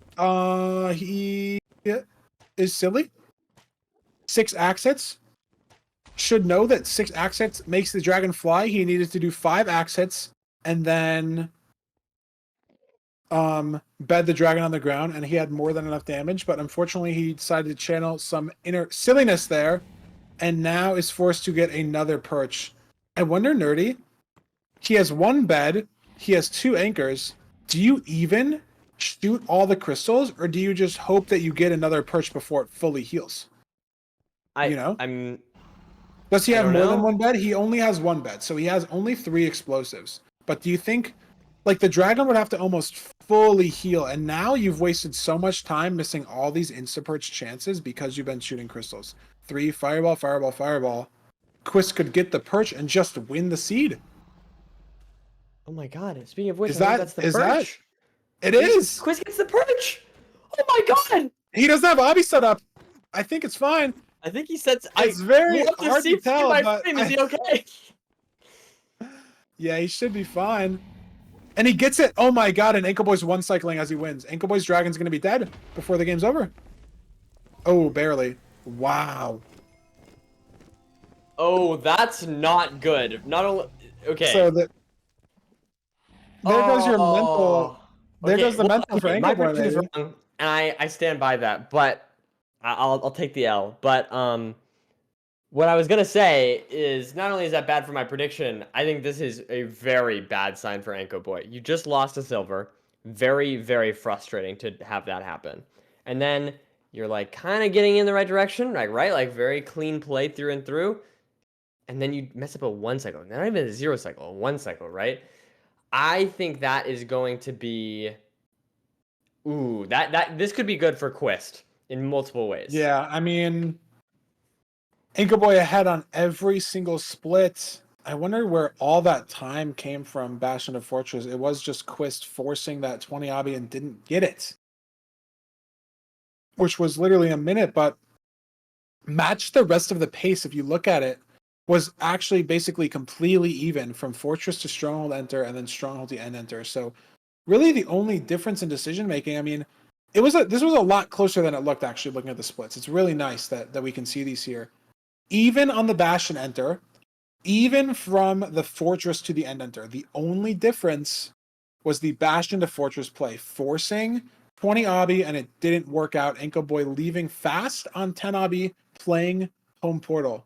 That was it. That was the one decision. But other than that, Quist and Ankle Boy were playing basically the exact same Minecraft. And unfortunately, Ankle Boy got the perch off the half bow because of his time save from the 10 obby play, but mess up the 1 cycle. The Enderman shoving him, I don't necessarily think is entirely his fault. I don't really know if there's much he could have done. Could have definitely still gotten the bet off, but it is just a very unnatural, weird thing to happen. But the axe into bed play is just a game knowledge issue. Maybe he doesn't know about these 6 axe hits flight requirement thing, didn't know that it's only 5 or something like that, but it was a very the recovery on the bad RNG was a skill issue. And it just depends on how you look at it, how you look at the mental going into seed 2, like knowing that you got extremely unlucky with that Enderman pushing you, but realizing that there's still more that you can play better, and it just, I mean, that's not going to happen again, right? I highly doubt that an Enderman is going to walk into his 1 cycle again. It's just like a freak accident kind of that Right. unfortunately snowballed into him losing the seed. So let's see here. We can go into our seed pick bands. For the second seed, Ankle Boy gets a pick between Village and Desert Temple. High food or low food seed? High food seed, Nerdy Village. What do you think? Again, not an insane decision needed here, but what are your thoughts? Yeah, I mean, let's see. He's picking this probably. I mean, what is your other option? Desert Temple. You lost to the Desert Temple against Silver. I think you lost Village too, but I, I I don't know. I think Villages are just easier than Temples. You have a tilting match. You want like a seed that you're just I don't know, easy to play. Villages are always easy to play. You know, I think it makes sense. Yeah, 100%. I'm just trying to think if there's anything else. I mean, again, there's some weird decision making. Maybe if you have to go into a seed 4 or 5, and obviously if Ankelboy wants to win, they're gonna have to play at least a seed 4 if he can win 3 in a row, like Silver did to him after Ankelboy won the first seed, and he won the next 3 to spoiler Ankelboy. But I think we're ready to get into game 2. Surely Ankelboy can bring it back. I mean, again, though, looking at the splits, it was just one decision that lost Quist all of the time. Everything else was very matched up in between every other split. It was just that 10 versus 20 obby decision that lost him a minute and a half.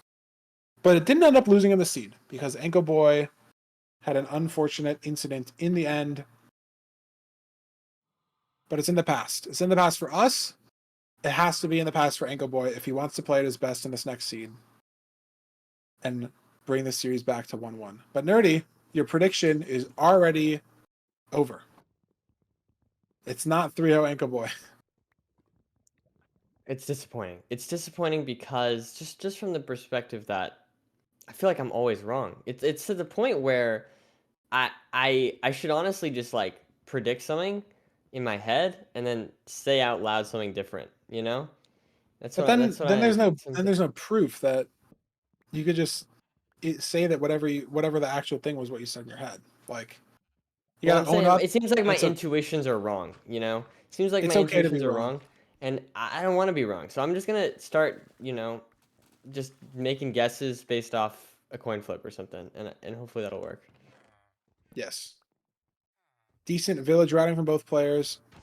Think they need to kill the golem. Yes. Have an iron sword here, so it's not awful, but need to find a lava pool to enter and figure out the food situation. Quist grabbing carrots, Ankelboy grabbing carrots as well. Pretty smart play. It does require use of gold, so it is sometimes not ideal, especially if you lose out on a potential pearl trade or string trade or fire res or whatever that you need. But it is a much better food source than bread or apples, so smart to at least grab it. And in the worst case, you can always just eat the carrots. They're still okay. It's not amazing, but it's still food.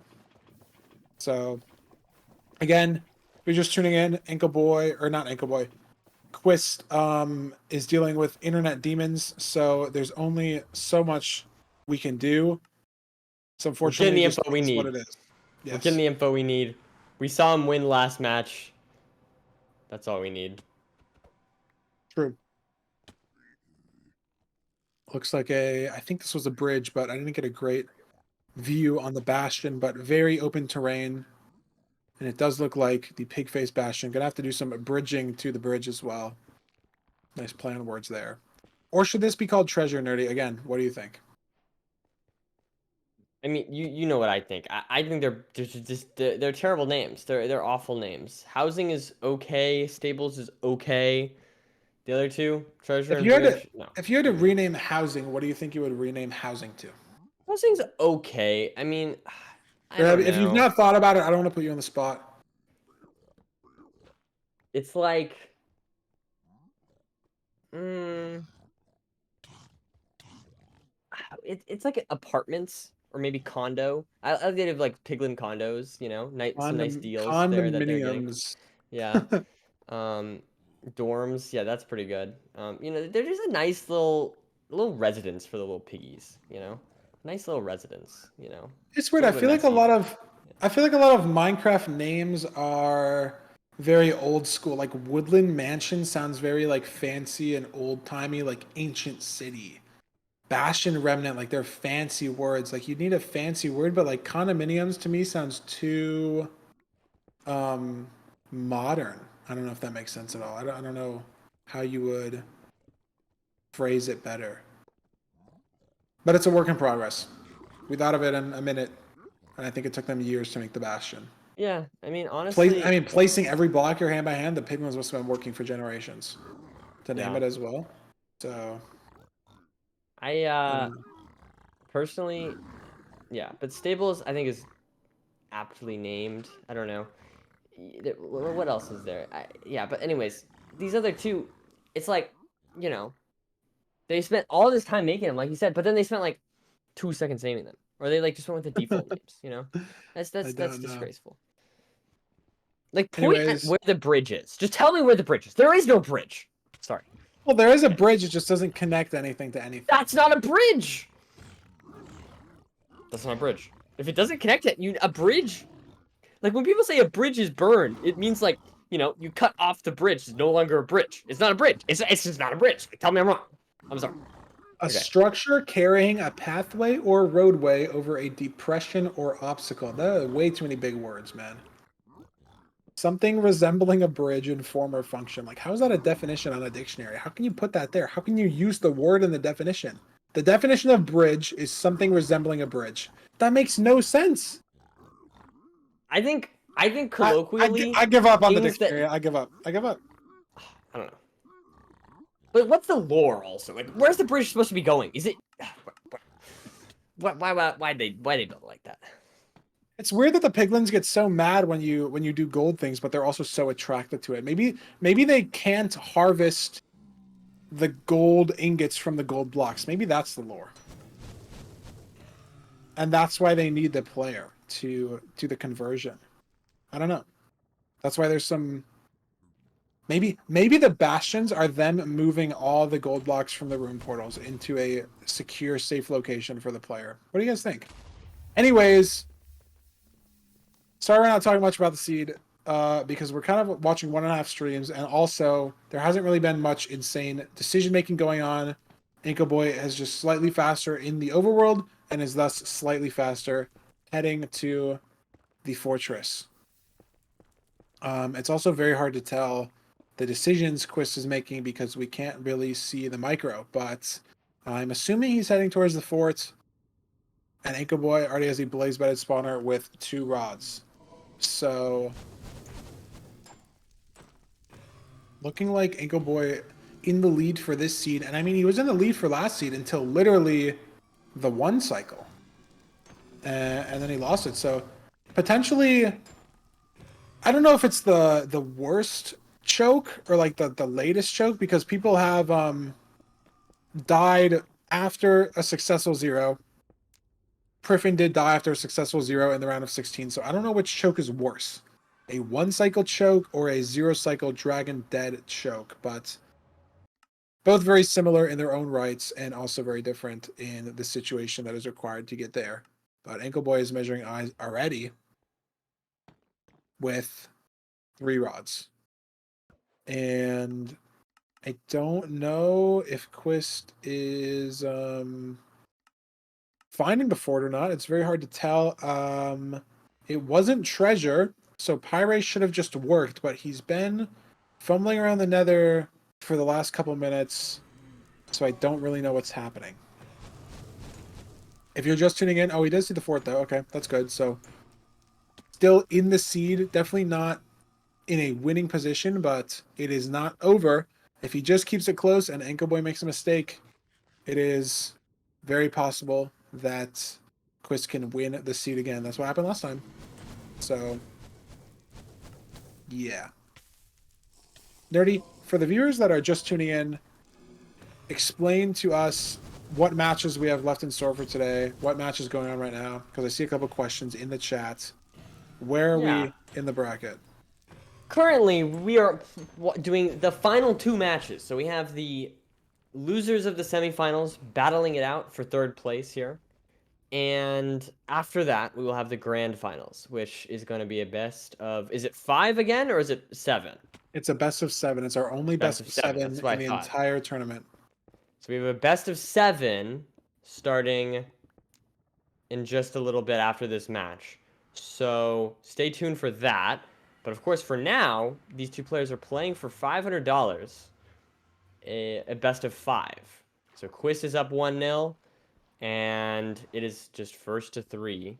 will win $500 for getting third place. And more importantly, in my opinion, will forever have the season 2 bronze medal on their ranked profile, which, by the way, don't forget, guys, you guys can play ranked and you could potentially be in the next one. So just saying, ranked is super based. True. It is a very open qualifier. Everybody here either qualified just from being top 8 on the ranked leaderboard or top 100 and going through a qualifier. So literally anyone can play. There's no invite based on status or money or anything like that. We're not doing anything under the table like that you guys know of, at least, that we're going to make public. So anyways, looks like Ankle Boy not on sub 10 pace, but on sub 11 pace. Back 0. Is it too tall? Is he going to go for it? Yes, he's not going to go for it. Yes, he's not going to go for it. I shouldn't have led with the word yes, but whatever. Gonna set it for the half bow. And Quist is catching up, but I mean, Ankle Boy was in this situation last time and he choked it. So I really don't think the odds of messing up 2 1 cycles in a row is very high. But it is possible. It has probably happened before. So we're just going to hope that Ankle Boy can clutch up with this 1 cycle and head to a 1-1 lead. 1-1 lead. Wow. Even up the series at 1-1. The equalizer. Yes, that's a very powerful word. Equalizer. You know what I mean, though. Like, I know what you mean. Yes, you did say great. it with like force, and it's like, I don't know. It's like a bold font word in real life, like equalizer. Yeah. Yeah. Like I a know word what you mean. like a word like dog or cat, not bold font words. Equalizer. Bold font word. And he gets the I don't know. perch. I don't know if I'm getting my point across, but yeah. I think I know what you mean. I think I know what you mean. Let's see if the equalizer will occur in bold font here as he Thank you. gets his fifth It's the best season. successful 1 cycle. It's gonna be 1-1 Ankle Boy. Sorry, chat, for the abundance of waffling in the absence of a second watchable stream. It is just how it's gonna go. But Ankle Boy, not sub 10 or not sub 11, barely. Very fast half bow push. I think only a minute 40 end split. Very nice for half bow. And that's going to give him seed number 2, which sends us to at least 4 seeds. So we're going to see potentially a repeat seed or a banned seed getting picked. Very, very interesting.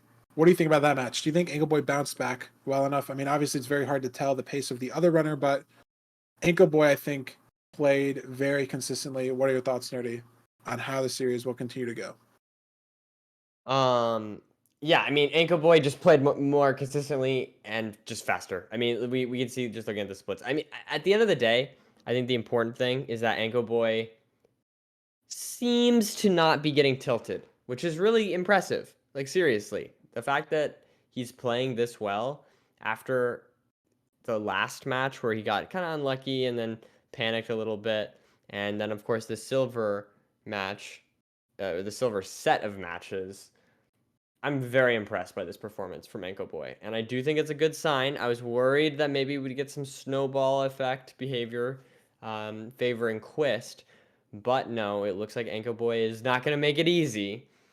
So we will have to go into the next few matches. Yeah, and I mean, I think a thing to look at with these splits too is Quist is just losing time to small decision-making mistakes that are amplified into huge time losses. Like entering the nether and actually getting to the bastion 2 seconds faster, but he was just fumbling around looking for the fort, 2-minute time loss. Similarly in Seed 1, playing for 20 obby instead of 10, a minute and a half time loss. So I think if Quist can iron out those small time losses, he can keep up the pace with Ankle Boy and then potentially capitalize on some Ankle Boy mistakes or use his own speed of play to potentially win Seed 3 and get himself back in the lead in this best of 5 third place match. Fantastic stuff.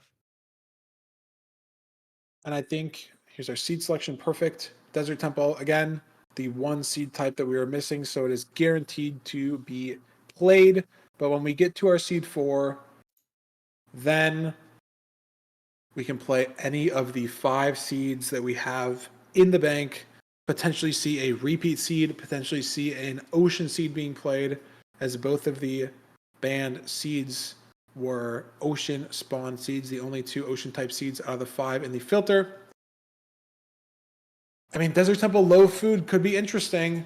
Consistency play, not sure. Which runner? I mean, Ankle Boy has seemed to be more consistent, but he did die in the low food temple seed against Silver, which ended up snowballing into him losing the match. So, not sure what the result is going to be. We're just going to have to watch and find out. Yeah. Temple lava pool, nice dark oak. Going to have like stacks of logs. Very cool. This could be spicy. I don't see a village though. Sad for the AA enjoyers. It's okay. Yeah, It's okay. The seeds are not hand-picked. They are, well, they are in a sense. They're ran through the same exact ranked filter, so the runners will be used to kind of how the seeds play out. But they are manually checked to be playable in the sense that like nothing incredible is broken. But we don't have like play testers going through every seed multiple times and pointing out stuff. They're just what you would basically find on the ranked mod yourself. That's it. Absolutely. Which means if you want to play seeds like this, you can go in, download the ranked mod and play them yourself in ranked or casual. And see if you can beat Ankle Boy's 734 from earlier today. But I don't think you can because basically no one can. Because that run was incredible. And yes, again, if you're just joining us, Quist's internet is having issues. There's nothing we can do. We are just going to deal with it because that's all we can do. It is indeed all we can do. But hey, I mean, I was thinking, would you rather have half the frames? I don't know. I don't know what's worse. Having half the frames spread apart or little bursts of good frames. I think bursts of good frames is probably worse, but I mean, at least we get moments of Yeah. good frame rate is what I'm trying to say. You get to like unwatchable quality of like it could be a smooth stream, but if it's like 80 pixels, then it's just like you can't tell what's going on.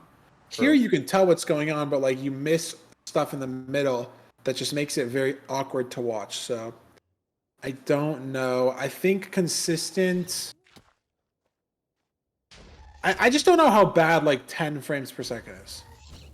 Like I can't visualize it in my head because just nothing operates that slow. And the only things that would operate that slow, like really old like video games and stuff, like it seems normal because they're played on like a CRT TV on like a, you know what I mean? Like a lot of those games, like I think Mario 64 is 30 FPS, but it just looks normal because of like the environment that it's in. Like watching Minecraft at 10 FPS, I feel like would be unbearable. But I've never tried it because I've never had the reason to try it. You know? Right. But yeah, I think that my point I was trying to get at was, you know, if he does some really sick parkour, there's a chance that we could see it, that we can see the individual jump, which is nice. And the other thing that's nice is that we're not like actually getting behind. It's consistently on pace. That so is true. These two are together. I'm trying to be optimistic here, okay? I'm trying to be optimistic, chat. Forgive me. All right, they're together. It is an interesting seed too because Ankle Boy killed Hoglins for food, and Quist is doing that too. But Quist got straight Enderman, so he can pearl hang early here. And the food play is also a little weird because they have a notch, so you actually have a lot more food than you think, but also not a lot at the same time. Notch is really weird because it's like by far and away the best food source in the game, but like in terms of the actual hunger bars that it gives you, it's not that many. Like it will get you from 1 heart to 20 hearts, right? Or like 16 hearts, whatever it is. But if you can't sprint and then you eat the notch, you're not getting back up to full hunger. I'm pretty sure it's only 3 hunger bars. The same as I think it's only 3. Maybe it's no, it's like 2. I think it's 2. Yeah, it's just 2 hunger bars. Same as a regular gapple. Yeah, you get So it's like it's not a good like literally if you're just considering the food part of the food source, it is not a good food source. But if you're considering everything else, it is the best food source by far. So it's a very weird situation. Like this play from Ankle Boy, he lost his gold block and was using a chest to re-aggro the pigs. Very smart. This one pig is being a bit silly, but I think it's because some of the gold missed. And Quist looks like he had to deal with some zombie pigs, so potentially annoying there. But very similar pace from both runners, and the fort is like on the bastion. So whoever leaves the bastion first is getting into the fortress first. There's no possible way that Quist can get lost finding the fort in this nether, something that he's made mistakes on in a lot of seeds today and yesterday. I'd say I think it's definitely his most common mistake is traveling the wrong way, pyrating the wrong way, thinking he saw the fort but he didn't. On this seed, basically not possible for that to happen. It is a 1 pearl fort. So he will be hopefully, I mean nothing is guaranteed, but it's literally touching the bastion here for Ankle Boy, so definitely think he will not get lost. Hopefully not. Feinberg, not Feinberg. Whoops, wrong name. Ankle Boy going back into the bridge here. Oh, falling a little bit, but not a big deal. Has that Hoglin food, and so does Quist, I think. But again, hard to tell. Yeah, Quist has 6 pork chops, 1 mutton, a regular gappo, and a notch. Interesting. Definitely a unique set of foods and more than enough for the run 100% of the time. But we will see. I mean, it's pretty close this seed. I think, I mean, Quist just didn't make that like one incredibly bad decision that loses him a minute and a half, 2 minutes, and it's just pretty even, right? Yep. Like they're going pretty neck to neck on all the micro stuff, and there's no big macro mistake from Quist, and so both runners are still very much in it at this point. Do like Ankle Boy's inventory. He has 2 different gold ingot stacks and a single gold block as well. So he can consolidate 2 inventory slots. That's all I look at when I do inventory stuff, because every seed that I play is a desert temple. So is all I look at. With the blocks as well, it's very awkward sometimes. You have cut sandstone, you have regular sandstone, you have the creeper face chiseled sandstone, you have sand, you have potentially like granite diorite andesite from the bottom of the temple. Just so much going on in your inventory. I mean, you need the inventory space for 0 cycle beds, or even just like picking up blaze rods from the spawner, and then it just can get overwhelming. Yep, absolutely. Wonder who is ahead here. Quist actually has more rods than Ankle Boy. I think it's even now. Maybe Ankle Boy has 1 more, but for a second there on the inventory viewer, Quist had 2 rods and Ankle Boy only had 1. So honestly, very close match at this point. Again, just Quist making no major mistake to cause him to lose pace, and he's just right here with it.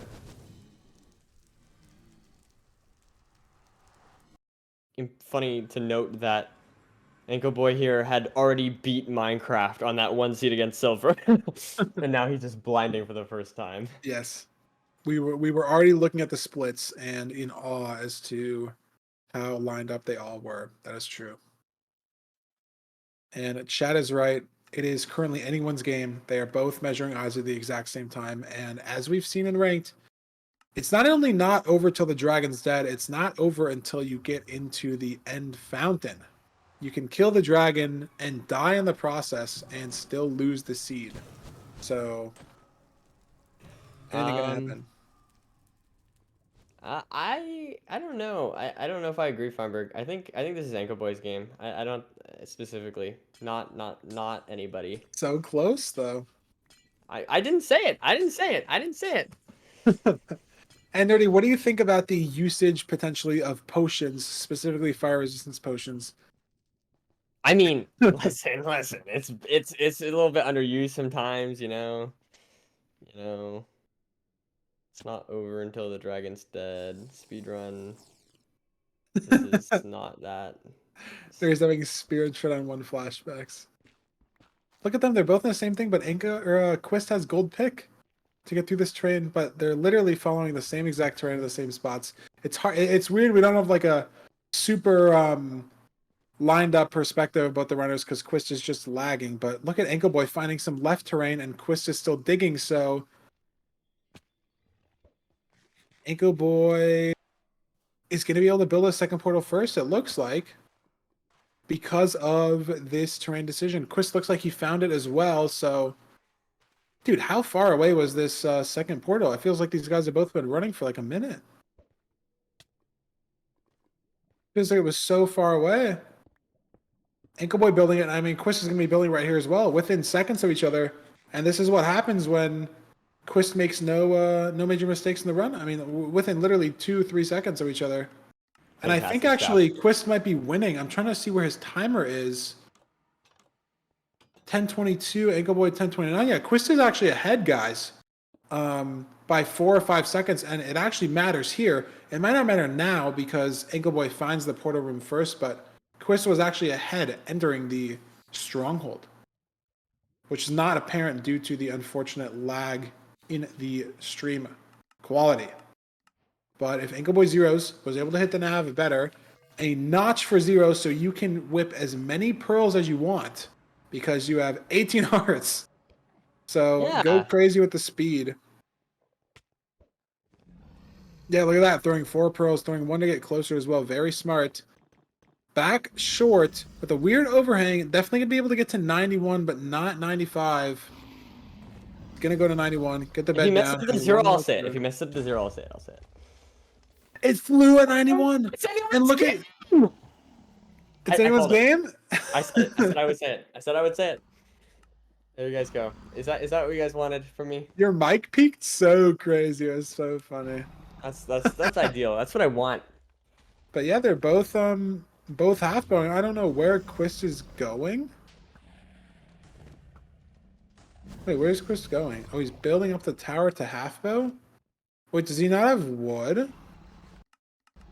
Oh, I'm so confused. I'm so confused. Dirty, I'm very confused. He's breaking all the crystals. But I couldn't tell what's happening because we don't get stream quality, so I don't know the micro.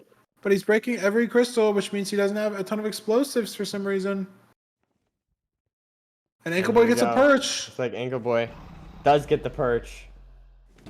Is it a 2 for 3 success rate on 1 cycles today? It There is. we go. Fantastic stuff. And Ankle Boy does take the win. So maybe my anyone's game was suboptimal. Maybe that was a poor usage. Well, it was close. I just didn't know. I mean, it looks like in Quist's inventory, he has 1 bed only, which is just weird because I guess maybe he just didn't wait for the bridge trades as much. Yeah. I really don't know because that's the only difference, right? Is how many of the 16 gold blocks you trade out. And if Ankle Boy didn't mess up the 1 cycle in the first seed, it would be 3-0 and it would be over. So I don't know.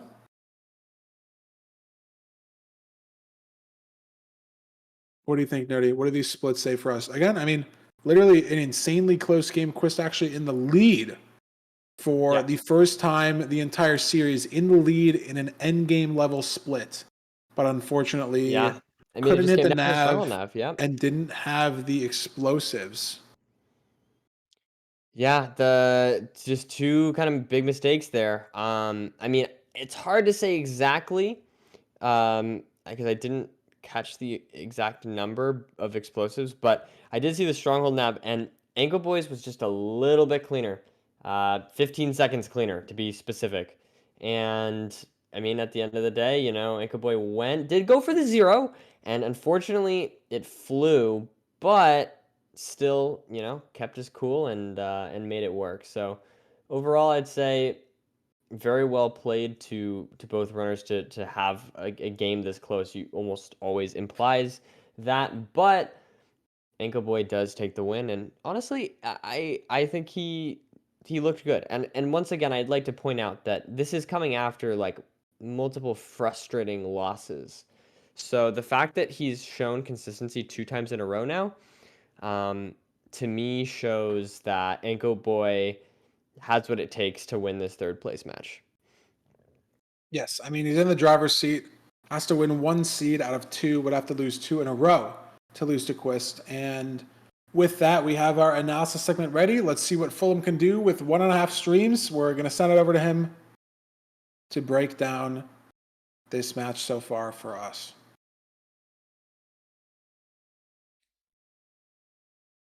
Okay, chat, you guys are going to have to bear with me just a tiny bit here. There wasn't the most amount of information that I could use for this analysis, but we're going to go through some parts. Specifically, we're mostly going to be focusing on Anko Boy's stream. I don't think you guys could possibly guess why that would be. Anyway, let's go through. In this first seed, we actually noticed that Anko Boy does have a zombified piglin right at the top of his treasure route right here. But he really uses the gold well to actually be able to get most of the piglins still to come up to the top. You can notice that last one just fall in as soon as he breaks his final block. And somehow he was actually still able to deal with the zombie piglin with being there, but it could have really started to mess him up. However, most of the piglins did still follow him up and did still get into the hole, which was pretty beneficial. It was looking like a pretty close call for that one.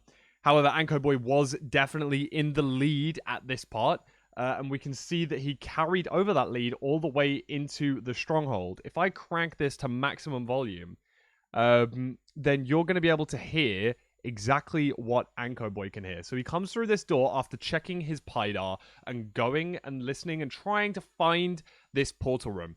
This is what he hears. Listen. You can hear that the silverfish hisses are in the bottom right corner down here, and he hears them, and he knows straight away that these are below him. And you can, as soon as he hears it, he digs straight down. And gets straight into the portal room. Absolutely perfect nav. You know, no need to go and try and find the correct direction. Hears it, uses that to his advantage, and enters the end far, far in advance of Quist. And we think that this is seed 1 over and done.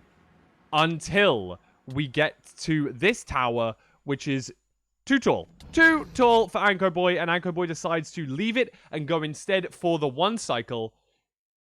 And this is what happens next. Comes in for the perch. Good first bed. Great second bed. Notice.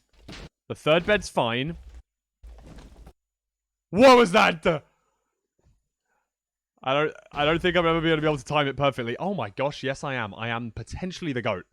This Enderman right here, this little fella, this little guy, got damaged by fire outside of the portal. And as it did with Danny Boy in the round of 16, it has decided to teleport inside the fountain. Not only inside the fountain, but once again, we see this hitbox that I'm outlining right here. This is overlapping with the bed. This is overlapping with his crosshair trying to touch the corner of this bed, meaning that Anko Boy has to delay when he clicks the bed. And look, here again, he's now been moved, so his crosshair is no longer actually clicking the bed, it's actually clicking the entity of the on-fire Enderman. It's just a really, really unlucky turn of events. And now, just a second after it teleports away, notice that his crosshair is below the bed. The center of his crosshair is actually a tiny bit lower than this bed explosion, meaning that when he clicks, and he does click, it doesn't explode. Notice, this is when he wants to click, and then the bed breaks. So it's not even what was those words? It's not even for the fact that he doesn't click. It's the fact that the Enderman pushes his crosshair away from the bed, meaning that he's unable to detonate the bed in time. And then, of course, we had this circumstance, which could definitely be seen as a skill issue. Because at this point in time, the dragon is still very low on health. You can notice that up here. This is maybe 35% was what I was going for. 35, 40% health here. Roughly 30-ish percent health. And enough axe crits and a bed could definitely deal that damage.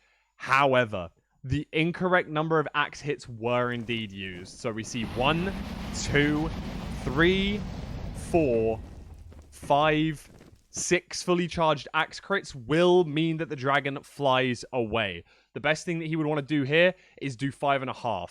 I believe that 5.5 is the best thing to do. I spoke to I can't remember who was saying this yesterday. Xylonox was actually saying it to Silver in call about ranked.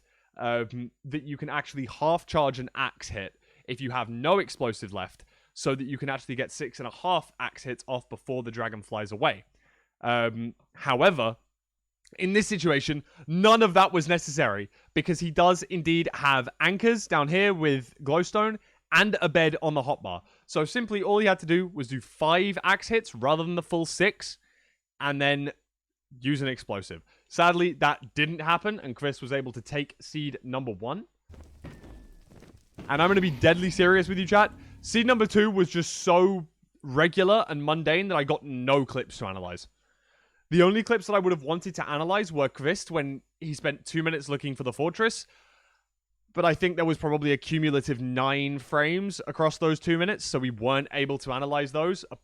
Sorry. So we're going to move straight on to after Anko Boy takes seed number 2, getting straight into seed number 3.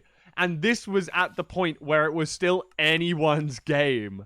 And I'm quoting that verbatim from Mr. Nerdy himself. Fills in the end portal, a little bit of a peculiar overhang here, goes for a pearl, a little bit of a low pearl here. But because of the notch apple, he's able to use an extra pearl here and go for the back dragon setup. I believe he goes to 91, if I remember rightly. I can't fully remember.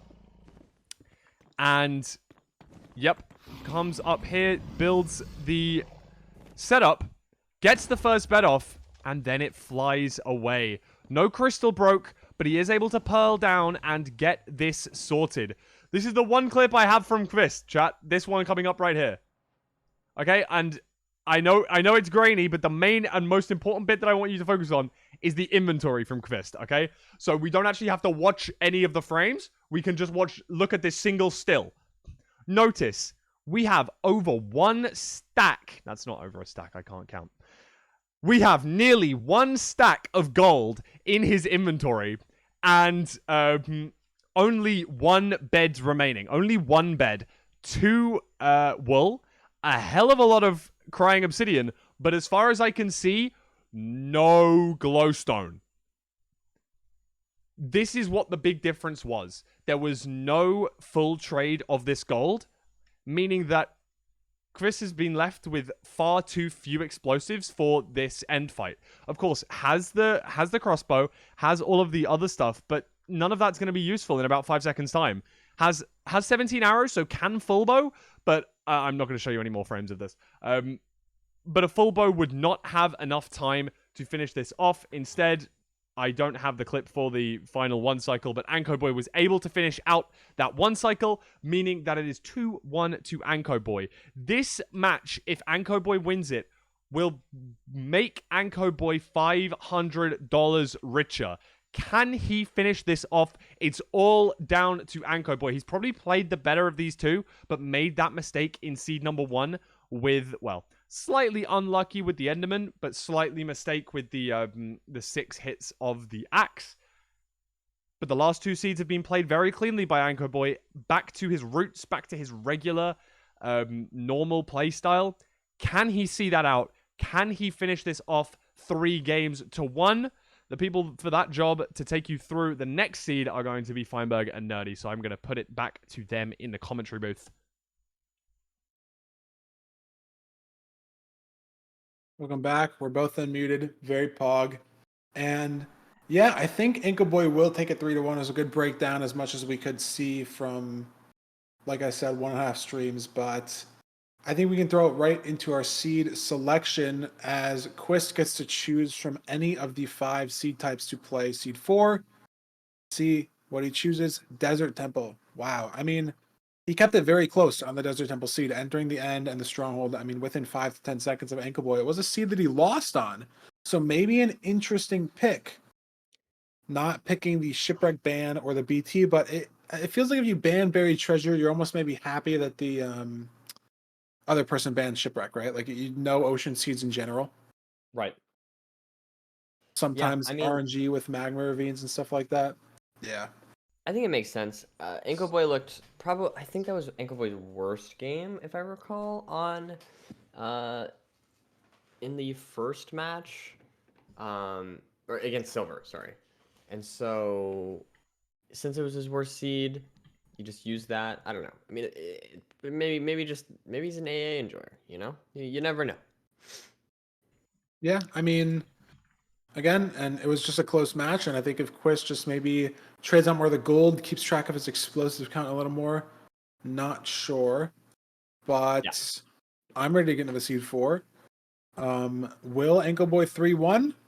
Will Quist send us to a seed 5? I don't know. I want to give this one to Ankle Boy, but Quist played the last seed very well. So, I mean, it really could go either way, I think. Oh my god, is Quist stream not stuttering? This is beautiful. My God, This is the power of the internet. fantastic! Let's Maybe go. it'll- This is the maybe real it'll- victory today. Maybe it'll be a game 5 then. More internet, more speed. We've True. upgraded to an MP4 from a PNG. Very pog. Let's go. One notch apple again. Very exciting. Nothing else crazy though. But the lava pool, I think, hard to see. Definitely visible in the desert though, I think. Enough iron and everything. It's just going to be where do you get your flint and do you get more food with a notch? I think you still should. It's still very tight. I mean, you have the rotten flesh to sort of get you like the hunger points, and then you have the notch to get you the healing. So they actually work surprisingly well together. But I still would prefer to have extra food. It's a shame that rabbits are so hard to kill and so bad and also so buggy. It's a shame that they just suck. Whoa. In Minecraft specifically, Whoa. All I'm saying is you can kill a rabbit with a fire aspect sword and it will drop a raw rabbit. Tell me how that makes sense. Like, I don't get it. So, I have big complaints. Wait, what is it? They will. It's lowercase. Shoot. Sorry. I was just saying Yeah, that well, this guy's ignoring you. That's all I gotta say. That's what I was trying to. It that's what I was also trying to drops point out. 0 if you're holding carrots or dandelions and you breed the rabbits. They will just run away from you after they finish breeding, even though you're still holding the carrots. They also regularly like to jump off cliffs and just kill themselves because their pathing sucks. So, I think I just think that they're not implemented well in Minecraft, but they're great in real life. No complaints with IRL bunnies, but Okay. gaming bunnies, not the best implementation, and Quist failed the speed bridge. So he is down 2.5 minutes, and we got to unfortunately see that in full quality. Unfortunate. Lucky. And we may have in our little 2-minute viewing of this seed, including discussion of rabbits and whatnot, have already concluded this game, unless something bad happens to Ankle Boy, which is very possible. We've seen Ankle Boy mess up a lot in various ways. You know, he's obviously a very good runner, but no runner is perfect. So, despite this 2-minute advantage that he has right here, like things like that, you know, adding up, it's possible. It's like weird lava that it could go either stables, way. but not down to the gaps. So very chill, and actually tanking the absorption hearts with the piglin damage. So very chill. Yes, the finals will be today. right after the third place match. Loki versus Silver. The match that you've all been waiting for. I can't do a good, like... I was in the zone for the, like, hyped commentator voice. That's okay. It's okay, Feinberg. It's okay. We all forgive you. It's okay. Thanks, Dirty. Glad you speak for everybody in the stream. Yeah. Anytime.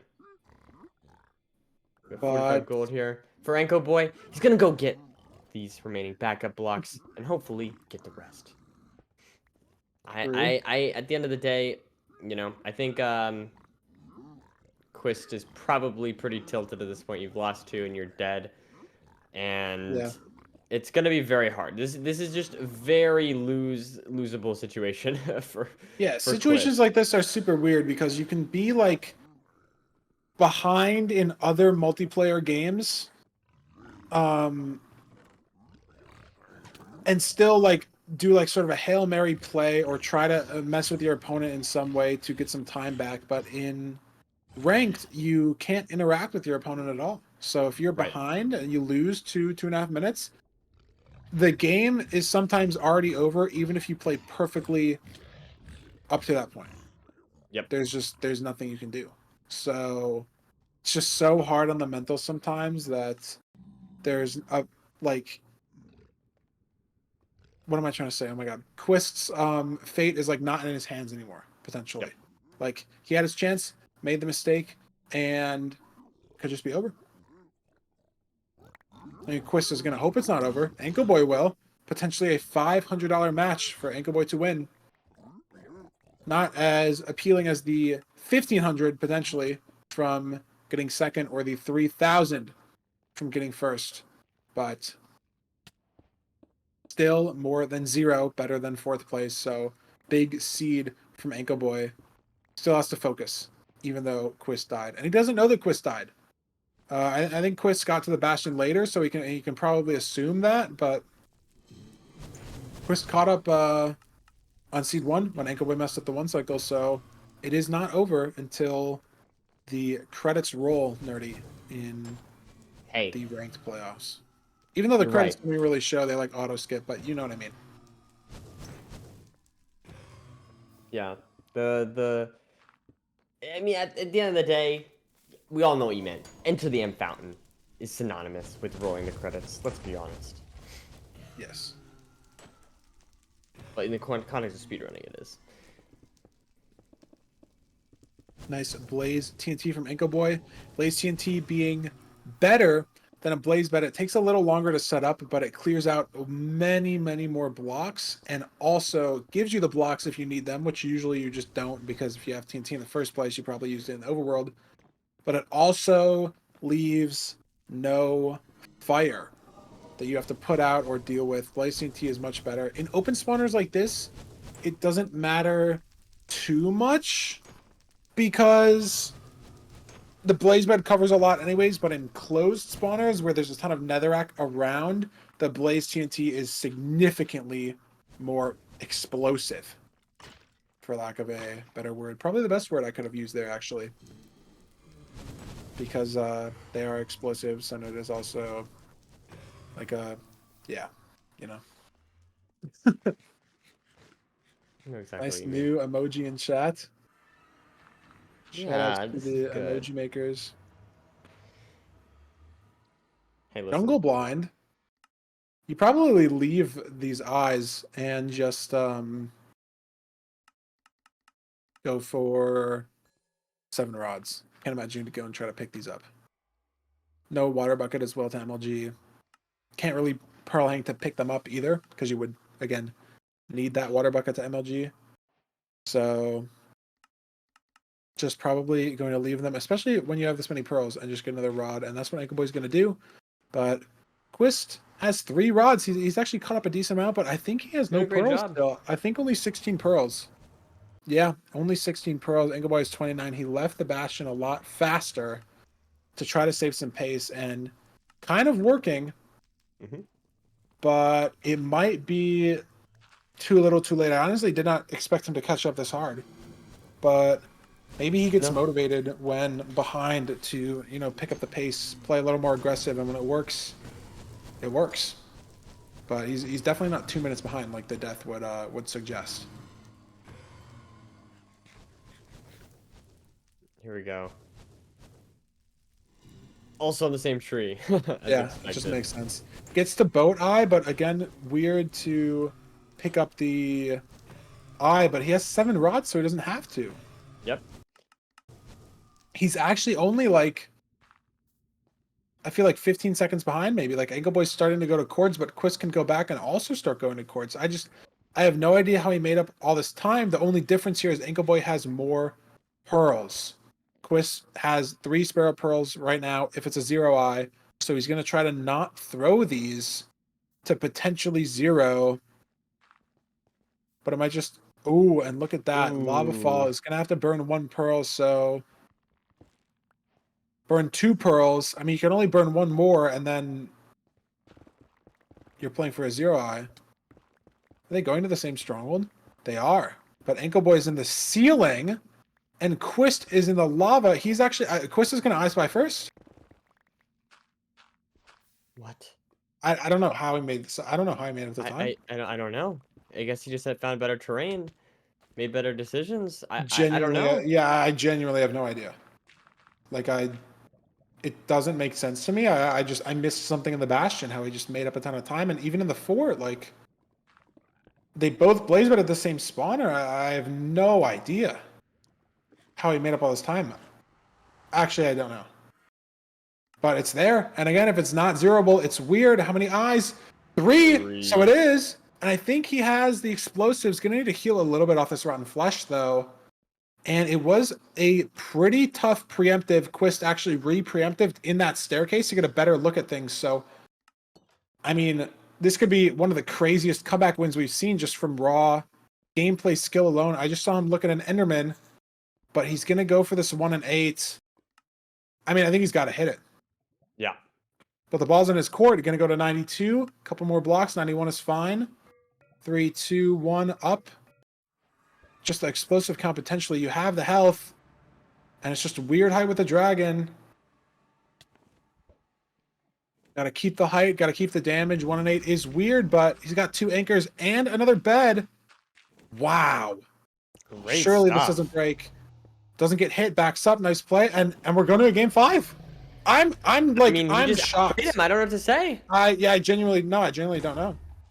I have no. What is he doing? Oh my Oh god! my god. He's just Why did he? it's just so Why unnecessary. did he? Why did he like weirdly MLG like that? Just leave the water or something. I mean, he got down. It works. I don't know how he caught up. I actually don't know. Like, I wasn't even watching because it just like He just a found better minute and a terrain. half. I don't know. I have no idea. Did he play a triple? And Ankle Boy played a gap is the only thing I can think of, like, or his gap was just so much better. I have no idea. I genuinely don't know how he caught up so much time. Finding Stronghold split there is a little disingenuous because Ankle Boy blinded on a lot less rods. I don't know. That's crazy. I have no idea how he won that seed. Insane mental from Quist. I saw Quist for a second, like kind of like standing still after he died, but then just to be able to come back like that is so hard. You've been playing all day, stressful situation, and Anko didn't like completely throw necessarily. Like it wasn't like Anko was going super slow, but it didn't matter. Quist took advantage of every little tiny way that he could and made it work. Yeah, I don't know. Like, I just play the seed better. Like, just died. Like you said, it looked like it dying there in ranked is like 100% forfeit. Like that, like just a weird speed bridge. I think like 95% of runners just forfeit, messing up that speed bridge. Like, just whatever. Like, get on the next game. Weird mistake. Like, because it's just a raw 2-minute time loss to mess up that speed bridge. And he just kept playing. And every single split just clawed back time, and he won. Crazy 1 and 8-0, and Ankle Boy was hitting the 0 also, which was very impressive. And the Ruin Portal pick. Look how interesting this is. Quist picks Desert Temple. After Ankle Boy wins it, and then he wins it, takes the seed back. Ankle Boy picks Ruin Portal, and Quist won the Ruin Portal seed. Yeah, Now, obviously, that's backwards, man. yeah, obviously there's so much difference that Overworld doesn't really change like the Nether and the End, and Ankle Boy lost seed 1 because of the 1 cycle. But Nerdy, imagine if the choked 1 cycle on seed 1 is the reason why Ankle Boy loses this best of 5 and loses out on $500. Would Yeah, be I mean, brutal. the 2 losses like that he's had seem preventable. I don't know. You know, he had the upper hand in the last match, and then in the first match, all he needed to do was hit the 1 cycle or not throw after the Enderman messed up his 1 cycle. So yeah, I mean, it's at the end of the day, it's going to be a good match. I think both players have proven themselves to be very skilled, and and I'm excited to see what the result is. But Let's I mean, go. either way, like I said, either way, both players playing very well today. And specifically, what I mean is, being able to play for this long under this high pressure is seriously challenging, and it's taxing. So Yeah. I'm like very impressed by the way that the runners are holding it together and giving us something exciting to watch this late. Yes. Very long day for both runners, and I mean, we wouldn't even have any content without the high quality Minecraft. It all starts there. So being able to keep the mental up, continue to provide, like, I mean, Quist's comeback on that seed was probably the best comeback of the entire tournament. Considering the stakes, considering the mental, considering everything. I mean, and he clawed it all back. It was incredibly impressive, and he has the potential to win $500. This is a just raw $500 ranked seed, the most important ranked seed that either of these players have ever played. Hopefully, I mean, we see them in the finals maybe or something next season. Maybe it won't be the most important seed that they will ever play, but Yeah. as of now, this is the highest stakes. Well, and to play devil's advocate here, I don't mean to be bursting your bubble, but you could say that the semifinal match was a $1,500 ranked match. Yes, that is true, but You know. that neither But of this is these matches went to a game 5. It wasn't like all on one seed, you know. true. But you're I see what right. you're You're saying. right. There was more on the line in the semis, so it was potentially higher stakes, up to the reader's interpretation, I would say. for that Okay, one. I you know what? I now that I'm thinking about it, I think that's a fair point. That's a fair point. Another bridge bastion here, and Anko slightly in the lead. I mean, he just crushes these Ruin Portal seed overworlds. Like, Yep. has the mechanics for them and just the speed for them. I don't know what it is, but all these Ruin Portal overworlds he has just been crushing. And Quist entering the bridge a little wacky, but surely he can find a way to claw back this maybe 20-25 second time loss. Both runners have exactly 7 stake, probably killed the same exact amount of cows. That would only make sense. So the Hoglin can be spared on the bridge. They will have enough food. That is a nice right side triple for this bridge route to commence. Lots of picks for Ankle Boy. Hopefully lots of picks for Quist. And it looks like a 10 chunk spawner. Very close. We'll see. Don't get the distance though for Ankle Boy. Didn't do the correct pyrite there on the bridge.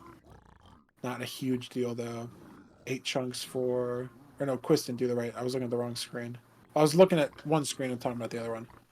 8 chunk spawner from this triple, so we'll be very close. Hopefully, Quist will not get lost. Ankle Boy will not get lost. Maybe even visible there on the right. I could have seen it on Ankle Boy's screen, but never know with the nether fog and the bitrate and all that.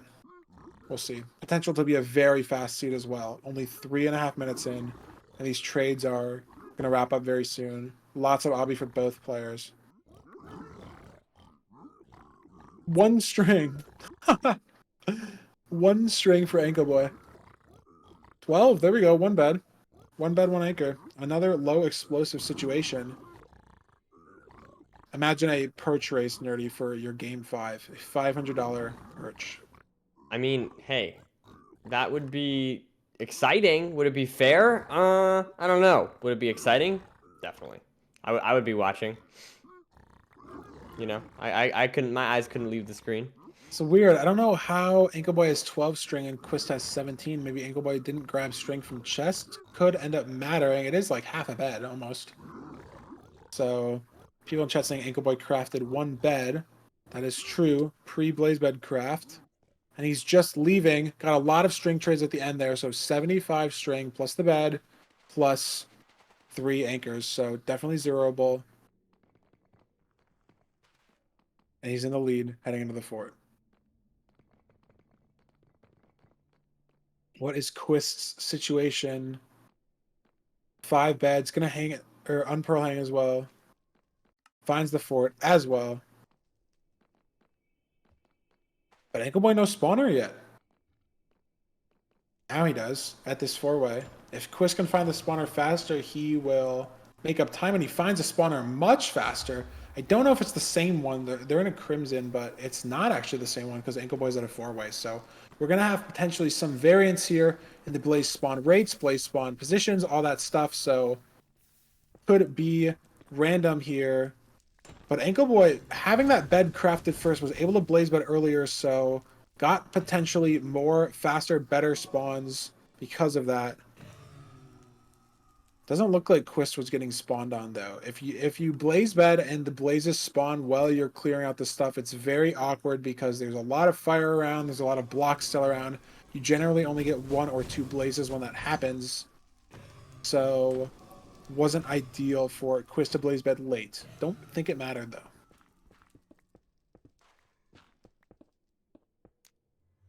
Wonder how many rods Ankleboy has. 1. Wow, that is some horrendous terrain to blind into. He's gonna pearl up so his eye doesn't go. I mean, literally mountain in all 4 directions. Like, I think if he threw his eye, there was like a 0% chance that he was gonna be able to measure it. What a beautiful pearl, though. Can we say that was fantastic Yes. stuff? Throwing both eyes, no boat eye, but he is so ahead that that small time loss might not matter, and it looks like the second eye didn't break. So, not going to matter, and he's just not going to pick him up. He's just going to go. Honestly, don't blame him too hard for that play. And let's How see many if rods? we get the same Go spawn ahead. here. I'm curious to see if Oh, Quist, yeah, and Quist handles the terrain. Yeah. Terrain, yeah, hopefully they do get in the same spot, but even building it just 1 or 2 blocks off in the nether. No, he'll have a different one. It's a different spawner. Oh, okay. Right. Oh, but it's I mean, similarly. Oh, this could be worse. Not great either, and they both do the same thing, purling up. I mean, smart play from both runners. I think it might actually be better for Quist, though, because he can pick up this 1 eye kind of easier. True. So, won't have to get another rod. Sometimes if the last rod comes from a blaze that's like already spawned in a spawn cycle, it could technically be faster than picking up this eye, but it could be a lot slower if Ankleboy needs to wait a long time for a 6th rod. And it looks like Ankleboy has 5 rods and 0 eyes, but this could be the 6th rod coming from the blaze, so he's good. Literally 4 to 5 second time loss. And Quist needs 1 more rod, so Ankleboy is in the lead, heading towards our last stronghold for both of these players. Just a couple more game splits to go until one of these players will be crowned our 3rd place Season 2 playoffs participant. 3rd place winner sounds weird. 3rd place finish? 3rd place, I don't know. I was going to say 3rd place winner, but it's more like winner. Like winner is like I think place. 3rd place participant sounds close to right. I don't know. Look how interesting And this with is, the though. bronze medalist. That's good. Bronze medalist. Yeah. This is very interesting, though. Ankleboy actually 2nd ring stronghold. Quist going to a different 1st ring stronghold because of different forts or different spawners at the same fort. So potentially different preemptive, potentially different nav terrain to the stronghold. Looks like Quist is doing some more digging than he would like to. And Ankleboy has some really weird back nav here, but he finds it. Nice. There's some wormhole to some back nav, random 5-way, gets into the portal room, and this could be it. He's got a gold pick as well. Will he put it on the hotbar? for the potential cage spawn. Doesn't look like he will, but he's prepped for 0. Otherwise, not going to matter. If this is front tower, it's almost it. free. 91. Going to build up to 99. You have a lot of time on this tower to get there. Oh, a little shaky, but he's got half of this rotation still. A little early on the bed, but it looks like he's fine. And this might be it. This might be game. Quist maybe missed the stronghold, but it won't matter as Anko Boy zeros to get another sub 10 completion. Crazy times from Anko Boy today. Well deserving of a 3rd place finish in the ranked playoffs, plus 500, whatever that converts to in his local currency. Unfortunately, Quist in 4th place, just out of the money. Missed the stronghold either way, it looks like. And I mean, I'm shocked that it went to a best of 5, if I'm going to be honest. Quist's comeback on that last seed was incredible. Yeah, Quist did a really good job. Even in the last seed, you know, was a little bit behind here, like a minute-ish. But but Anko Boy left on 2, so that doesn't really count. So anyways, my point is, Quist stayed pretty on pace throughout the entire set and played really well. Forcing this game to a game 5, I think, is not easy to do against Anko Boy, who we've talked about is easily one of the tournament favorites to have won the entire event. So super well played to Quist, and a big congratulations, of course, to Anko Boy for placing 3rd. That is a serious accomplishment and will be immortalized in his ranked profile. Very, very true. Now, Nerdy, we have 1 match left. Silver versus Low-Key, grand finals. 1st place on the line, $3,000 on the line. Are you excited for what's to come? What do you think? Of course I'm excited. What do you mean am I excited? Of course I'm excited. It's the finals. I've been sitting here for what has it been? I mean, basically, I think we're approaching like 20 hours or 15 hours or something like that. Of course I'm excited. Of course I'm excited. All of this comes down to these 2 people. We have the former. This is like, honestly, I mean, I hate to say it, but the script writers did a great job. Like, they did a great job here. Because, I mean, think about this. You've got the former winner against the new, or relatively new, Season 2 1st place. I mean, that is perfect. That's perfect. Yes. It's the perfect match, and it's going to be Beautiful great. story. I'm super excited. But before we get into the story, unfortunately, we are ahead of schedule, which is unfortunate because our runners' schedules are very tight. So we are going to throw it to a quick intermission to let us get some stuff set up for a couple very exciting things we have planned for you guys before our grand finals match. So give us just a couple minutes and we will have some very exciting content. Don't go anywhere.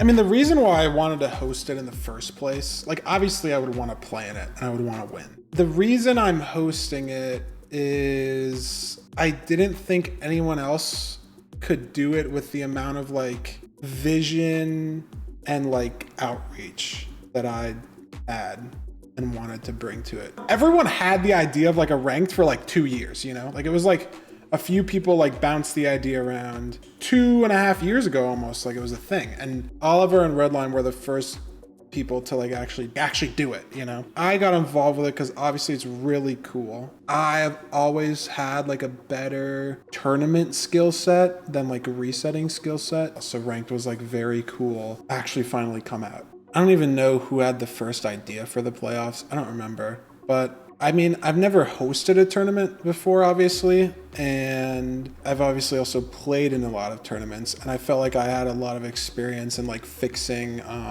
common issues that I have with other tournaments. And I don't really know where the like mental shift came between committing to hosting it and like just wanting to play, because obviously I want to play and I want to win for the resume, for just the competition, like everything, right? Obviously the odds that I win, it would be like the expected result, and I get like not that much out of it, and if I lose, it's like a very big like ego check. And I mean, this is definitely wrong, but I associate like my streaming success and like the brand with like being the best, and so it's like in my head it like wasn't worth the risk. That was part of it. So it was a non-zero factor in the decision, especially when it's like knowing I can go up against people like Silver and Dougal and be like, dude, these guys, like if they zone in, they are just like faster. Like there's a very small handful of people that are just genuinely faster. Definitely like just a mental and ego thing, but that's like part of the reason. But again, like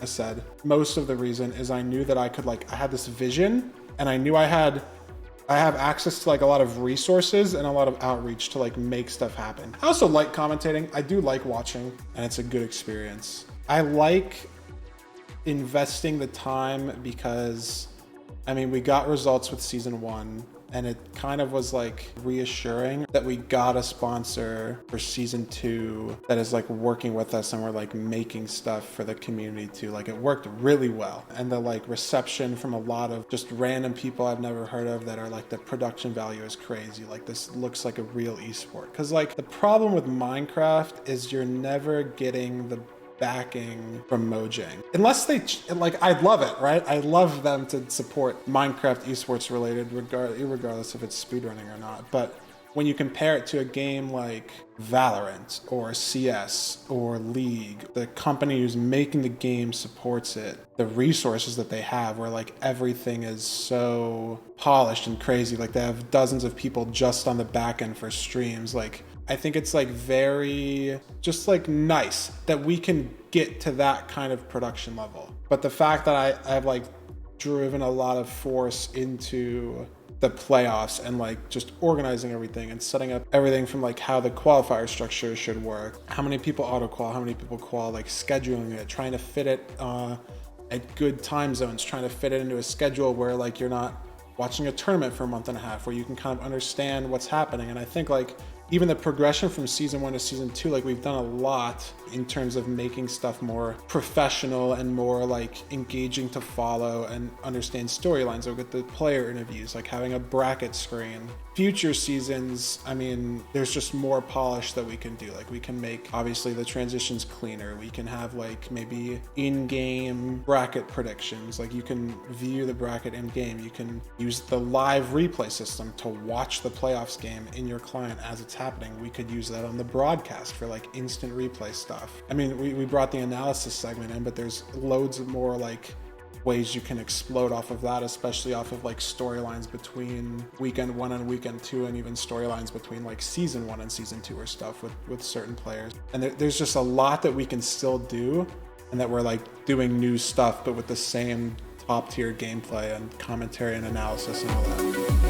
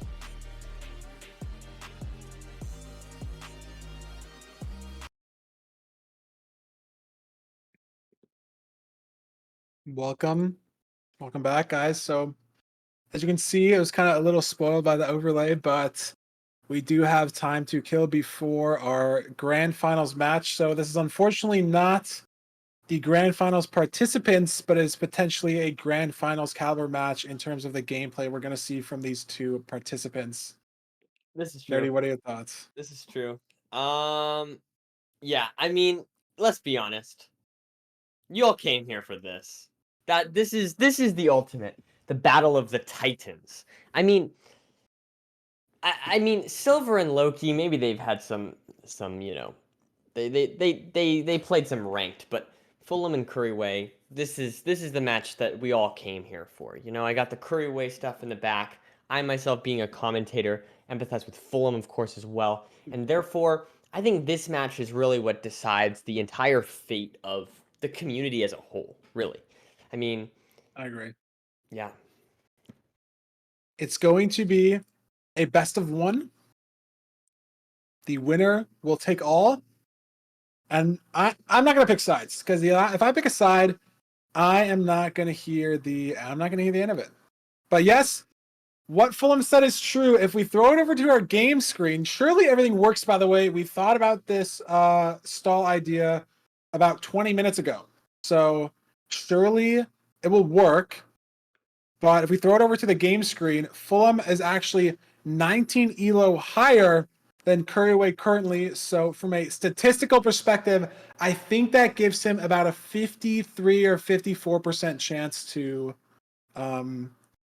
win the match. Nerdy, what do you think about the player? Can we go over these stats here real quick? What do you think about the player info down here? Yeah, what sticks out to you here?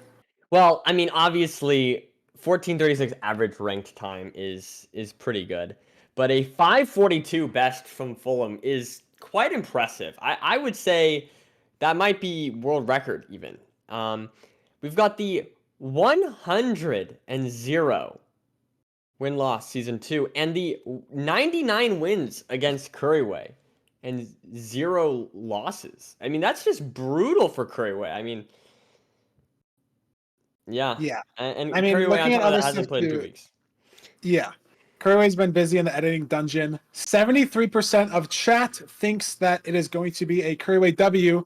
He is the higher seed, 17 seed, as opposed to 18 seed, but Fulham did end season 2 with over 8,500 more elo than Curryway. So we will see who wins. I like I said, I can't pick sides because I'm too emotionally invested in the run.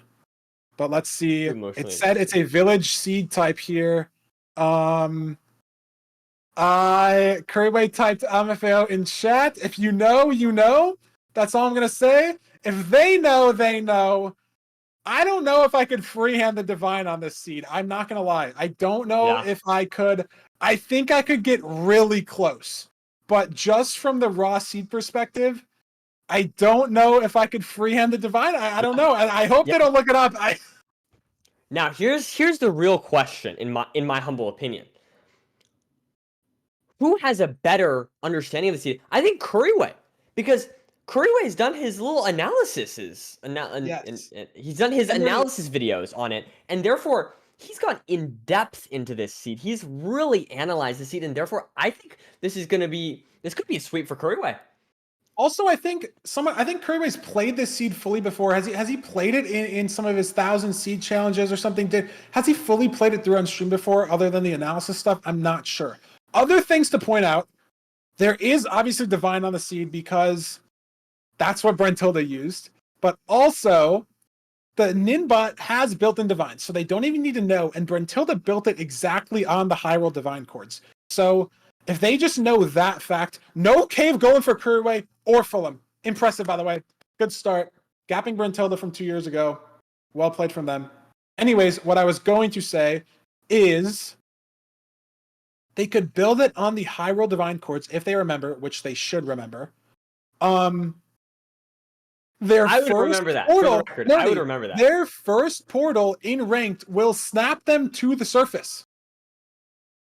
They literally cannot blind into the stronghold because of how the ranked mod functions. It's not possible unless they purposely build their first portal underground. So they would have to force the lava pool or the lava lake build. I know where Brentilda built it. It was on a cave kind of on the side. That would force you surface. They would have to force down in the lava and Fulham Ghost Bucket it as water. I mean, that could be it. No. It could be completely over. It could be This GG. is the closest that we have possibly to set seed, but Curryway is actually wood lighting. So it might not be GG. I don't know why he didn't grab film, but he lights first. Curryway's in the lead in the nether. He's in. He gets it to work. And Oh my god, guys. This could be the run of my life. Any four does a nice orbs in mount shake. chat. Guys, if you're new watching MCSR, any speedruns for the first time, the story behind this seed is the first sub-10 speedrun ever. Brentilda's world record from April of 2021, 936, stood for over 6 months before it was beaten by Cube with a 908. One of the most legendary seeds, probably the most studied seed in all of MCSR history, not including set seed categories. So both of these runners basically know the seed by heart. If like maybe not the small details, but you've seen the seed before. Right. And definitely these people have, especially Curryway, having done analysis on this seed, played it multiple times. I mean, and he's ahead in the Bastion, top down route, just like Brentilda. Gonna know where the fort is as well. Seen from spawn, also just has played the seed before, so he will know. But beautiful top down route. Where can you find the seed? Search up Minecraft Brentilda. It is one of 3 videos on his YouTube channel. It's the one called Minecraft RSG World Record. As a reminder, if you're just joining us too, we have the actual grand finals right after this. We have tight scheduling, so we have to stall for a little bit, and this is what the script writers came up with. So shout out to the script writers on such short notice. We're definitely paying them overtime, and it is not all volunteer work. Pog. We have. I feel like Fulham caught up time though a little bit. Yeah, I was just gonna say Fulham did a good job catching up to Curry here. I don't think he got backups though. I think is what happened. I don't know. It'd be funny if someone knew what the ranked trades were for the Brentilda seed. Like people have definitely played this before on the ranked mod, like for sure. But you would be able to know the trades because they'd be consistent every time you played the seed. True. Maybe they'll be terrible. You never know. And there we go, Fulham. But these runners only need 10 obby, not 20, because they should know where the divine is. Surely at least one of them knows where to build it. If not, again, using the calculator will tell you in Ninbot the safe and high roll chords, and if they remember even sort of the rough terrain, you'll just be able to build it on the exact chords. And then it just becomes a deal of, are you going to hit surface? Are you going to hit the cave? Stuff like that. But looks like Curryway is already out. I don't know where he's going. Oh, backwards. Right. Thought the fort was in front. Oh! Ooh. Brentilda actually exited out the back of the bottom of the housing, so Curryway actually fumbled a little bit here. And I think Fulham took better terrain. Yeah, I think a lot of this seed is going to come down to strays. Brentilda had great strays in his world record. Can these runners match the stray quality of that run? Fulham not lowering his render on arguably the best part of the fortress to have it lowered. Curryway might be able to pull ahead here. I mean, Fulham does only have 1 bread. Curryway has 12. Maybe missed a couple hay bales, trying to play safer. There's the 5 RD, but it's so late. Could it matter? And I think, Nerdy, Brentilda is actually faster. At this point in the run, Brentilda hit the fortress. Let me see. Brentilda hit the fortress at around 6:10. So these runners are just a few seconds ahead of Brentilda, who played this seed 2 years ago with no prior information. Hey. And Brentilda honestly might beat them. Now again, we don't know the RNG. These rates could be worse. These strays could be worse. The trades could be worse, but there's not much time they're going to have to save on the blind split, as Brentilda has one of the fastest first portal to end enter splits of any run ever that has happened ever. So I think Amazon's is better on that 12. There are a couple other people that have blinded into directly the portal room and ripped the enter faster, but only a handful. 7 rods from Curry's Curry. getting 7. He Oh, is not no. heading to the divine courts. Neither of these It is runners, Fulham. playing for the divine. Wow. Lack of game knowledge, disrespect to the founders of our community, the backbone of our society. Neither player remembering where to go. Fulham has the wrong OBS monitor capture for his zoom. This will be a large RTA time loss for him to fix it. It's been fixed, but could give Curry the lead here in this aspect. And yes, those are the chords that is currently pointing to on Curryway's calculator. Negative stronghold. We'll see the train when he gets there. Fulham might actually be headed towards a different stronghold due to where he blinded in the fortress. It looks like Fulham is going positive, negative, and Curway's going negative. But Curway's headed over to where Brentilda was at, and he's behind pace. Brentilda was okay. Well, Brentilda paused a lot, so it was a little weird. So maybe they'll beat his RTA, but Brentilda was in the end at like 8:14, and it's currently 8:17, and these runners are still in the nether. This is a disaster. I mean, I think not only is it showing the disrespect that these runners have to the founding blocks of our society and our meta as a whole, but the raw skill that Brentilda had in his time. This is literally the terrain. You know where to build it. Offset. Oh my god. They're going to nab the stronghold. I see it. I can see it. I can see it too, Feinberg. Fulham's not even going to the right stronghold. Like, shouts to Kerway for at least going to the right stronghold. Fulham's not even in the right quadrant right now. We're in the right ballpark. There it is. The 4-way. I see it in my head. The line. Oh, it's so beautiful. Here we go. Fulham now entering a different stronghold. Hopefully. Yes, he does hit it. Is it even zero ball? I've never looked at the end for Brentilda's seed. Curry's not even gonna go for it. No pre-prep, maybe not no explosives or anything. Yeah, maybe it looks like low string count. 7. Yeah, okay. That's fair. That's fair. 4 explosives. That's fair. Fulham can potentially zero, but he is in a stronghold that we've never seen before in the seed, because why would you go here? But what can you do? He's here now. Already committed. There's, in fact, a portal room in every stronghold, so we just have to make do with what we got here.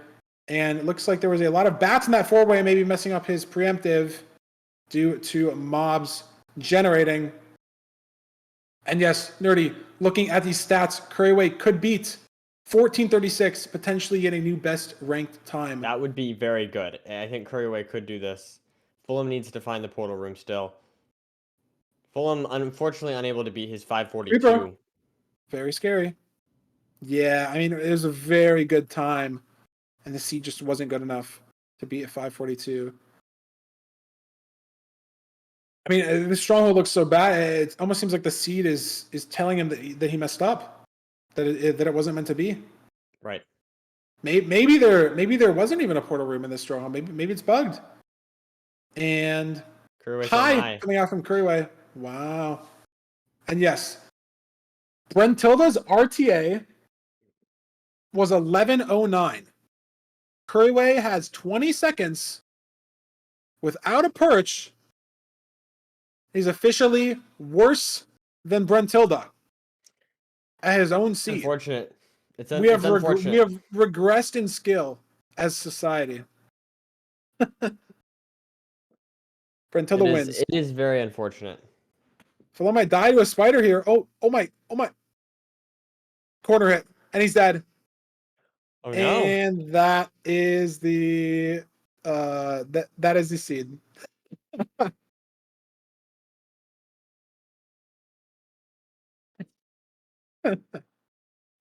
Fulham doesn't even know he went to the wrong stronghold entirely. Yeah. Does he not remember the legendary Brentilda seed? How dare he? Kirby's been stiffed on a perch though here. Maybe that's the snap. Get Fulham out of his misery. It's not the snap. No way. Shout out to Fulham for running back though. Have no idea how he's actually going to get to the blind portal though, as the terrain of this fort is not amazing. But Yeah, I think Brentilda definitely takes this one. A clean display of skill, using Divine where these other runners could not. And here we go. And Curry Way finally gets the perch. are we going to enjoy the one cycle? Oh my God. I don't know if I Please, enjoyed that one cycle. I hate to please say be it. axable. Please kill the dragon. Oh my God, please die. Oh Okay. my god. Holy shit. That would have not been good. Guys, Uh, wow. What a fantastic display from our two fellow helpers of ranked tournament. Wow. I lost my words, Curryway but takes the basically what I'm dub. trying to say, congratulations, Curryway. How are you feeling? Oliver, if I ever get that perch. Oh wait, hold on. I can hear you. Hello, hello, hello, hello, hello, hello, Yeah. hello.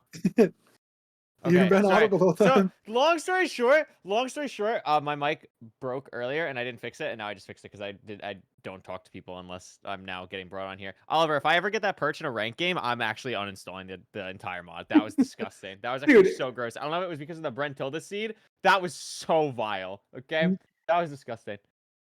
That was not a Neither skill of you- issue. I can't even zero. I was so hyped. I was gonna zero on the big screen. Who am I zeroing? 2-bed 2-anchor. So gross. Disgusting. That's funny, man. I thought I played that Dude, well. That was fun. Neither of you went for the divine or knew Bro. the chords. What do you, I don't study the Brentilda video. I knew the general direction where to go, Yeah, but and I you was could thinking like about, like, F3, you could like F3I on the thing, and he went at the chords. That's okay. Fulham didn't either. Well, he Fulham didn't- went to it. did he- Fulham went to an entirely different stronghold. I'll tell you That's that. He blinded crazy. at a different part of the fort and was just not in the right stronghold. I was And like, just I was napping thinking for about 5 like minutes. going close to like where it was, and I like maybe would have found it, but like I don't think Brentilda divined on like the exact chords. I don't He think divined on, I the exact- think the exact. You I think it think was he high divined roll on the chords? exact high roll chords. Yeah, but it shows in Ninbot. I think who unless they knows high changed roll it. divine It's in in just 2023? F3I. It's in Ninbot. It's okay. Skill issue. Wait, I will actually, say- it's in Ninbot.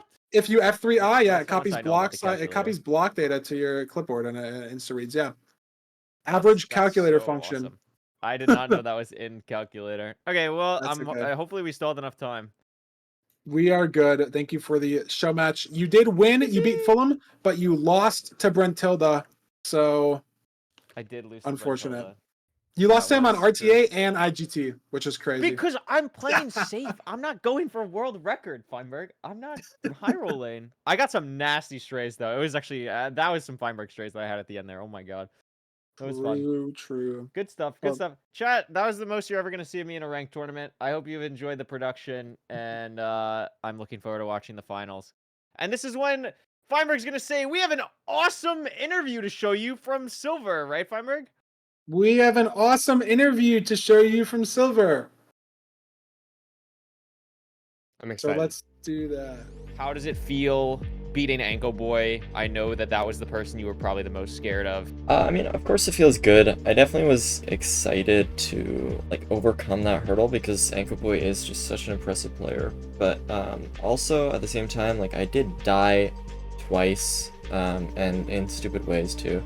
But I played well to like come back from those deaths. Wasn't perfect play, but you know, I clutched it out. Honestly, Loki's kind of like a dark horse for me almost. I feel like obviously he's been a really good player for a long time now, but I haven't considered him as like a crazy player for as long. Obviously, just in the recent like season, he was #1. He's obviously really good. I mean, we'll see how that match goes. Very scary player. When I watch him a lot, it's like you can tell he played SSG. Like he has just crazy mechanics. Also, what I really like about his gameplay is he kind of does like a lot of the same stuff I do, which is like funny. Like we're both 90 FOV, we're both Bosnian. He does like the same kind of route, search crafting, tab crafting, all of that kind of stuff. So it's kind of funny. It's cool. Okay, I will let you know what will it take for me to consider myself the best Minecraft player in the world. Is if I win this and I get world record, then I'll be the best. Damn. That's what it takes for someone to be the best. Then I guess. Do you agree, Farmer? How do you feel as another contender? I mean, I get asked this question a lot. It's just specifically for Minecraft. It's the game is too big, and you can't like decide overall. Whereas like a game of similar size, like Mario 64 or something, like similar sort of niche size audience, but it's like it's very obvious because it's just one thing that you're doing. Just a speed run, right? Like there's no like building or puzzles or redstone or anything. So there's so much like to do in Minecraft. Like someone can be the best redstoner, but someone can be the best like complex redstoner, and someone can be the best like space efficient redstoner, and someone can have the most technical knowledge on certain farms that are vanilla, and someone can have the best technical knowledge on farms that require mods or like game breaking stuff. And then you can be the best speed builder or like terrain builder or like map maker or speed runner in 116, short categories, long categories, set seed 115, like tournaments ranked. And there's so much. And I don't even think like whoever your like best would be, you can get pretty close on like niches and stuff, right? Like subsections of communities. And I really don't have any experience with stuff that well other than speedrunning community things. But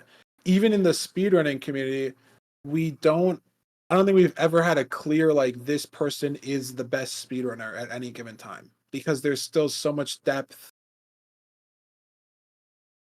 Excuse me. There's still so much depth to speedrunning at any given time in different categories and different versions. And there's just never been anyone that has been the best at every single version by far and away. You guys are all saying Crooks, but he never played anything other than 116. He never got world record. He never won any tournament. So I like your opinion. I'm going to disagree with it with the facts. I'm a statistics guy.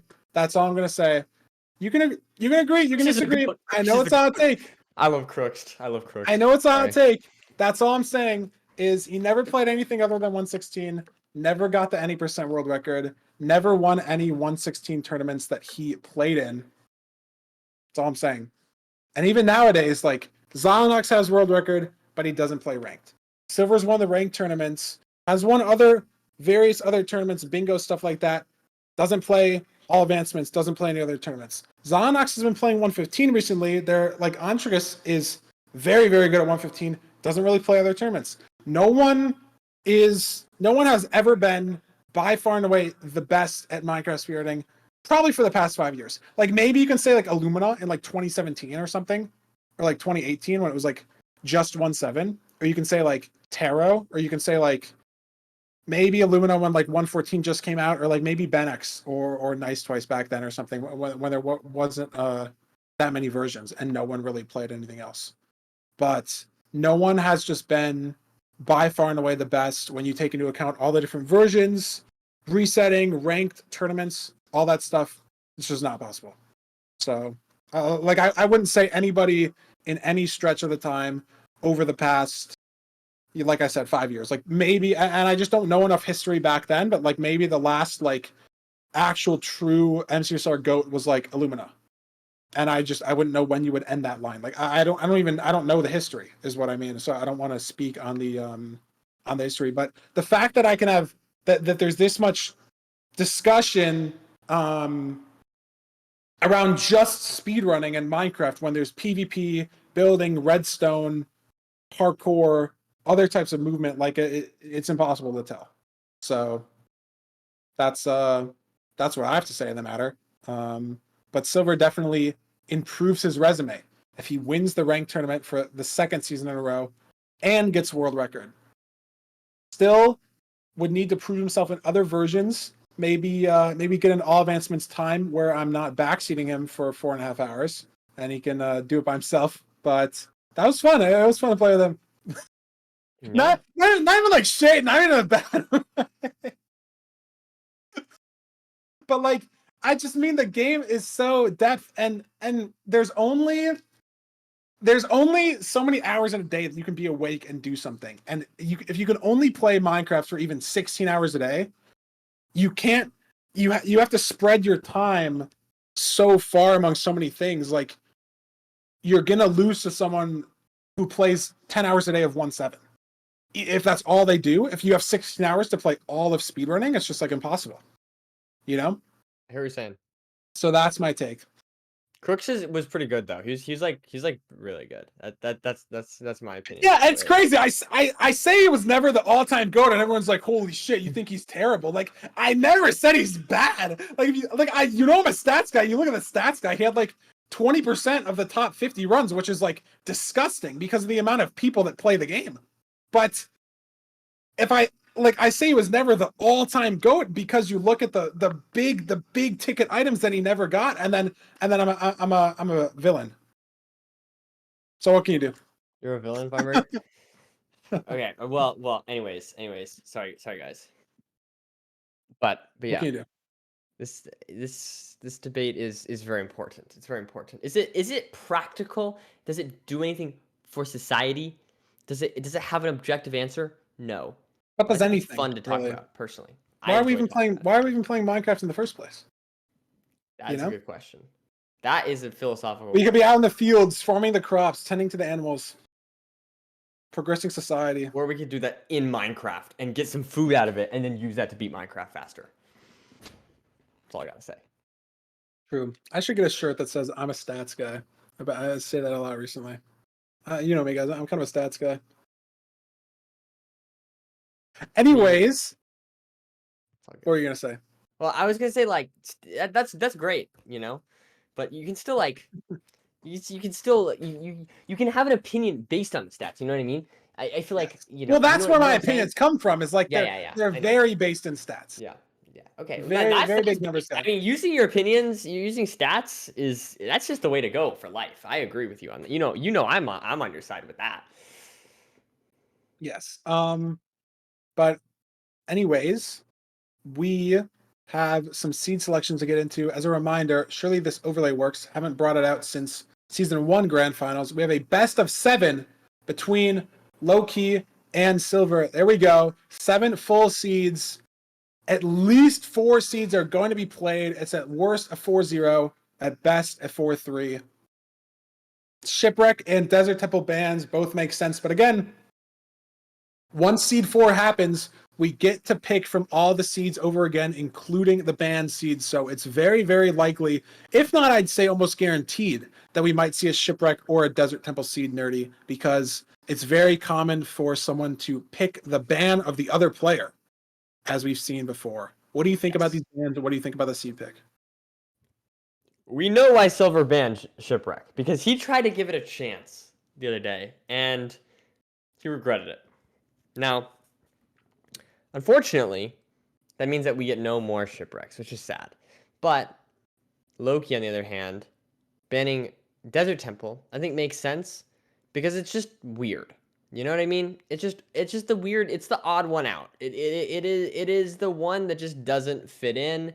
It's a bit. I don't know. I guess I would say it's just the most unique, right? And so at the end of the day, I think these 2 bans totally make sense. We're going to have a village, we're going to have a buried treasure, and we're going to have a ruined portal. I mean, I think this is like almost always what we have, and this has been this tournament, and I think it's going to continue to be this tournament for the rest of this match. Yeah, I think we have honestly averaged more than 1 ruined portal seed per match because of people picking them twice in these best of 5s recently. Every single best of 3 had a ruined portal seed. I think we've seen at least 1, if not 2, in every single match. And I think 2 or 3 Shipwreck seeds over the course of the entire event. Might see a 4th one today, but I don't think either runner wants to play them. I know Silver banned them, but I don't think Loki's that enthusiastic about Shipwrecks either. But we have our village seed here. Lava pool all on. Sticks for dead bushes for sticks. I was going to say it the other way around, but nice play. In a desert village, you are able to use crafting table houses occasionally, but they're going to be beelining it to the blacksmith. Figure out what's inside if we need to kill the golem. probably not going to be Obsidian because we have our Enter on us. There's actually a closer lava pool too in the plains, but there is going to be a Iron Pickaxe coming out and a Golem Kill coming out for these players. Very awkward though. Where do you get the wood? Where do you get the stone potentially? How many beds do you grab from the village? There's actually a lot of decisions that go into this seed. Where are you getting your food? Food chest, 11 bread for silver. Definitely not going to need to grab any more hay bales, and he gets to overlap that with getting a bed. Now, if he also goes for a crafting table house here, he can make a pickaxe, but he also can't make an axe and a shovel. So he has to commit to the gold axe or commit to a shovel and then have no sticks to kill the golem. So has to make the gold axe, but not sure if it was what he wanted to make as opposed to a stone axe, but not a terrible use of gold either. Just scary. I don't like where he's standing here. Build up as well. Loki's got this golem in a cave as well here. Both a little bit awkward there, yeah. Yeah, it's very similar. Loki has some wood and Silver doesn't. Silver has much more food. I don't think Loki has any food right now. He's got to potentially run back to the village or remember he has food. Maybe there were no hay bales. And Silver clutched up with that food chest. Loki might FNS some mobs, but this gold there axe, were hay bales. I think they were just kind of awkward and they were tricky to get. I think that they were up on a little hill. Either way, I will say one thing about this seed is not only is it a village seed, so the food should be theoretically easy to grab. I mean, look at this though. Loki's just entering. Yeah, I mean, he's just gonna go for it. He has zero food. The good thing is though, he has armor. Now, armor is good for no food runs because at least you're taking less damage for each hit in theory. I just think, I mean, you're on the bastion. Right. Oh, I think he might have realized he's gonna go back. Oh wow. Yeah, okay. he realized. That's just a flat mistake then, not a decision. Yeah, I mean, there's absolutely no reason you would enter the Nether with zero food on a village. Agree. So I think he just didn't think about it at all. Maybe some nerves, right? He played first thing in the morning today, our first match of the day. So he's been watching for potentially 4 hours.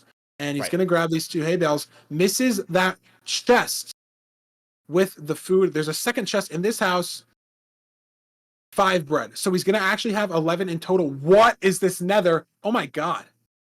What a grand finals match. What a Nether. Look at these runners are going to have to freehand this treasure route. Okay. I mean, what a cool seed pick. Look at this complete wall. Oh my goodness. Not going to be able to get these piglins up.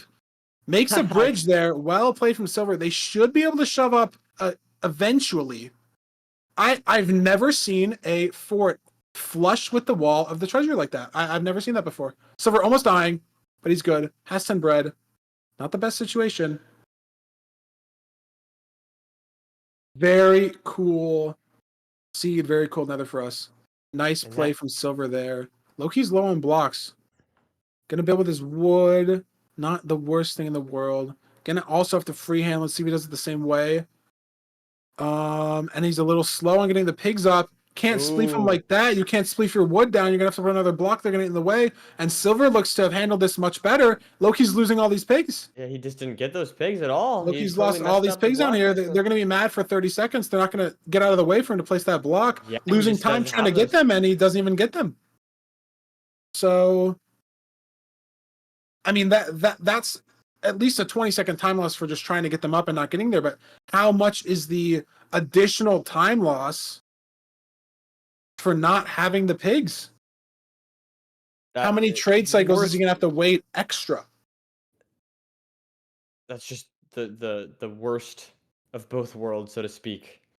You don't get the pigs, and you spend a bunch of time wasted on said pigs. Silver's, I guess, reactions are just much better. Here, Loki taking some damage. He's got a pig on him. He's just gonna throw that guy to the side for now. Yeah. No, Silver's just handled the situation infinitely better.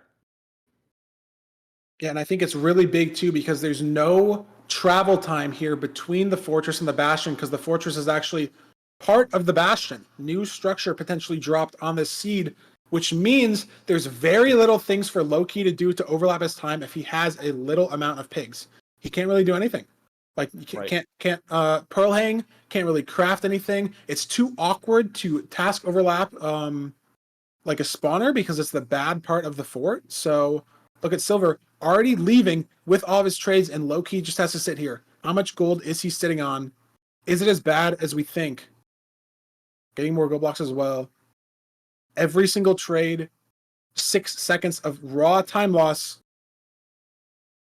As Silver's just able to start looking for the spawner, doing a little bit of spawner pyre, but might have seen it down this hallway. He does. Very enclosed. Except, no. Actually, nice that this is open. Blaze betting open spawner and just open spawners in general are nicer than closed spawners. And look at Loki just still sitting on his trades. 16 pearls only. Silver has 22. So he's missing a pearl trade. Gets it there at the end, but look how much he had to wait. Look how long that was, like a minute, I think.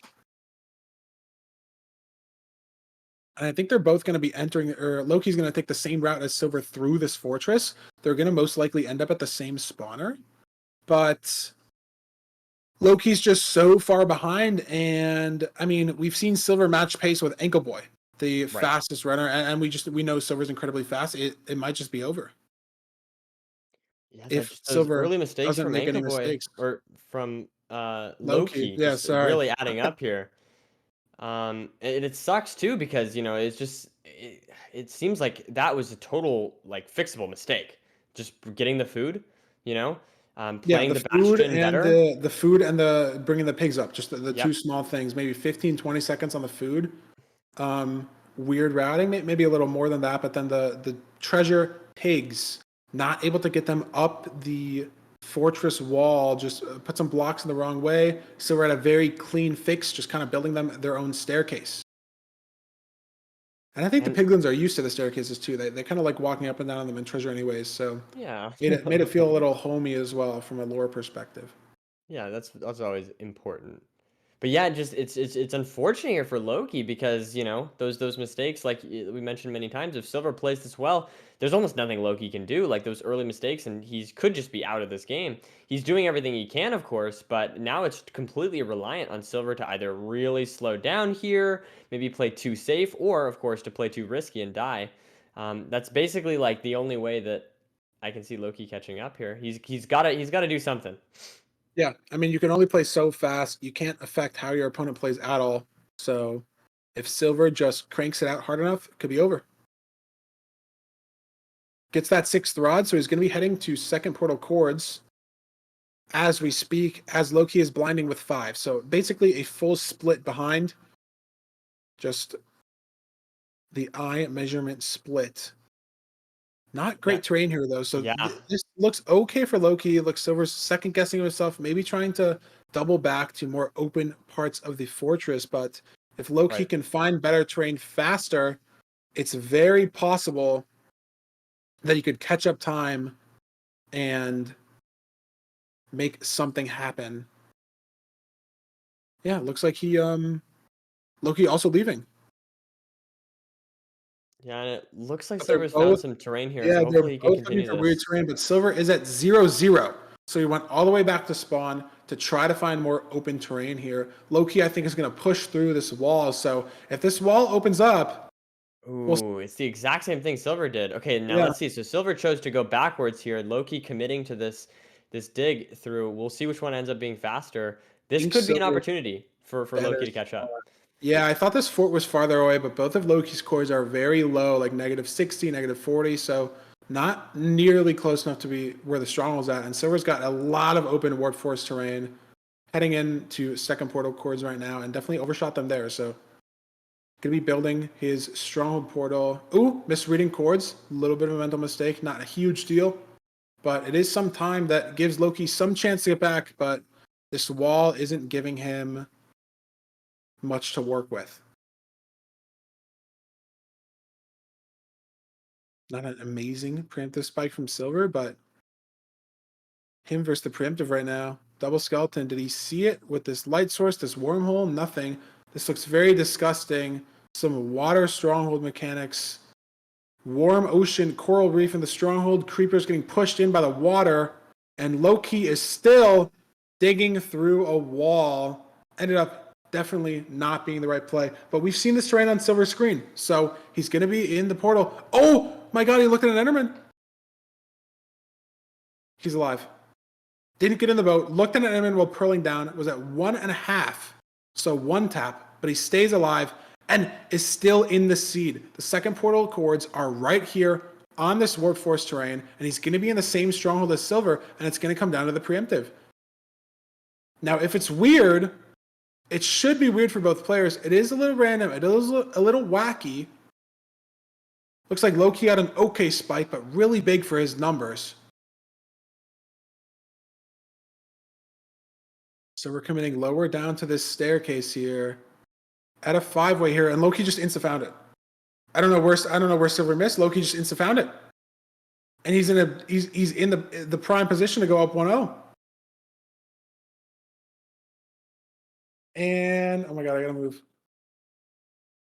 I think Nerdy disconnected. Nerdy's back now, but I'm in the screen a little bit. And if Loki hits the 0, Nerdy's back, we're good. If Loki hits the 0, it's short front, so he can go to 90, potentially 95. He wants to push it with good pearls, which he is going to. Wait, what did I miss? How was Silver? What happened? I was gone. Insta preemptive from Loki. Wow. And all the time is just caught back. Just no nav from Silver, and it's gonna be game. Gets Oh it my with the goodness. last explosive, and Loki's taking seed 1. Same exact stronghold, and the nav looked very easy for Loki. So Silver either just mentally missed a spot, didn't get a spike somewhere, not sure what happened, but that's your seed 1. Silver going down early. Wow. I mean, It was very close here. Yeah, it was off this 4-way. Look, he never went forward more off of that 4-way. Saw it for a little bit there in the spectator. Just couldn't hit the preemptive. Silver in the game chat is saying there was a zombie spawner mid, which caused him to get a false preemptive spike. Those numbers are very close, if not the exact same, to a normal spike. So chalk it up to some game RNG, chalk it up to some whatever. I mean, Silver played the rest of the seed basically perfectly.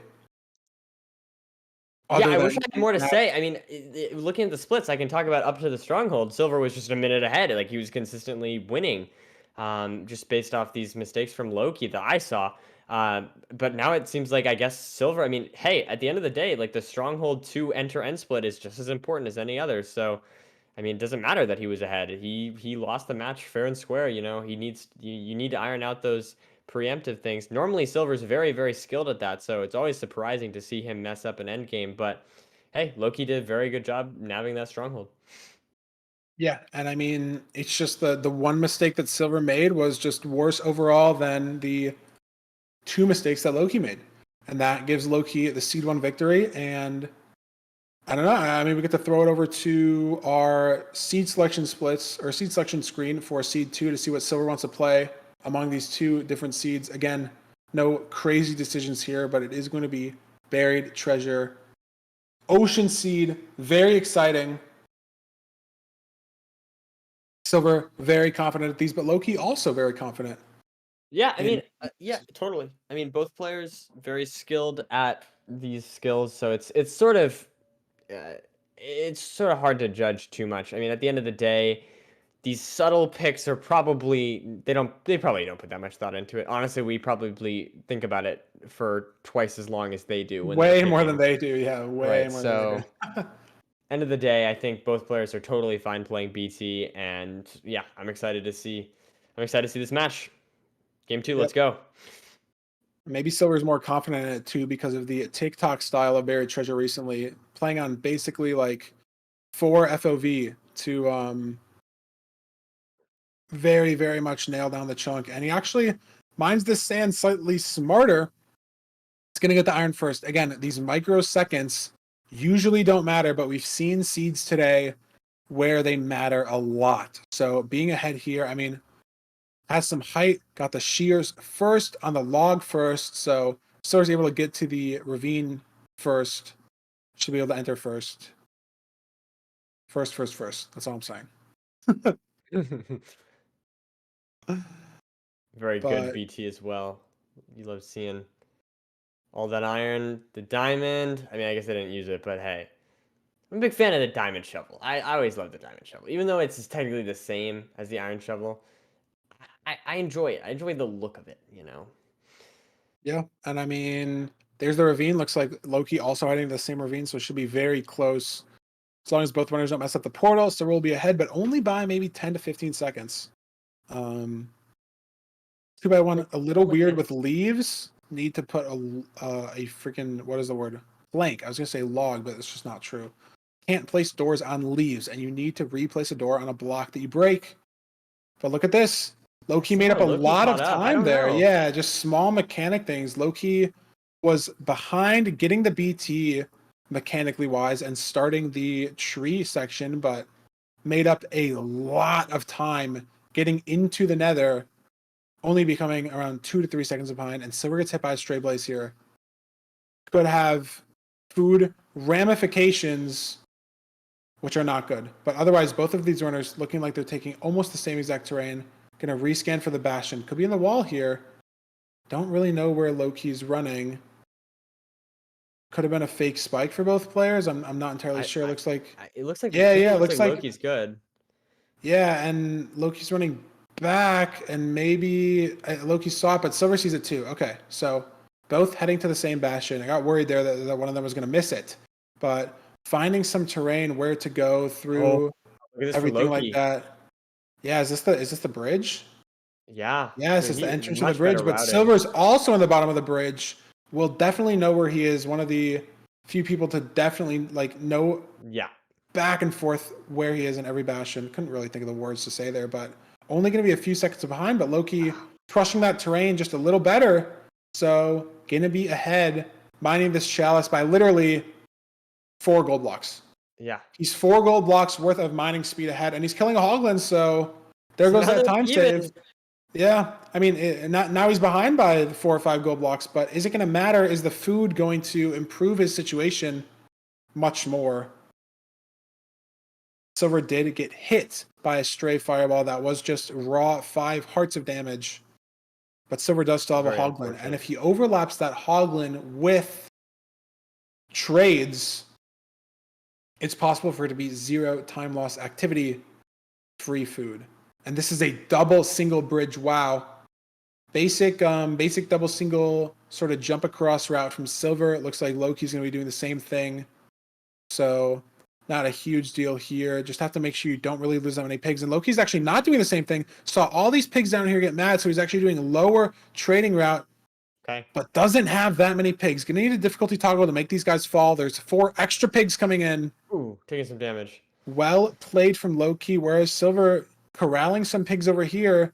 I guess they didn't want to follow for Loki. Maybe they fell. I mean, it's 2 different routes getting very, very similar results. And for those who are curious what I mean by double single bridge, the thing that Silver's standing on right now is called a rampart. They're usually the sides or the main areas of bastions, and this rampart is a single chest rampart. There's only 1 chest in the middle of the rampart at the top, as opposed to a triple chest, which isn't honestly really a triple chest, but everyone just kind of calls it that. It's a double chest and a single chest. Triple chests are impossible. Maybe they're possible if dungeons generate weirdly. I don't really know in newer versions if that's even possible. But yeah, this is double single, so you get a lot less pigs in these single chest ramparts as opposed to the triple chest ramparts. So routes are different for bastions depending on how the ramparts go. So both of these runners had to do suboptimal routes due to lower pigs, and Loki kind of free-handed his own route there, but it worked out. So I'm honestly not sure who's going to be ahead, leaving this bastion, heading to the fortress. I don't know. I mean, yeah, I think Loki may have gotten a few more pigs, but it's definitely close. Like you said, very similar results of very different routes. And so it looks like Silver is going to be pearl hanging, and we have Loki, who is still just waiting on some trades, trying to get that last little bit of obby at 16 currently for Loki. Yeah, and it looks like Silver's at 17. Yeah, literally one obsidian difference in these trades. How many actual trade cycles is it? Every single pig means that every 6 seconds you get 1 extra trade, and that can snowball. 3 pigs versus 4, way more important than, let's say, 10 pigs versus 11. Right. So we're heading back to his trades. Still 17 obby. Both of these runners stuck at 17. And when you're this close, you almost want to wait. You almost want to wait for 20. especially when you have so much gold. There's Ooh, there's 18 for one, Silver, 18, and there's the 19. 20th. They come really There's quick. the 21. So Loki Okay. will get them all soon together, but Silver's going to be in the lead, even though he was slightly behind. So his route ended up working out a little better, but Loki is going to have this Obsidian on this trade cycle right now. There it is, 21. His Pearling's gone, and he's there within 10 to 15 seconds. Wow. But the time loss and the time save has traded between the runners, with Silver now in the lead. And I didn't get to catch it over all the action. I don't know if Silver killed a Hoglin. I don't know if you caught that either, Nerdy, but I don't know I the don't food think he situation. did. The only thing I can see is that Loki has 5 COD and Silver has 3. That's all I know right now. I'm not sure about the pork chop situation, but it could end up mattering when there are hunger resets on the table 4-0. And I have no idea what Loki is doing, possibly digging towards a Blaze on the audio, Blaze spawner, but this is just all raw time loss if he can't find it. But Silver can't find a spawner Silver either. can't find it either. Yeah, but Loki finds it first. Loki completely digging you a spawner, so props to Loki for finding that. And Silver, Oh my god, he's getting ambushed here. 2.5 should be fine. 4 spawned on him. I think Silver pirate for a spawner over here, and there is in a very weird spot here. I don't know if they're at the same spawner. They are not at the same spawner. I can't confirm. So we could have different spawn rates, different spawn timings at these spawners. And Silver gets a 2 spawn, not a 1 spawn, not terrible, while he's blaze betting. Unfortunate, as he doesn't have all the blocks cleared out to get more blazes to spawn in the 9x9 spawner area. 9x9x3, centered on the spawner, also dependent on light level. So you want to clear out all the fire and all the blocks. Nerd emoji. But anyways, Loki's got 6 rods, so he's able to go here. Yeah. Looks like he's moving just to get a little bit more open terrain. And Silver has 4, so Loki seems to have taken the time save back. It looks like Silver is prepping 0, so he's overlapping a little bit of time save here with this spawner cycle. So it's not the end of the world, and I think these blazes drop quickly. He should have 6 after these blazes, and there it is. So he can go, and he's not that far behind. Could arguably be ahead depending on the prep. And look at that. Oh my god. Look at Loki's calculator. 2194. Ooh, that's not what you like to see. It's so Silver far over an ocean. Yeah, so he's gonna have to do some tech to get his eye back, and he's gonna have to eat some damage for that if he wants to do it fast. But Loki's able to go towards cords, and Silver's not much better. And yeah, he's not going to throw a pearl up. He's just gonna go down, maybe due to the health situation.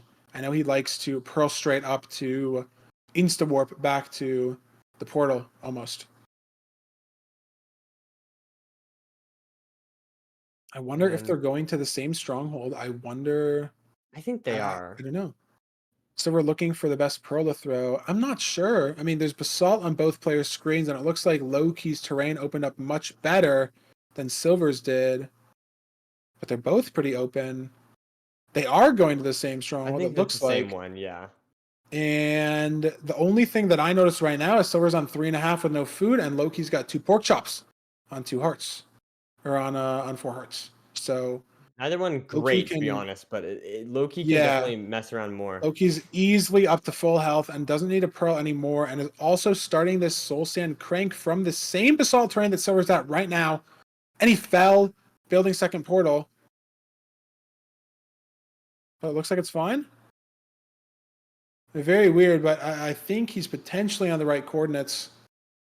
Looks like there he is. In starter. Silver literally only 10 seconds behind, but the time save and time loss and the lead has transferred once again, but Loki's not getting a good spike at all. Middle looks okay, but not what I'd love to see. And there's a mob over here, which messes with the numbers, and it doesn't look great. Silver having to rip a quick hunger reset. So he's going to be able to 0 with no food anymore. But Loki doesn't know where he's going. No spike. Did Silver get a better spike? I don't know. Yeah, it doesn't look like it necessarily. Wandering a bit in this stronghold. Over here, down here, likes this direction. There it is. Finds Silver. He got a better spike. It. Silver winning the preemptive race this seed, and is just going to instantly go into setupless 0. Blocks on the bar, Wow. cuts on the bar, short tower, nice pearl. Going to be able to easily crank to 95. I thought it was a lot harder than it was before watching all these runners just crush it recently. 2, 3, 4, 5. Gets that out. 2 up, and then the obby. And easily within a turn, should be a very textbook zero cycle for silver. Has Too much easily damage in enough there. explosives, including the anchors. Maybe not, actually. Is this the last anchor? I think this is.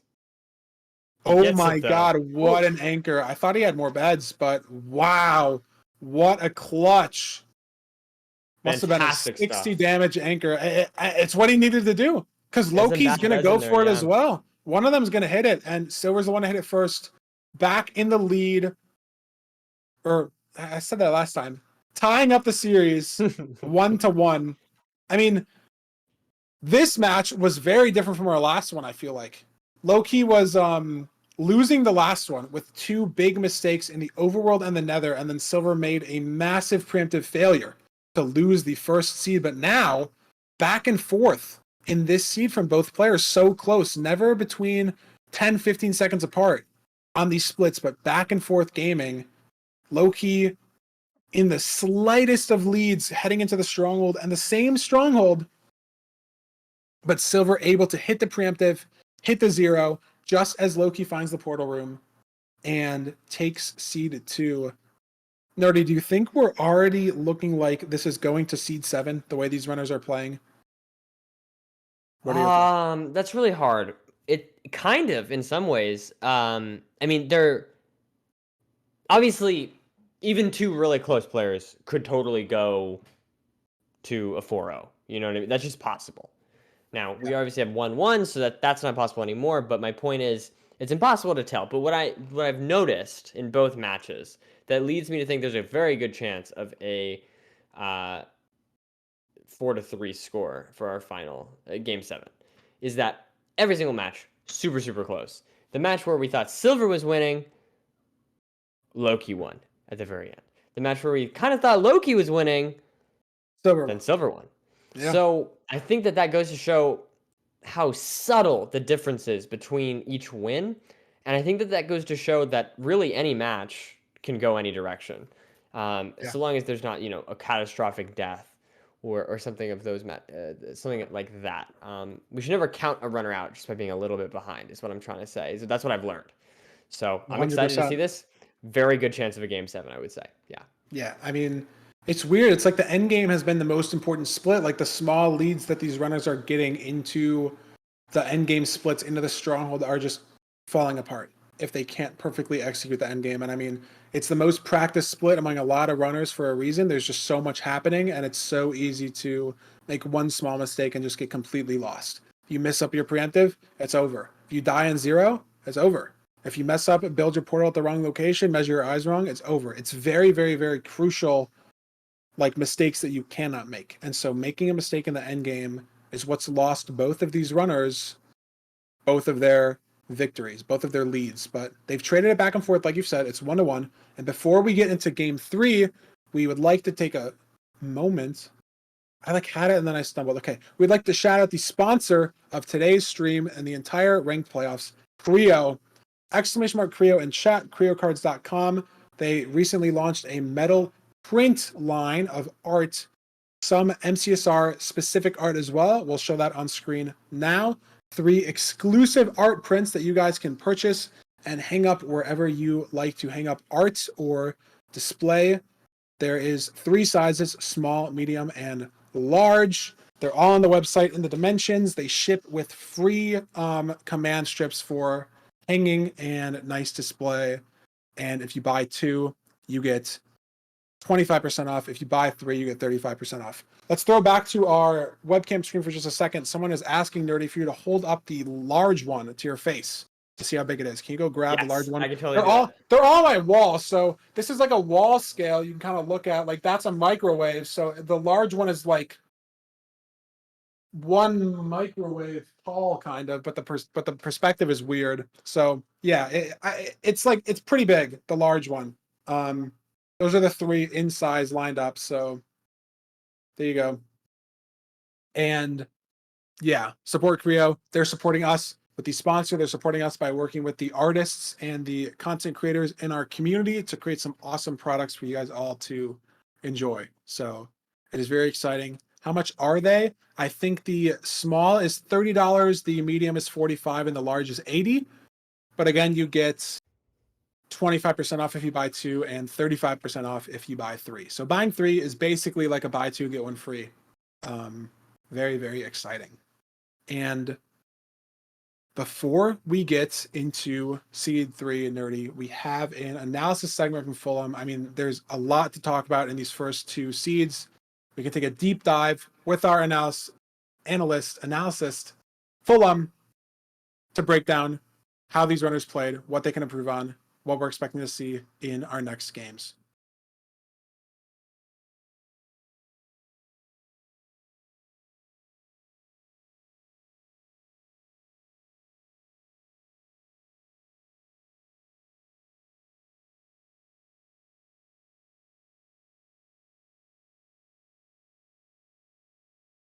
Can't turn up to the ranked grand finals underdressed now. No way, I'm muted again. Who did this time?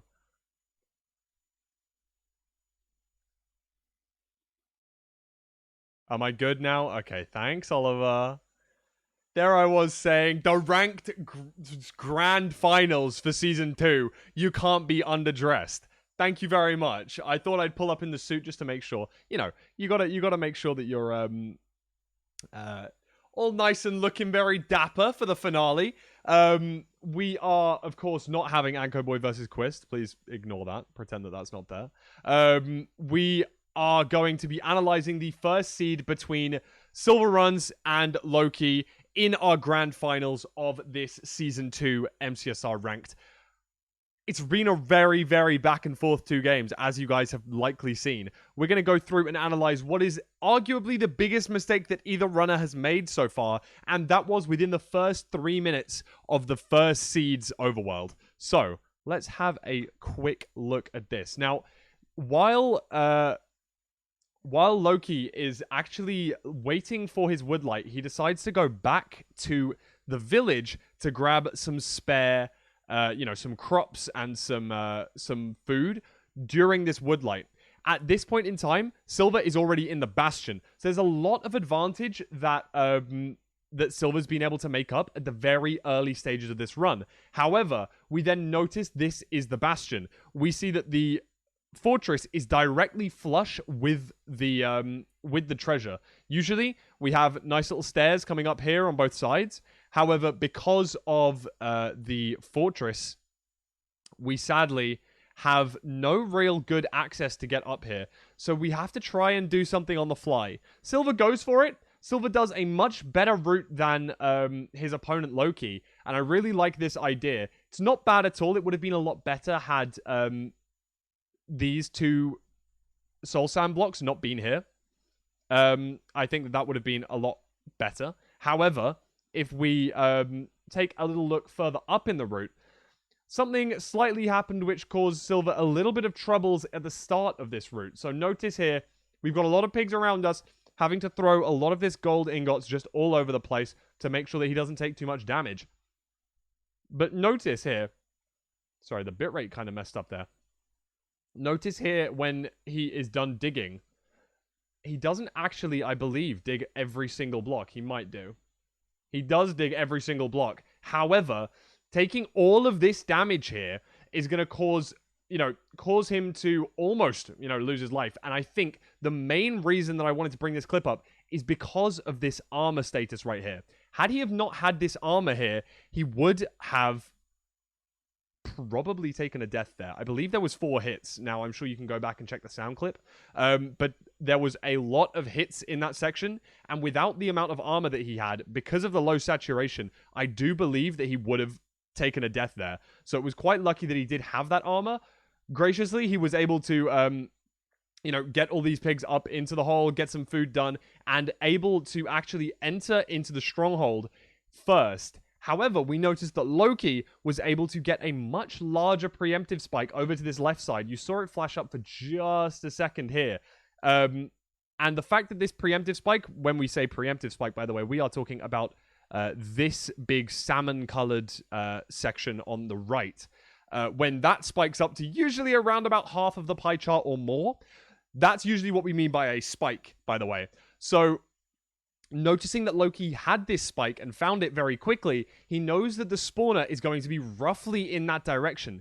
However, he notices that the spike's a little bit larger than what he may be used to, because we're usually talking around about half the pie chart. There are numbers as well down here that you guys can't see. They are absolutely tiny. They are right here. If you like lean really close into your monitor, you might be able to see it. But it's slightly too big for this to be completely normal. So it may be the fact that he picked up on the other spawner that Silver said was down the middle of the stronghold where there's a zombie spawner. However, he was able to instantly navigate this and enter the end before Silver, even though Silver found the stronghold first and was able to cleanly finish off the dragon and take seed number 1. Arguably a little bit of an upset at the start, given that Silver was our ex-winner of Season 1. However, of course, Loki is Seed 1 in this tournament. This is a really big clash of the Titans here. So, as we head on into Seed number 2, notice how quickly... Hold on. I'm just going to actually unmute the desktop audio and not speak while Loki is crafting. This is not sped up. This is 100% speed.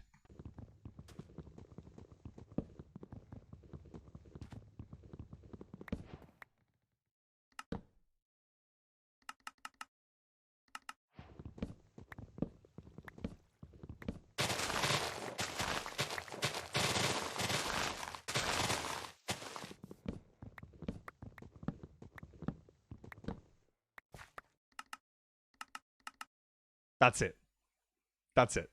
All of his tools, his bucket, his doors, and his boat crafted without a single error, it felt like. It was absolutely light speed fast. And this was something that I think that the commentators didn't quite pick up on, solely for the fact that Silver was ever so slightly ahead, was getting down towards the... heading towards the magma ravine slightly sooner. But because of this crafting, Loki was able to pick up a lot of time that he lost from just mining the wrong block for the buried treasure. Not quite being out of the water while he was mining, meaning that he was able to... he had to dig the sand from underwater a little bit slower. This allowed Loki to get a slight lead into the Bastion, but this seed was equally just as back and forth, pushing back and forth, both runners basically neck and neck throughout. But again, I'm going to let this soundbite play and tell me if you guys would have found this spawner.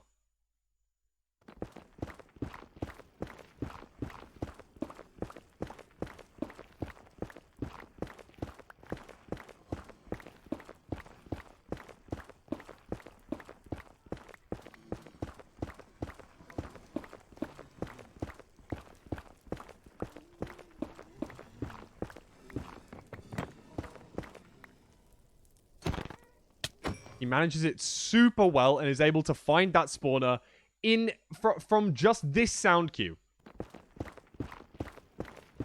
Notices that there's a spawner there and is able to find it. Of course, doesn't go directly the fastest way. Maybe goes past it a little bit and then comes back around and goes up.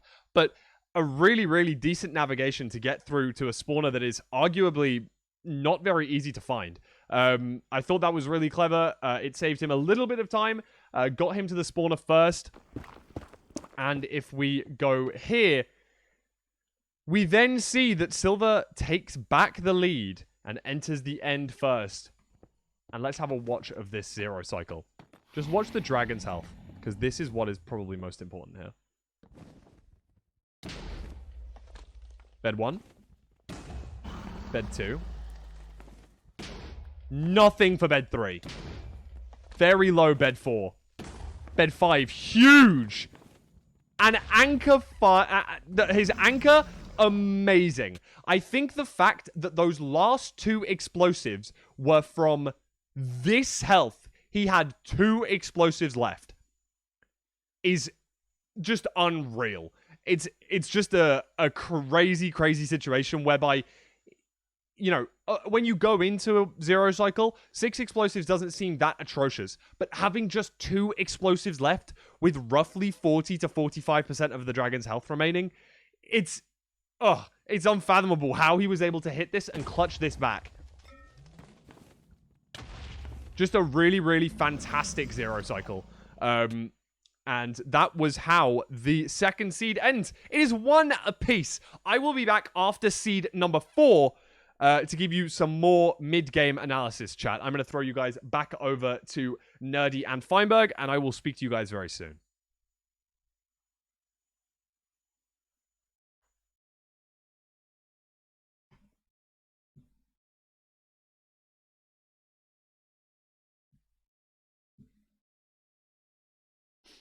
Like looking at all the stuff that that we get to miss. Like I did not realize that Loki's crafting was that fast. Like genuinely incredible speed, and just the small things like the spawner audio and stuff. And it's all those small things that add up, which is why both of these runners are in our grand finals, Nerdy. They've been able to beat 3 other top runners to get here, and they're now facing off. And it's 1-1. So we can throw it over to our seed selection screen for a little bit, but it is the 5th and final remaining seed type for us to play. So not super interesting. I guess the fact that it's a rune portal is pretty interesting. They were lost on a rune portal earlier today. Can he run it back? And it has a That's the potential to question. be very, very, very fast. So I got nothing else to say about it. It's going to be more interesting seeing our picks for seed 4 and beyond. But Oh, yeah. I mean, it's just who makes the less micro mistakes. These runners aren't really making macro mistakes. It's very small things that the other, like, everyone's playing as close to perfect as they possibly can. So, Yep. It's whoever's making the less of the micro mistakes, because the speed is there for both runners. In these last 2 seeds, the speed is very, very close. Surely this is our looting rune portal. It's not looting, it's a 2-letter enchant.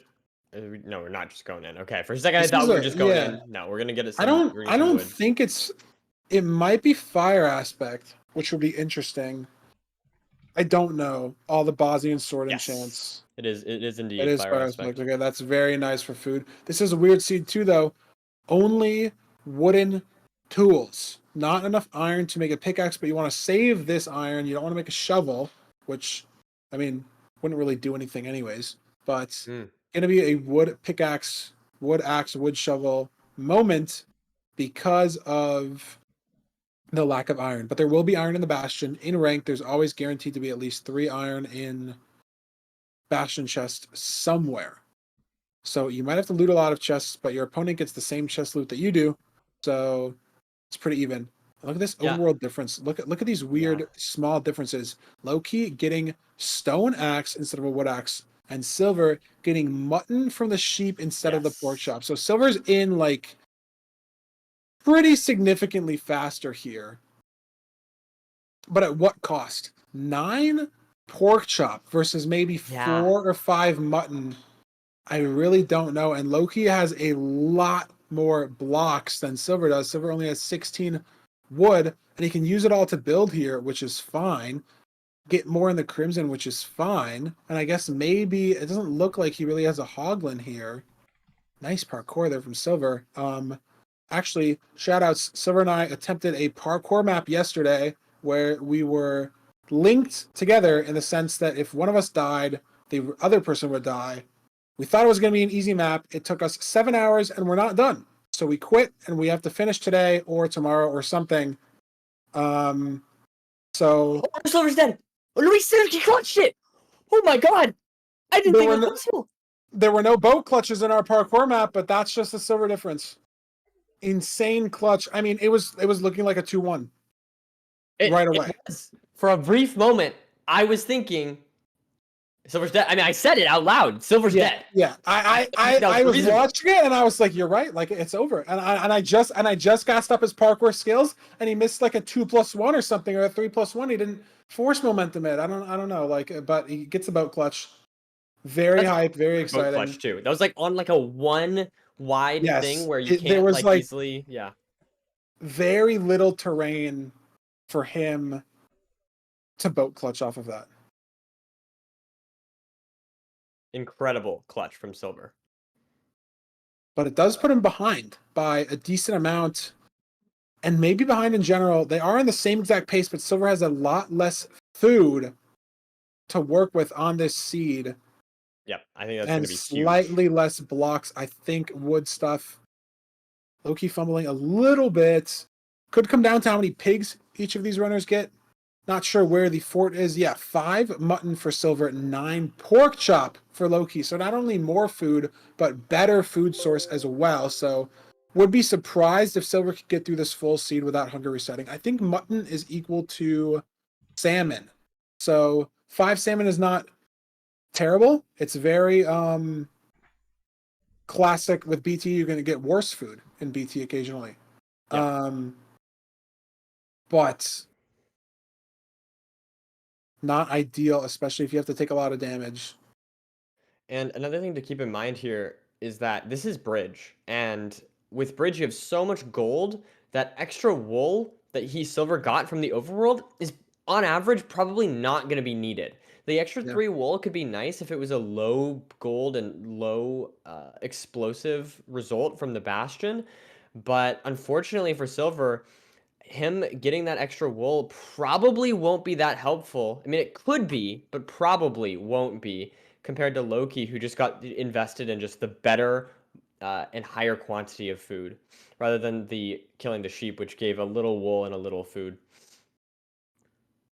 Yes, for sure. Oh my god, Silver, low RD for the Pearl Hang. 2 Hoglins in his triple, and he 3 doesn't have a lava Hoglins! bucket. Oh, 3.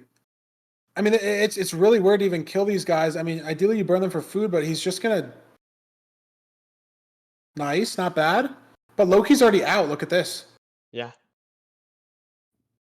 Silver ideally is just going to grab these trades and be able to go, and he's got 3 cooked pork chop from another Hoglin as well.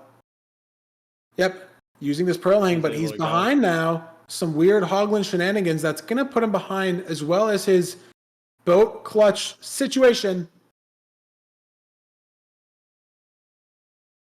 But he's going to be heading over to this fort, and they're at the same spawner, so Silver's not going to be able to make up that much time. I guess he has 2 strays there, though, right on the spawner. A 3rd stray I can see. Looks like Low Key is probably around this fort as well. 4 spawn off that spawner as well, so this could be a very fast blaze split for both players, potentially. Yeah, both runners doing great here. The double spawner is crazy. Yeah, a little bit these are awkward to work really here, close. but it's not too bad with the skeletons behind. Really good block off from Silver there, so they can't get up to him at all. And a 4 spawn off of this spawner is just insane. But this being a double spawner means there's basically no time to prep anything, no time to blaze bed. You're just running around killing the blazes. So going to be pretty mechanically based, but Loki's finding time to prep stuff as Silver's building his portal. Slower spawners, you get a lot of time to do prep, a lot of time to do nothing and think. So it doesn't really benefit mechanical players as much if you have a lot of time to do stuff like that in the downtime. But on seeds like this, where there's very little downtime and it's just go, go, go, the mechanics are really going to shine. And the seconds that you can save on search crafting, on knowing exactly how you're prepping, clearing your inventory can matter a lot. Overlapping things between pearls, overlapping things while you're thinking, while you're heading to chords, all that stuff is some very good stuff. And look at this. Silver is ahead somehow. Bossed up this fort. I mean, I think he got maybe 2 or 3 extra strays, but ahead again. I mean, these runners are so close. It's literally only 5 to 10 seconds. They both threw the same shitty pearl onto the side of this leg and have to kind of finesse their way over to the side of this crimson. Low-key taking some up terrain. I wish we knew the coordinates they were trying to head to, but I like where Silver's at because he's lower, but look at Low-key digging down already. Silver's going to be able to do 16 blocks hella quick with this gold pick, though. They're... Oh my god, that scared me again. You have fire res, I know. But look at this. It's a terrain decision. Low-key leaves first, leaves second, but he's building his second portal first by literally 2 1 seconds. second. Yeah. Like, yeah, like one. Yeah, it was like No, 2.5 seconds. like 1 second. No, look. Yeah, no, 1 second. Sorry, I read this wrong. This is crazy. It's gonna come down to wild. preemptive. Gonna come down to setupless 0. So who can just boss it up first? Boss it up better. Once again, we have like insanely Silver close finds faces. it. There it is Off the for four-way. Silver. It's right there for Loki. He got poisoned by the witch. Oh He no! can't 0. It's just impossible. There's no way he can 0. He got witch poisoned. It's if it wasn't over because he's behind, it's over now. I mean, he's gonna send it, but there's no way. Wait, he's done. He's not poisoned anymore. He actually can still hit it, but it's too late. Silver, I think, went 1 turn too early there. I don't know how many beds he has left. Silver has 6 beds, 2 anchors, very hittable, even with the bad explosives. Wow. Zeroing at the same time. This is I know, the same rotations and unbelievable. everything. This is so crazy to watch. It looks Loki's like bed broke just 2 duplicate anyways. streams. Loki Oh, had the bed break. no. Maybe was trying to push some harder damage. I mean, couple small things, the poison, a little bit of a preemptive whiff. I think it ends up not mattering near the end. Silver had a faster preemptive into that portal room and cranked the setupless 0, but just weird random shit happening to Loki. It doesn't help the mental. Like, why is there a witch in the 4-way? Why am I poisoned? Like, it just feels like the game is just against you in that absolutely in that moment. Wow, unbelievable stuff so far. Look at the back and forth from these runners. Look at this. I mean, like, this is just unbelievable. Founding Stronghold within 1 second of each other. Entering the end 10 seconds later for Loki. A little bit of nav, a little bit of that witch situation there, but just wild stuff here. Fantastic work, really, from both runners. I think you can see Silver entered the Bastion much sooner. He had a better overworld route as far as like just raw pace, ignoring the pork chops. But then we see the little bit of the hecticness that Silver had to deal with, causing him to lose a little bit of time there getting into the fort. He had all those hoglins, the hoglin incident. But then Silver clawed back some time with some better navigation, and wow, I mean, just terrain usage was very good from Silver. They both end up entering the stronghold again within a second. It's just crazy. Yeah. And we are gonna have a minute here to look at our seed selection. Any one of the 5 seeds, and Loki picks Shipwreck. So it's our 4th unique seed, the seed that Silver banned. And I mean, I like this play from Loki. I think it makes sense. I think it's quirky, seeing Silver struggle on the last Shipwreck that he played. Based. No, this in is the good. grand finals. I think this is a good pick. I think this is smart. I think this has the highest chance of messing up with Silver's mental. It's pretty strong throughout this tournament. We've seen him do quite well, obviously getting to the finals, but also, you know, he's lost games and came back, like we saw in the quarterfinal or the semifinals. He lost his first game against Anko Boy and clawed it back. So his mental has been pretty strong to be able to do that. But I think Shipwreck, if anything, has the highest chance of messing with his mental. Yeah, I mean, they're gonna know it's a shipwreck, so you don't have to start with a BT scan and stuff like that. But sometimes it's hard to spot the shipwreck. And again, there's a lot of different decisions. Are you wood front loading? Are you getting wood in your shipwreck? Lot of decisions there, but I'm ready to get into it. I think these runners are ready to get into it. We had a little bit of technology moment with the ranked room, but we're good now. A little bit of a quick game restart, but they're ready to go. I mean, look at these completion times: 12:04, 11:48, 9:04. Like, incredibly fast completions from both of these players. Let's see it. We're gonna see the shipwreck.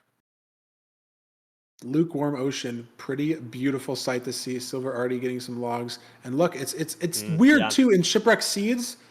There's a big difference between these standing up full shipwrecks versus half shipwrecks, because you can stand in the door of these ships. Right. Now, obviously, it doesn't make a lot of sense. You look at the iron count for these players, 13 iron and 4 gold. That's enough iron to make full tools and shears. And it's just by far and away the most important iron craft with extra iron in the overworld. Insane amount of blocks, so important to have. So neither of these runners will be committing to the ship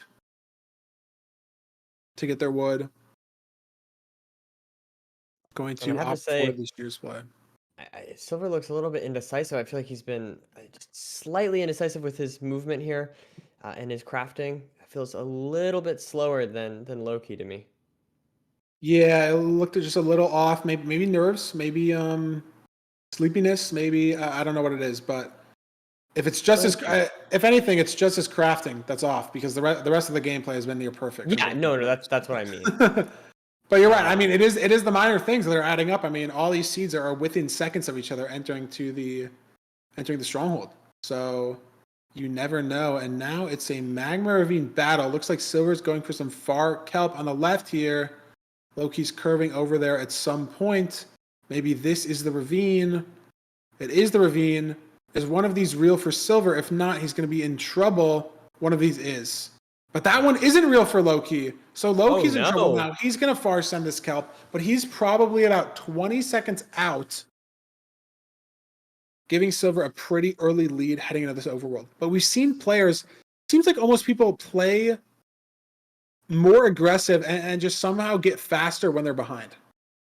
I don't know. It doesn't really make sense. Yeah, I don't know. Like I a agree mental with you thing. totally, though. Because if you play faster when you're behind, and there's like it's just always better, like you're not taking more risks or anything, then why don't you just tap into that always, right? Right. But it feels like there's been something today with people being behind in certain games, just being able to claw back time. Maybe it is people being ahead, playing a little safer. Could be the opposite thing. Maybe you're not playing faster if you're behind, but you're playing slower if you're ahead. Something like that. Another bridge bastion, and with the carrots in the shipwreck, going to be pretty easy to get some W food source for the run. Here, bridging up. You can see Loki maybe catching up a little bit though. I feel like he's clawed back definitely some of that time. And Silver has a Hoglin on top. How's he gonna deal with this? Yeah, this is really awkward for Silver. He's got a bucket, but he's got a maybe you bait this guy down on hard or something, or you lava bucket him, and he doesn't even really need the food is the annoying part. It's just an annoying time loss, and that's 10 seconds, 15 seconds, and now Silver was ahead 1 gold block to 0. Now Loki's ahead 16 gold blocks to 9. Yep. An 8 gold block time loss. Maybe that's what we should measure time in. What do you think? That's a fantastic gold block time loss. Silver. Yeah. That Hoglin was an 8 gold block time loss. I think it really only works for bridge. Well, but it works really well when it works. Bridge is the best. Bridge is the only. Look at this route. Double single.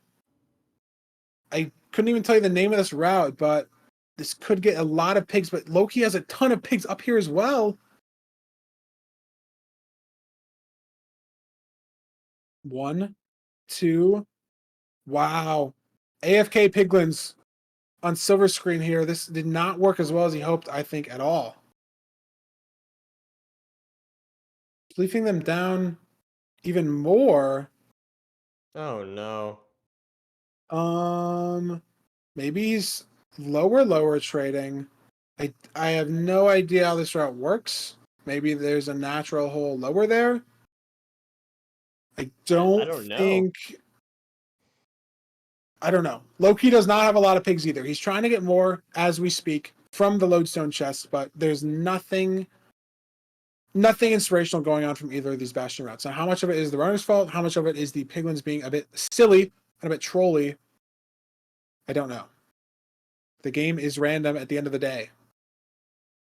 But these runners are looking like they're going to be in this bastion for a while. See if Silver can manage to get any more pigs. He's trading down here. He's just free-handing the trades. All right, so whatever Loki's doing, he's got his piglins in a hole. So I am a little bit more comfortable with that route. than what Silver was doing. Taking some But damage here as Silver well. looks like he's gotten more pigs overall here potentially. He's got that guy stuck in Taking a lot of the damage though. lava pit, and this guy has a crossbow and just is not trying to get up. Maybe scared of the lava, maybe scared of commitment. But this piglin has overcame his fear and gotten into the trading hole. And now we have W the golden Mans. carrots coming out so he can heal up. Fantastic. And on the other side here, Loki getting the obby that Silver picked up already. So definitely interesting. We both times we've had double single. We've seen different routes come Yeah. out. It's Literally, just I funny. think like 4 different routes, 4 different Yes. trade holes, Yes, maybe 5 different trade holes. Silver's kind of used 2 combined in this route. it's true. But he got a lot of pigs down here at the end. I do wonder if he lost any trades due to whatever the hell he did, dropping these pigs down to the bridge just for fun. But Yeah. like 15 obby, I don't know. It's very weird. Still unclear to me who is winning. It looks like Silver's going for backups. Nothing there. There's 3 more backup spots, but they're all very annoying to obtain. And it looks like Loki's out towards the fort. 15 only, not committing. Silver has 17. Don't think he's going to commit to the backups either. Yeah. 10 seconds separating these runners here. Just that decision. We Nice saw- Fort Pearl, nice Pearl Hang as well. Wow. Loki has a Pearl Hang hung to home portal also. And they're both navigating the fortress in almost the same exact way. Some Feinberg strays for Loki for spawn in the middle of the hallway. That's going to give him a lot of time if Silver can't match those strays or match the spawner speed. No fire res. 1 stray, mayhaps, and a big magma cube. Unlucky. Trying to do some fort preemptive, which is a nice overlap in setting up your pie chart.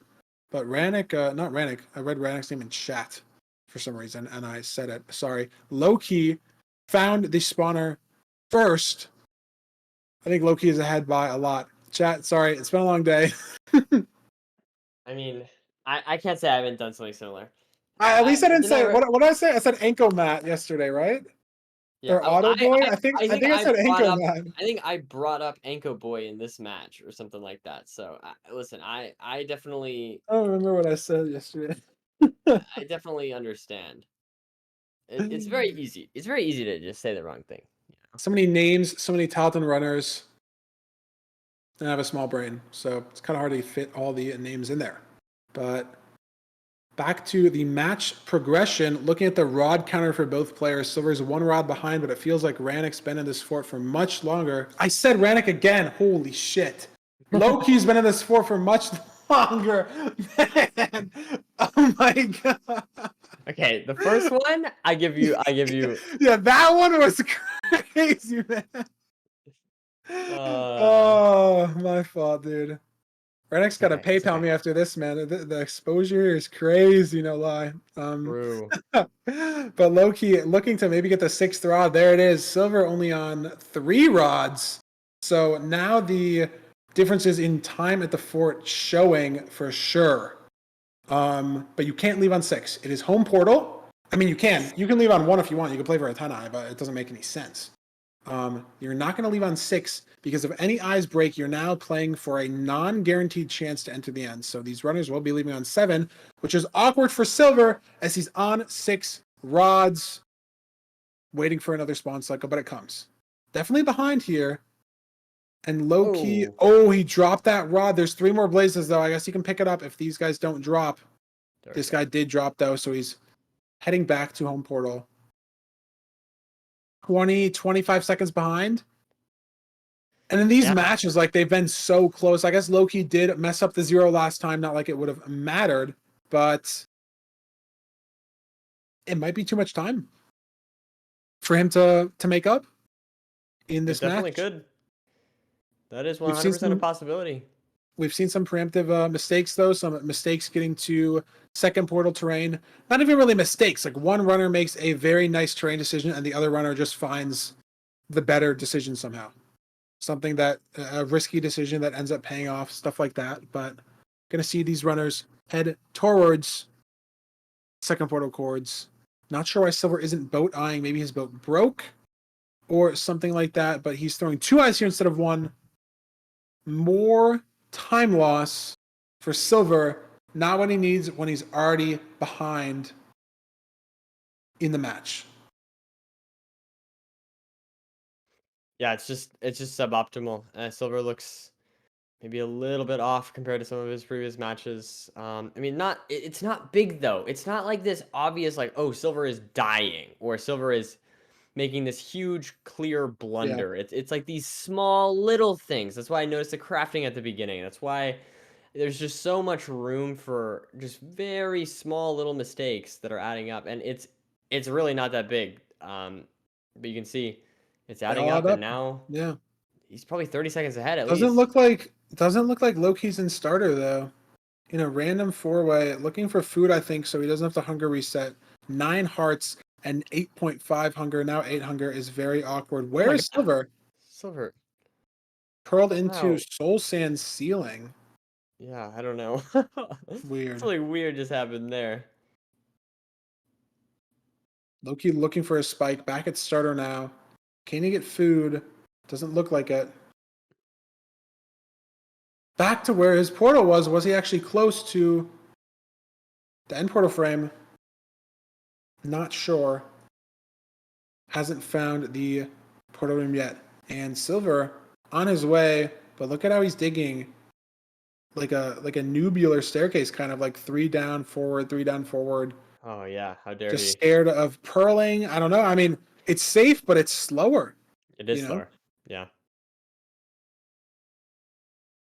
Nubular. It's like a noob advanced chat. It's a word I made up. You gotta trust the process. Anyways, Loki zeroing. Got the food. Got 2 gaps from a chest. Gonna be 058. So this is a hard 0. It's possible that it is too hard, but no, easy tower. But he's not going for it. Is it an not going for it. explosive issue? 4 beds. I'm not sure about the anchor count. 4 beds, maybe no anchors. Well, I'm surprised because he did like the pearl clip and stuff. 5 beds. Yeah, I mean, well, the pearl clip just gets you out faster either way. I wasn't entirely looking at the explosive count. I'm looking at Silver right now. He has 3 white beds. Doesn't look like any wool. 3 white beds and 6 wool, actually. I just think they have no glowstone. I think it's only 5 beds. But if it's only 5 beds, it's something that Silver will push himself to try to go for in this seed if he knows he's behind. So could potentially be a comeback story unless Loki gets a perch right now, which he I'm not worried about does. Silver's health here, but he does find it. There's the perch. It's just too late. It's just too late, yeah. And I mean, hey, well played to Loki. Yeah. He just was a little bit faster. Just add it up. Yeah, and it's a little bit of difference in the nav, I guess, but small mistakes, mainly from Silver this seed, that all add up and put him just a little too far behind. And now our series is tied up 2-2. I mean, it literally can't be closer than this. They keep exchanging wins, but this is definitely, I think, the most one-sided victory we've seen so far in these 4 seeds. That was crazy. I mean, it looks like it. Yeah, I guess it just came down to that blind split there. You can see just like 50 seconds there to find the stronghold after having blinded. Yeah, I don't know. Yeah, just some terrain to home portal. Not sure. Silver threw a whack pearl and was a little lower on food, so maybe played a lot safer, but it was close up until that point. And even on the enter end, he only lost 2 seconds in the stronghold and was potentially going to 0. So could have been closer, but Loki got a very fast half bow perch. So props to him for executing that, even though the 0 wasn't there because of explosive counts. And we are going to send it over to Fulham to break down these next 2 seeds, or last 2 seeds, I should say, for you guys, and break us down for what's in store for our last 2-3 potential seeds of the entire tournament.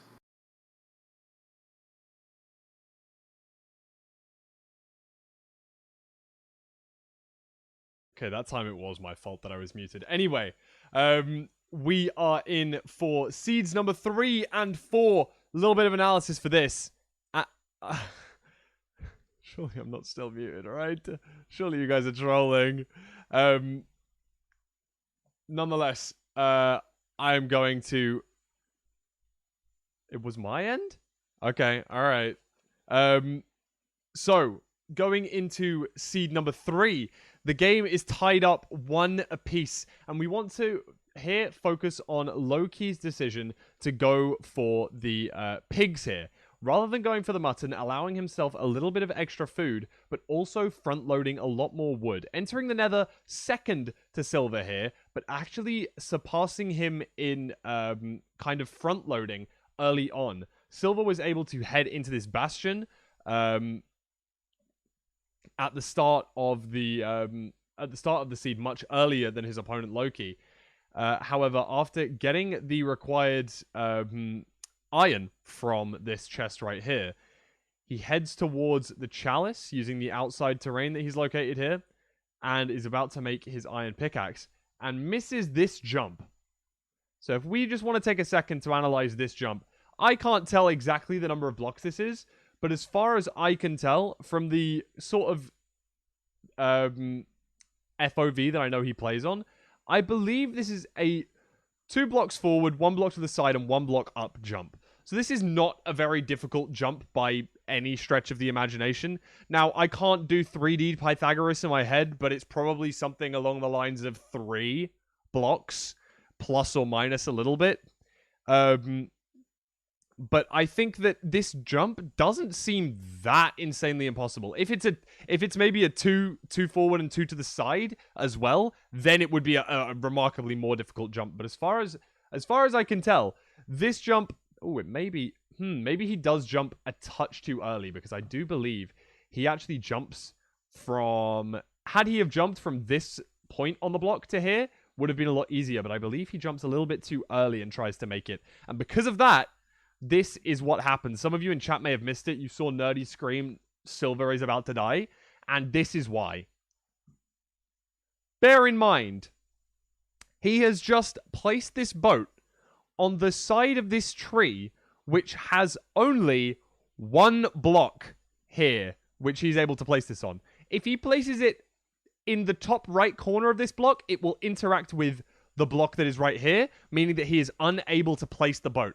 If he doesn't place it on the very corner of this edge block, this boat does not place. So first and foremost, he places the boat and then spam clicks enough to get in the boat before he takes a single touch of full damage. So let's watch that run back in full speed now, okay? Gets the iron from this bastion chest, heads towards the chalice, messes up what can be seen as a remarkably simple jump, but then hits a clutch on just 1 block. From this position, at full speed, is able to hit this clutch, and this saves him the run. It saves him the run. There's no way of putting this politely. This is the only reason that Silver is still in this game. This would have been 3-1 at this point. Instead, he was able to continue this seed and get all the way back. He was behind, though. He was definitely behind at that point in the run, but was able to bring back the pace on the fortress split and his navigation towards the stronghold. Notice that Loki actually does enter the stronghold first. Now, I don't speak the language that they use for tab crafting. However, as far as I know, this does mean I spy. So Loki does enter the stronghold ever so slightly faster, and does his preemptive, gets the location. Now let's pause right here. Let's pause as we enter this 4-way. Notice we see 5 mobs. We see Witch in front of us, Creeper, Creeper, Creeper, Spider. Okay, 5 mobs to deal with. The best direction, this way, try and get through this little gap over here so we can avoid the Witch as far as possible. These guys don't even get proc to blow up. This guy gets disorientated, bamboozled, facing the wrong direction, doesn't know where you've gone. Okay, that's the aim. As Loki enters this room, that's what's going through his mind. 5 mobs, I have to avoid them as best as possible, and what does he do? Does that exact thing. Hits the spider away, rather than discombobulating it. And instead it decides, you know what the best thing now to do is? Go back. But the issue is, the Witch is still locked on. And even though he tries to go back a slightly different way to avoid the mobs, the witch is prepped. As soon as he breaks this block right here,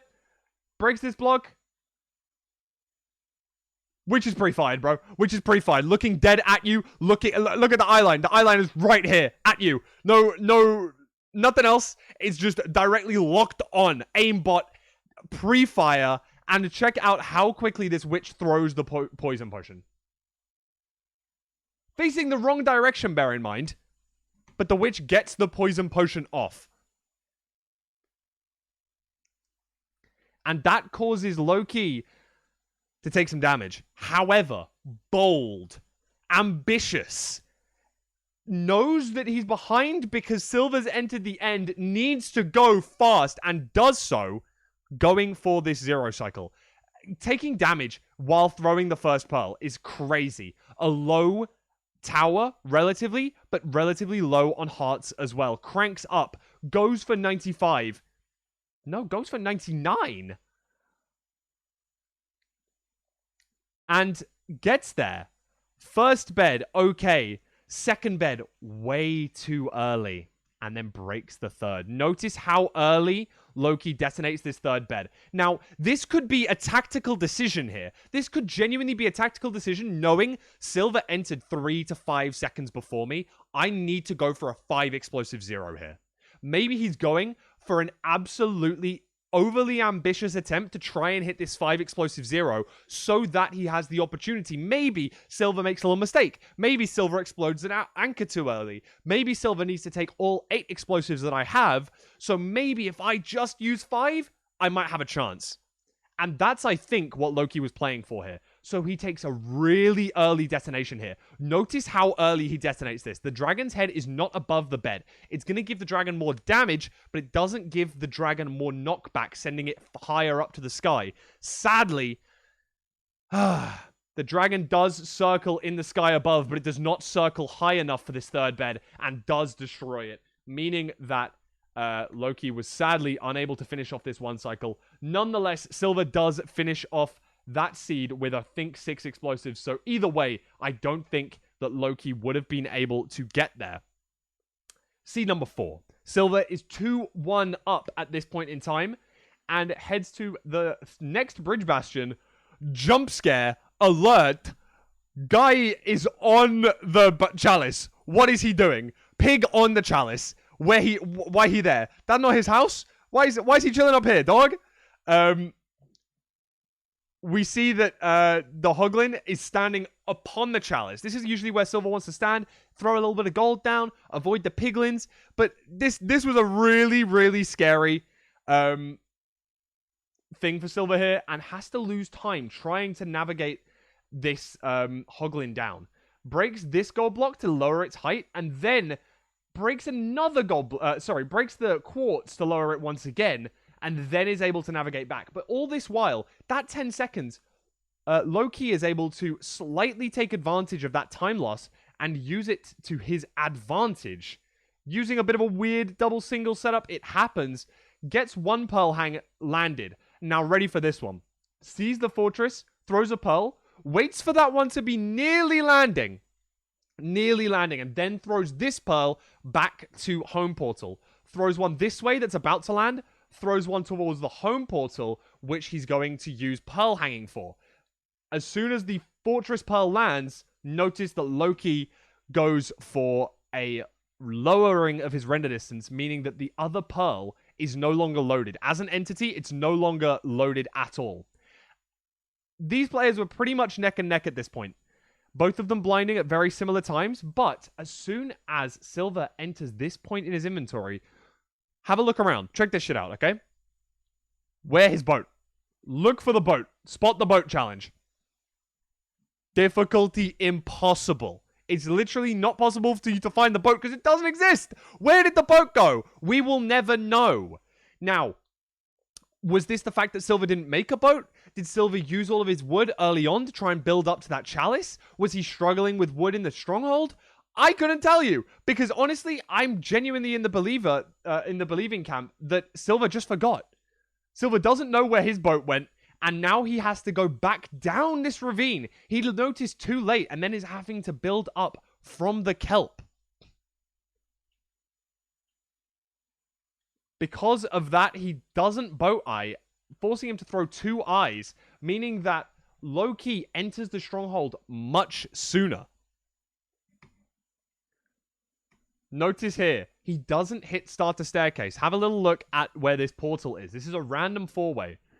Using the calculator that is known colloquially as Ninja Brainbot, that will spawn you right next to starter staircase if you do everything correctly. However, I believe Loki put his portal either too low or maybe 1 block off to the side, as Loki hits this 4-way that is next to the starter staircase. I think 1 or 2 rooms away in this direction. Loki has traveled around this whole stronghold, going back to starter looking for preemptive numbers, but has not checked right next to the portal. And it turns out that he spawned it right next to the end portal room. His nether portal was basically 2 rooms away. Had this have not been a slight kink in the road right here, having to go to the side a little bit, going like this in like a lightning bolt shape, unfortunately, he may have been able to see it, but checks this very, very late on, giving Silver time to potentially come back. However, he's not able to, and only just enters the stronghold, I think, at the very final frame as I was going to pause. Right here, we notice that Silver finds the stronghold as soon as Loki enters into the end. So, Loki knows that Silver is on his tail, luckily gets a decent perch because the 0 cycle was failed. But, nonetheless, this means that this grand final, is at 2 games apiece after 4. We could have been done. You could have had 4 seeds and you could have been going home at this point, chat. You have got extra time, overtime, double time into seeds 5, 6, and potentially seed number 7. If we do get to seed number 7, you will see me once again. If you don't, I have been your analyst for this tournament, and I have appreciated my time with you guys. I'm going to send you back over to Feinberg and Nerdy. I will see you if there is a seed 7.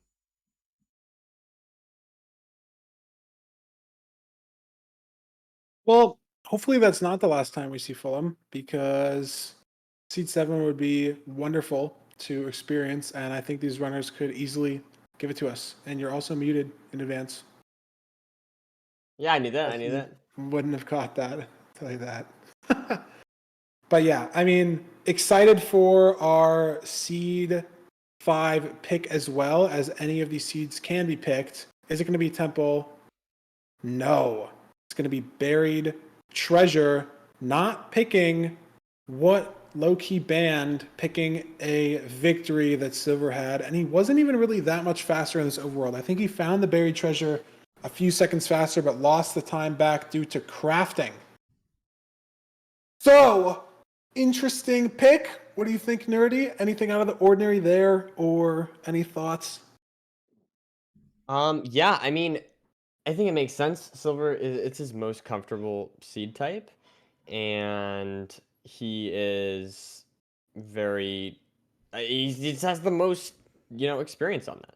It's what he does the most for the most part. But at the end of the day, I think that Loki's gonna do fine on it as well. I think he's just choosing comfort here, and I think that that's a totally valid pick. We're neck and neck here, so having something comfortable to have for your 5th seed, I think, is a smart choice. Yeah, and the runners are ready to get right into it. We're ready. I mean, if this was a best of 5, this would be the last seed, but it's a best of 7 for a reason, because these runners are so close that we need to truly figure out who can crush it and who is the best. It looks like they both have the right chunk here. Loki getting the iron. Yeah. Actually, if you look at the chat, it just went away because Silver opened his upped his F3, but there is some desync on the streams. On Loki's Minecraft instance, he got the iron advancement first, and on Silver's Minecraft instance, he got the iron advancement first. That's how close these runners are. It's literally the difference in ping to the ranked server as to how close these runners are in comparison to one another. Actual ping diff in Minecraft, in a speedrun Minecraft scenario. And Silver is out so quick off this island. Loki did fall a little bit into a water pool, so that maybe lost him 5 to 10 seconds, but not going the right way for the ravine. Silver is cutting back and maybe lost all the time save that he had. Loki found the right ravine. I mean, this is a 20-30 second time loss for Silver potentially if he can't find it. I don't know if he didn't go fully the right way or commit to anything. There weren't a ton of kelp blocks over there, but he's found something down there and he's found a room portal. So potentially going to help with Flint. 1 obsidian, Depth Strider 2, I think. Maybe Lackpad is feather falling. I can't tell if he's swimming too fast or not. But he's going to find an enter here. Low-key is just in so much faster. Lackpad is feather falling. I am not up to date on my Bosnian. Apologies for that, but Silver's going to have to crank a portal here, and he's very behind due to some ravine shenanigans, but it's time that he can catch up. Maybe this 1 obsidian and the couple gold blocks from the room portal will matter. That's what Silver needs to bank on right now, that these 18 gold ingots that he got for free are going to make a big difference in these treasure trades, because otherwise he's in a bad spot. I think Loki killed that. I think he killed that hoglin and he didn't even get the food. So another nice comeback potential for Silver to gain some of this time loss back.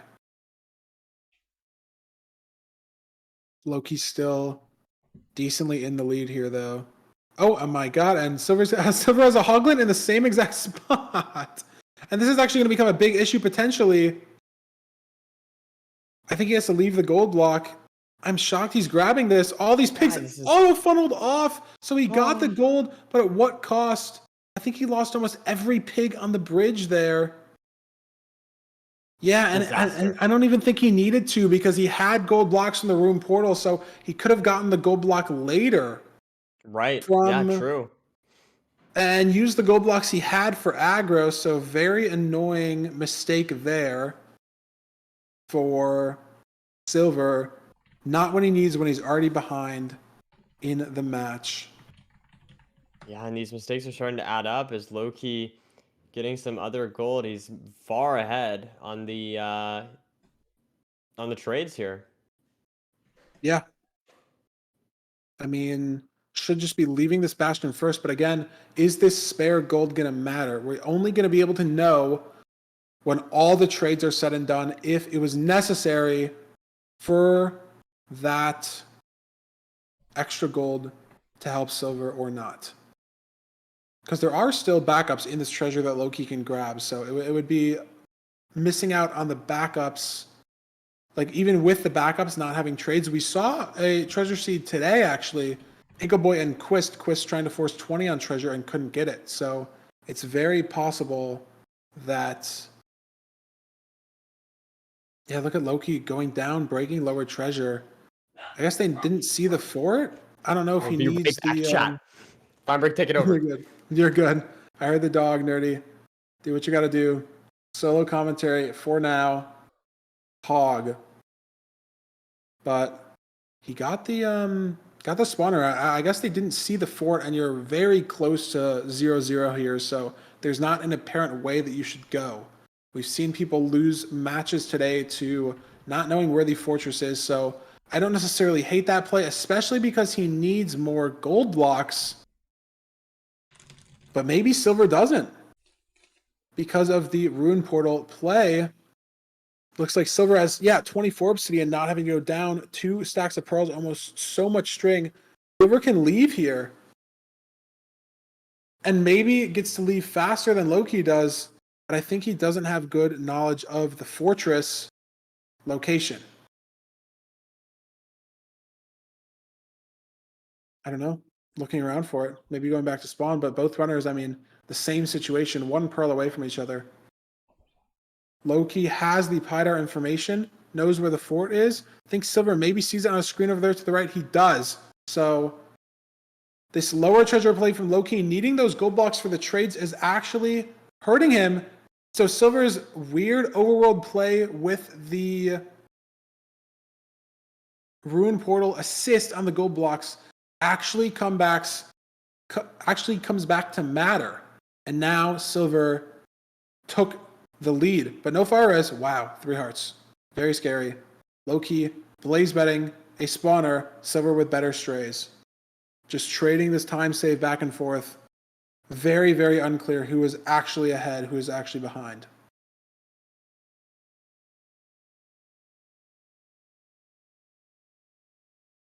Until we get to the post-blind splits. Welcome back, Nerdy. I'm so I'd like sorry to- about that. But It's I'm okay. back. Got what you got to do. I'd like to report that Silver actually beat Loki to the fort. The extra That's what I like gold to hear. blocks were necessary from the Ruin Portal. Loki had to get gold blocks from lower treasure, and Silver could just leave and found the fort without the use of Pydar. That Impressive. Hey, if it works, it works. Yeah. Keeping our match close. Let's see what else we got here.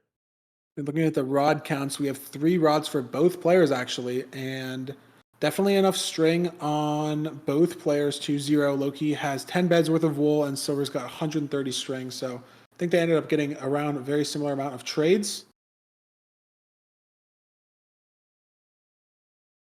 But we'll see. Yeah, and I've noticed a lot of times that it seems like this split is where a lot of time is made up between the 2 runs. It's weird because I don't really get why. The Blaze split seems like it shouldn't be a place. It seems Yeah. very like consistent. Like I feel like I mean, there's managing not a lot of room. spawns, some overlap Yeah. strays. I mean, Loki just got hit a ton. It could also be a spot in the run where your food starts to run low. If Yes. you are playing risky, taking some damage, so that could be a big part of it as well. But Silver blinded first, has enough eyes to just leave as it didn't break, so he's going to be ahead heading towards the stronghold. And it looks like Loki's leaving his eye. It might have went towards a ravine and fell in a ravine. So Loki's going to need to get 1 more rod, and neither of those blazes dropped the rod he needs, and the eye didn't break, so this ravine eye is going to lose him a lot of time here as he just has to sit and wait for the blaze spawner, and it didn't even hang his pearl. He hit a tree, literally maybe a block or 2 away from pearl hanging. But he's able to, I guess, find a different spawner here, but Hoglin's, and he's on 2 hearts. 1 more hit and he'll be dead. 1 more hit and he's dead. Needs to, Disaster. can this Hoglin get up to him? I don't think so. Got the hunger reset off, but Silver has just been making his way to the second portal chords as Loki is going through hell right now. Get it? Because we're in the nether. I mean, maybe Silver's been the one going through hell because he's actually traveling. But he's in the stronghold. Looks like he had a nice preemptive spike. We've seen a lot of people lose some time, lose some matches to preemptive, so not out of the woods yet by any means. Nice food as well. Definitely one after hunger reset now. 0, so impressive there. Just needs to find that portal room. Oh my god, Loki had half a heart from the pearl. So no block clutch. Should be safe, but digging down anywhere.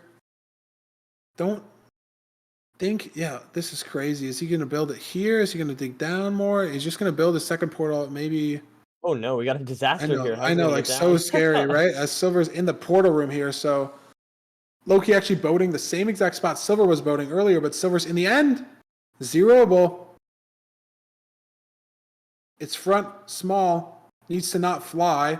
Maybe can't get to 95 after a little bit of an overhang and some pearls, but we'll see what he pushes to.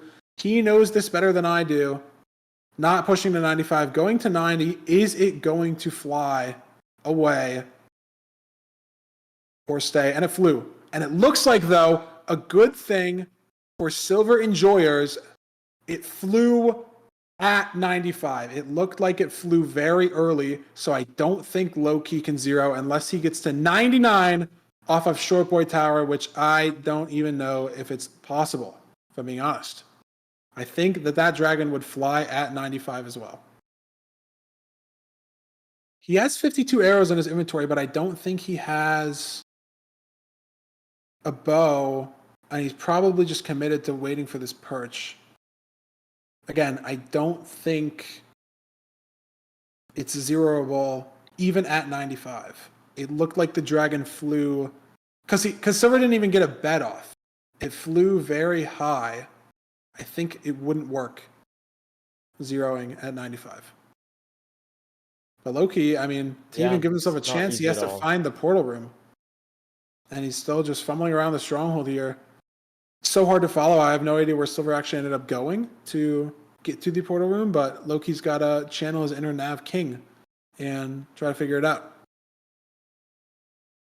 Trying to re-preemptive, which is good, and a huge spike under him. But that doesn't really help you if you don't know how to get that way. And the Just a snap perch from for Silver. Yeah. Lot of beds. He pre-places anchors, but these trades give you about 10 beds as well. And Loki's in the portal room to enter, but it's just too late. Silver with the 4+1. I'd like to see where Loki goes, but I think it flies at 95, and I don't think he can push to 95. But we're not going to be able to get to see it. Silver up now on match point. Still could be a 4-3, Nerdy. Loki could win the next seed. He's got to win 2 in a row. Yeah. Silver just has to win 1 to become the 2-time back-to-back only MCSR ranked playoffs champion. I mean, very close If it's seed up 50-50? until. Sorry, go. It's okay. I was just Very gonna say, close seed. You go. classic, like classroom discussion moment right there. You guys know what I'm talking about? Where you're like, you go, and then both people start. I don't know. I've had that experience so Dude, much. But anyways. I'm thinking like when you're on a sidewalk and you're walking into someone and then you True, both go that left too, and then you that both too. step right, or like when you're That's driving so or accurate. walking. Like sometimes when I'm walking, I don't drive, but like there's a car that shows up, and I don't know, me personally, I'm not winning the 1v1 against the car. Like if there's a collision, I'm not Yeah, probably not. the one winning the collision. So I like wave the car along, and they're like, and then the person in the car like waves me along, and I'm like, dude, you were like here before I even got close to the crosswalk, and I wave them along again, and then they wave me, and I'm like, okay, fine, I'm just gonna walk, like, and then we wasted like 15-20 seconds. So I don't know, a very common occurrence. Very relatable. But I was trying to say, yeah. Dude, there's no way. There's no way. All I was trying to say, if you put it at a 50-50, then Silver now has a 75% chance of winning. That's it. That's all I Yes. had. That's it. That's I swear. true. That's it. That's That's all. That's all. That's all. You go. You go. That's Please, true. please, If it's a please raw, go. if it's Please a actually go.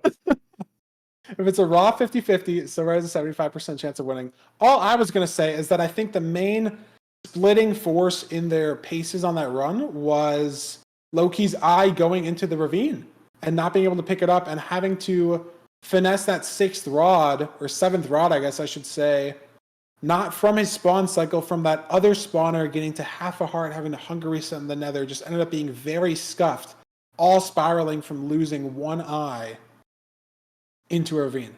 That's all I was going to say.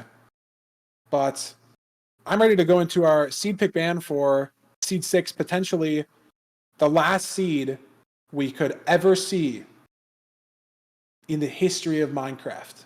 The game is actually going to be discontinued after the playoffs. So we get 1, maximum 2 seeds before it's all over forever. True. Surely. True. Village pick, though. Village pick. Interesting I because think- Loki lost time on his village overworld. But I mean, that was over an hour ago. Maybe an hour and a half. He's had a lot of time to improve on his mistakes and definitely won't make that same mistake again with the food. Maybe he's more comfortable in the village, hoping Silver will make a decision mistake or something. What do you think? Yeah, I think it makes sense. He just won the first seed. I mean, yeah, it was a little bit of a scuffed first seed, but at the end of the day, I feel like it's just a very easy to play, easy to, you don't have to think a lot, you get a lot of food. I think that decision totally makes sense here. 100%. And we're getting right into it. Potentially our last seed, Silver, up 3-2 in our grand finals. best of 7. If he wins this seed, he wins $3,000. It's a $1,500 difference between first and second, and the glory of winning the entire ranked playoffs. So a lot on the line here for both players. 1 blacksmith, need to kill a golem. 2 blacksmiths. I completely lied. But to be fair, I didn't see that one. So I was correct with the info I had at the time. Let's see if it's an obsidian play here. No, but there is no need now to kill the golem. You can gold axe and gold shovel coming out from Loki. Wonder if silver will make a gold or an iron shovel. You can also make shears, which is what Loki did, so it makes sense why he's saving the iron. Very smart play. Lots of trees around in the plains. Gravel at Loki's feet as well. And now it's just about finding that enter. Very fast village seed, double blacksmith, everything you need, blocks, food, all that jazz. This could be our last seed. I don't want it to be. Commentating is fun. Game 7s are fun. But I want a game 7. I do. So maybe I am rooting for Loki here.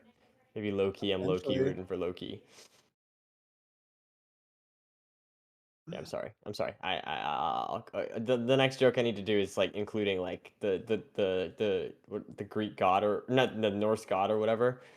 I'll add that one next. That will be my next task is to come out with a way to fit that into, Loki or whatever. Oh, Loki. Yeah. That took yeah. me way too Sorry. long. Should I say like the Marvel villain? Maybe that's more known. Yeah, would have gotten way more relatability Sorry. than Norse. That's what I think of. I'm sorry. Please forgive me. That's okay. Maybe some silver jokes about how he's going for gold right now. Doesn't want to settle for silver. Not sure where we can explore there. But anyways, in the seed, I mean, looking like a game 7 if we ended it right now. Loki ahead in the nether, and maybe no, he's gonna enter the bastion. Thought it was gonna be before silver was even in the nether, being a full split ahead, but it's a housing. He's close. Definitely 20-25 seconds ahead, but it's an awkward route mid down with some glowstone in the way. Very awkward to get this started, awkward to get some pigs. Gonna be weird to see what route silver decides to go for here. Is he gonna, yeah, look at this.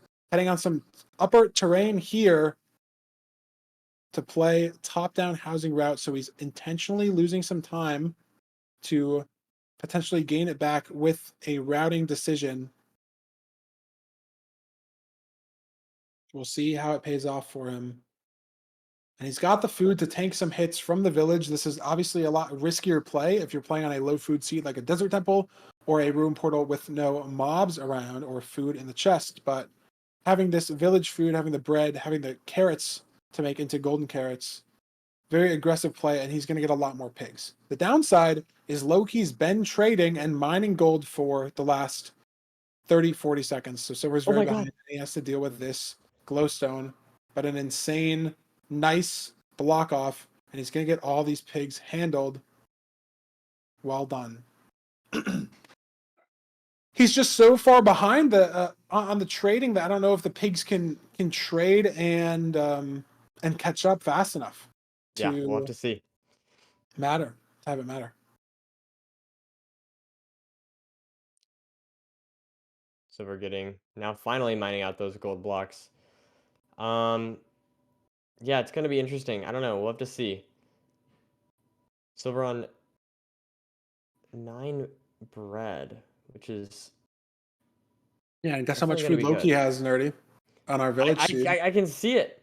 It's just this. We gotta just a 0. No mega lol. food. Again, no punching carrots, no punching hay bales, no food. It's like Same mistake from Loki on his seed pick. So ahead faster in the overworld, potentially due to the food decision. But it's gonna definitely come to bite him. I mean, just barely be able to get through the seed without hunger resetting once, maybe even twice. Every half art. I mean, there's a Hoglin here, just absolutely gracious save, and he's just got to not burn this food. Hoping for 4 pork chops. I mean, what a save here. And he got 4 pork chops. Wow. not looking good. If you're a Silver fan, Loki Hoglin is your biggest op right now in this seed. True. But look at this. I mean, almost the exact same fort pace, and it looks like Silver is almost in a better spot above the fort, able to scout where he's going. Loki's sort of stuck underneath and gets dropped down by a Wither Skelly. There's some of his food gone, but he's got some Feinberg strays up here as well. The Wither Skelly was like a sort of a guardian to the greatness of the blazes, whatever, up here. Very weird though. Loki's going to be much slower getting to a spawner. Silver's going to be pushing for a spawner here. So all depends. These fort splits are so dynamic. We've seen runners gain and lose time just back and forth on these, depending on the seed, depending on the fort.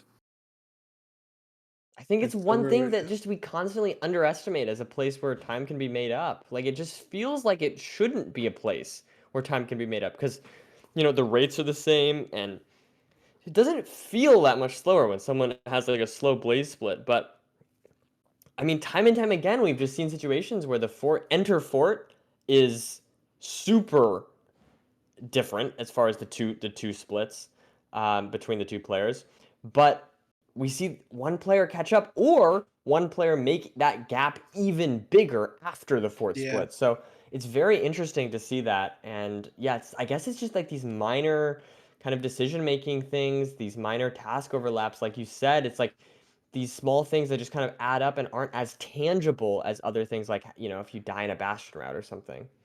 100%. It's the weird time loss that is not always immediately apparent, but both of these runners on 3 blaze rods, but Silver has a fully blaze bedded spawner and Loki does not. That's our time difference right here.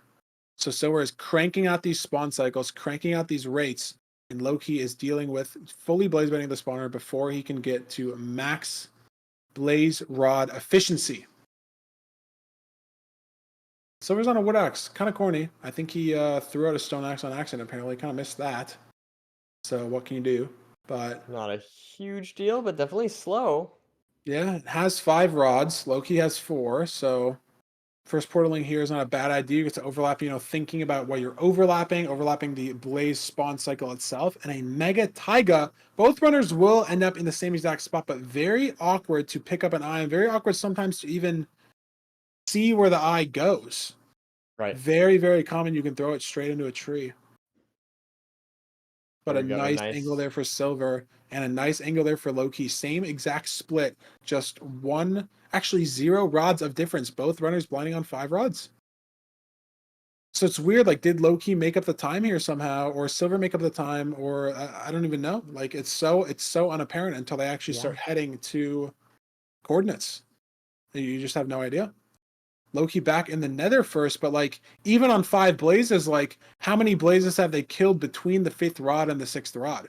Like, is Silver 3 blazes ahead right now? He's pre-crafting stuff. 35, got the beds in, crafting the anchors as well. Ooh, there's a nice spawn. And Loki has no like 5 blazes right there. Yeah, looking for the 6th rod, not off that stray. 6 blazes. Might be able to get the 5th rod or the 6th rod here, and goes. Silver does. He's going to be leaving first. Wow. Potentially our last stronghold, and Silver's in the lead with stuff pre-crafted. Gold pickaxe, golden carrots. Loki has 1 more pork chop only. That's not going to last him far enough to throw these pearls without having to hunger reset. So Silver's not only ahead on time, he's ahead on materials, he's ahead on preparation, and Loki can finally go catch up, try to beat him to second portal here. Look how much use Silver's getting out of this gold pickaxe. But he digs the wrong way. Read the chord's wrong a little bit. Read the chord's very wrong. Maybe he gives Loki time to catch up. Silver was very off there for a little bit. And now Loki's almost on the chords. Man, yeah, just like slight weirdness from Silver's terrain navigation there. And Loki's basically caught up here within a few seconds. Yeah, within literally 5 to 10 seconds, and Silver messing around with his options a little bit there. Could just literally be it. Gets a spike down mid. That's where Loki's spike is. I mean, it might be the only way to go. Silver getting stuck on this water. This is close enough where stream delay actually matters. But they can't That's how go close middle. we are right now. Yeah. Have to go top left. And I mean, literally doing the same exact nav at the same time. I think Silver is ahead on the stream delay by like half a second. Both Okay. checking the same door, whiffing the door. Silver, more committal to this door. Is it going to be where the portal room is? There's actually 5. It's not. Loki finds the portal room first. We might be seeing a game 7. Yeah. He's got Loki the pearls. brought it He's got back. the food. No, he doesn't. It's pearl clippable. No, it's not. 53 can build up. Front. How tall? Kind of tall. 97. Is it good enough? He's going to send it. He has to send it. And he gets there with half a rotation. Nice first bet. He's got so many Nice. explosives. I think we're going to see a game 7. Ooh. Maybe. Really weird height. 2 extra rotations. He got a lot of height on that dragon, but he has so many beds and anchors. I think it should be fine as long as there's no break on the bed here. So low, though. Is it dead? Is he dead? Wow. Good. Fantastic stuff. One of the most scuffed zeros we've seen in terms of damage and rotations, but he clutches it It worked. into seed 7. 1 heart remaining. If that cage was any bigger, we might not be seeing a seed 7. What a match. I think these runners have been in the end together every time that all of these matches. When someone has won, the other person's been in the end, I think. Or if not This in is the end, in crazy. the portal room. I mean, tell me about, like, this is a perfect final. Like, these two players just proving time and time again that they are not only some of the best because of the fact that they've gotten here, but they are very similarly skilled. This is, I mean, the fact that we've gone to a game 7 proves that, but it's not even about that. We've seen almost no complete throws, like almost 0 deaths in this entire set, if any. I don't even know immediately if I can think of a death off the top of my head. I mean, it's been a while, but I mean, this is just unbelievable stuff from both players. And then not only that, but then they're constantly just trading splits. They are neck and neck, literal. Like, they are completely on pace with one another constantly. And this has been a blast to watch. Yeah, I mean, especially in the end there, like the end game splits, literally naving the same stronghold, same exact parts at the same exact time for like 10 to 15 seconds. They were just like in sync, actually, like within 4 blocks of each other. If it was a duo run, it's like they were just following each other. Actually incredible. And we are going to throw it over to Fulham for our last analysis segment. We get to see Fulham one more time, breaking down seed 5 and 6 for you guys before we get to game 7, our last game of the season 2 playoffs. Fulham, take it away.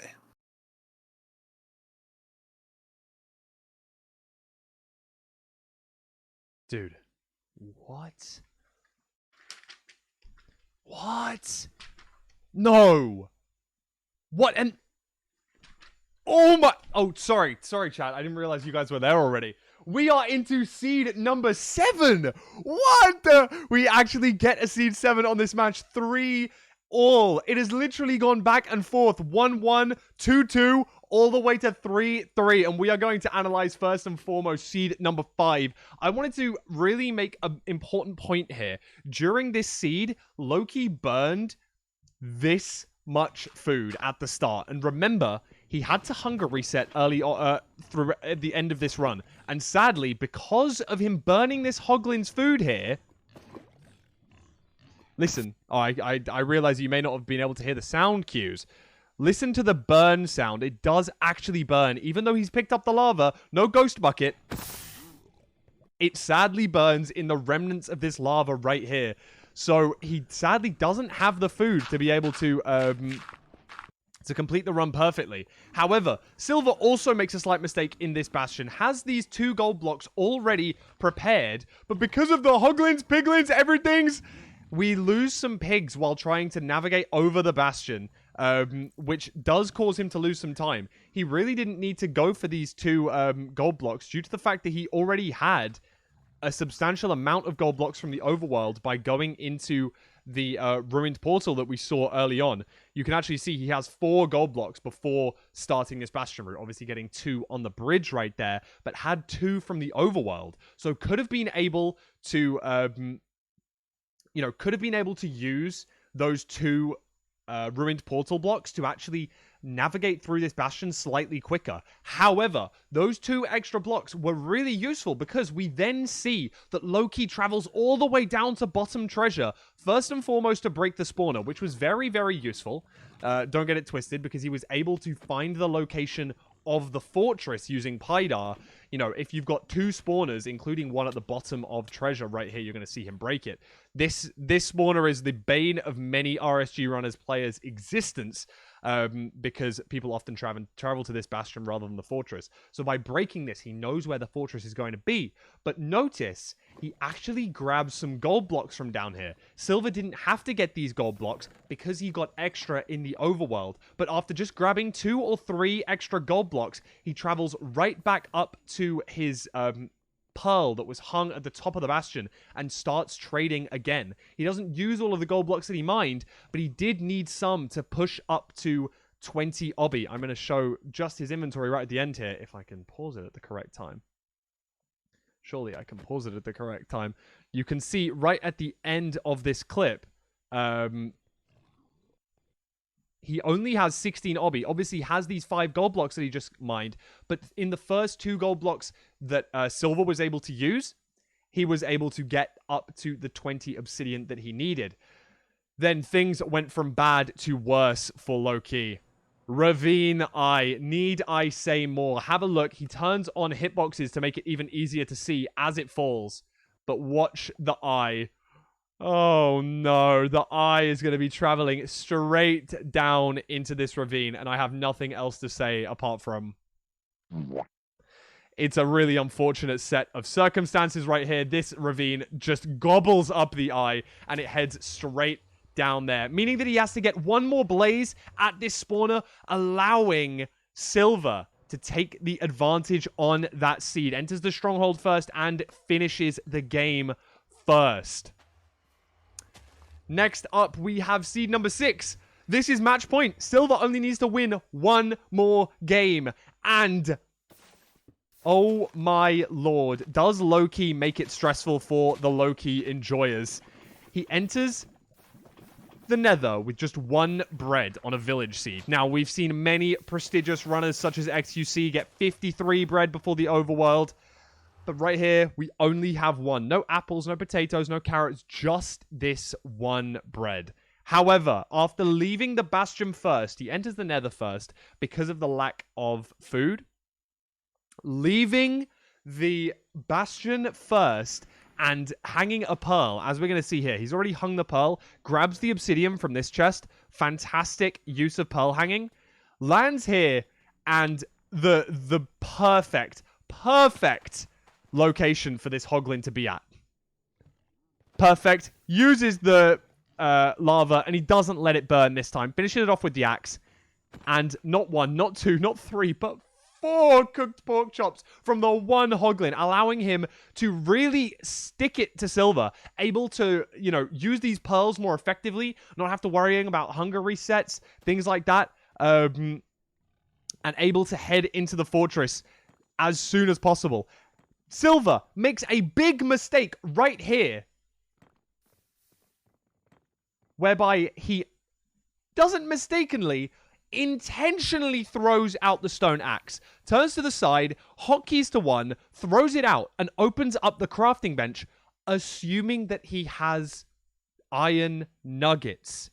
He has no iron nuggets and no iron ingots. This was one of the most frustrating throws, arguably, that he's probably made, because he now knows, oh my god, I've got nothing I can do. I have to make a wooden axe. And finishes the rest of this blaze fight with a wooden axe, which is just slow. It may only be a few seconds, but a few seconds was all he really needed, because he made a few seconds more of a mistake right here. Traveling the wrong direction, going in the negative X direction when he needed to be going further positive Z, I believe. Sorry, my bad. Negative Z, I think. No, it was positive Z. He went the wrong direction twice. He went negative X, then negative Z, but in fact, he needed to go positive Z. So double mistake. Rare moment for Silver to make 2 mistakes back-to-back like that. Just misreading coordinates. It happens to the best of us, including some of the best in the world. And this has come down to where we're at now. A risky 0 cycle for Loki, a misplaced Obsidian there. Not that it really mattered, but it could have made all the difference had it have been particularly important. Silver enters the stronghold, and I don't have a clip for that 0 cycle right at the very end. But oh my days, I have nothing left to say. These two players here have been unreal. 3 plays 3. 1 all, 2 all, 3 all. This match has been fantastic, and it's all come down to seed number 7. So grateful to be even able to give you this analysis right before the final seed. It's all down to this, chat. It is Silver's seed pick. He gets to decide which type of seed he wants. But that's all you're going to hear from me. The analysis is over. It is down to the runners. I'm going to send you guys back to Feinberg and Nerdy. Thank you guys for having me on, and I have really appreciated being the analyst for the ranked playoff season 2. I will see you guys all in season 3, but you will be seeing the winner in the next seed. Feinberg, Nerdy, take it away. That was our last analysis segment, Nerdy. Feel strong, man. Dude, Fulham did an amazing job. Can we just get a quick shout out? I feel like that was he was constantly watching, constantly getting little clips the entire time. It was an idea that we had to bring on Fulham for this little kind of mid-game thing, and I feel like he killed it. In my opinion, he did an amazing job. And can we get some I don't know, some kind of celebratory emote? What's a good one, Feinberg? What's Everyone's doing the woo emote. let's do that one then for Fulham, because actually in an amazing job throughout this entire tournament. And thank you very much. I just wanted to give Fulham a big thank you. Yeah, getting all the clips himself, watching every match, putting it all together, and just being there every time for the analysis. Just incredible work. And we're all doing it for volunteers. So if you want to pay us and you're a sponsor, let us know, or a venture capitalist, because it's pretty fun. But all volunteer work. So Fulham, along with many others, makes this all possible. So big shout outs. Anyways, Nerdy. Let's do this. It's game 7 time. Let's look at the seed selection. I think we have 2 seeds only to pick from.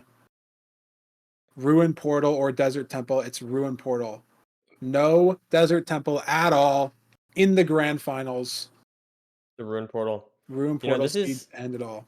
This is meaningful. Silver lost his first game today. He lost against Enko Boy on a really good Ruin Portal seed. He played well, but wasn't fast enough. Here. Yeah. Sub 10 against Loki here with the Ruin Portal seed. So I think he's 1-1 today, unless they play. I think they might have played 2 Ruin Portal seeds. Silver and Enko Boy. I really don't know. So let's see. It felt like so long ago, but I think we've been icing these players long enough. They've had enough time to think about the nerves, think about the stakes, think about the fact that this is a $1,500 Ruin Portal seed. A rank 1 versus rank 2, grand champion versus runner-up, all on the line. And any block misplace could be it. Any death could be it. I mean, for Silver, it's not the highest stakes he's seen in the last couple months, but some more hits home related to the speedrunning community compared to the rivals bingo tournaments and stuff. So I think it still means a hell of a lot to both of these players, and I'm just hoping we see a good seed. It all comes down to this. We get a notch right away, Feinberg, just for you. Yep. Fire charge as well. Possible to grab the gold block above to make a gold axe and gold shovel. Should see both runners do this. I mean, if you're not playing perfect, you're gonna get sped up on, or gapped, or lack of a better word. The other runner will just be playing perfectly. So any mistake, right. I mean, both runners going for the gold pick.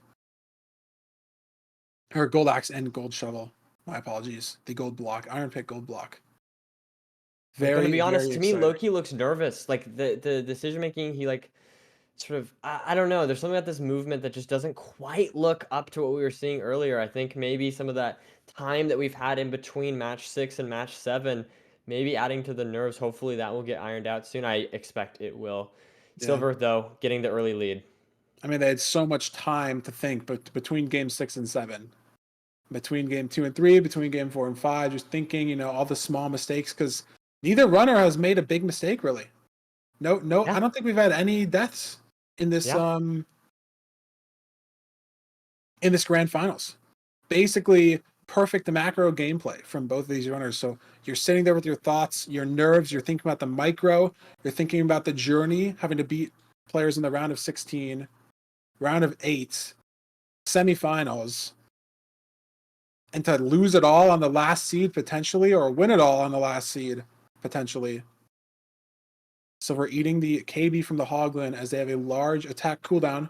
Well played. Can be used for food later. Would probably expect to see that happen from both runners.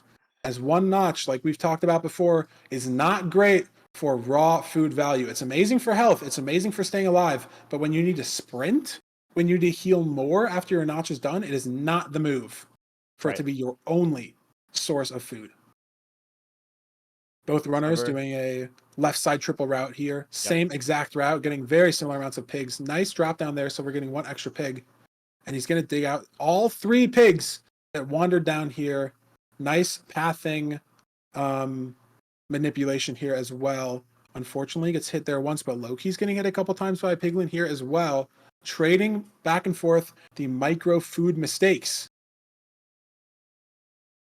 We'll be curious to see if these runners go and kill the Hoglin and how they do it, because there was only one fire charge. They don't have a lava bucket. You can easily grab lava and bridge, especially if you have iron, because or iron to make the bucket. The lava is just everywhere on the shoulders, but they don't have iron ingots yet. Should potentially be in this single chest or the lodestone chest, but I wonder if it's a big priority for either of these runners. You could just eat the notch while you're pearling. Like Silver could throw 1 pearl, let the pearl land, eat the notch. He'll be back up to full health and full hunger, but he's going to eat it early here.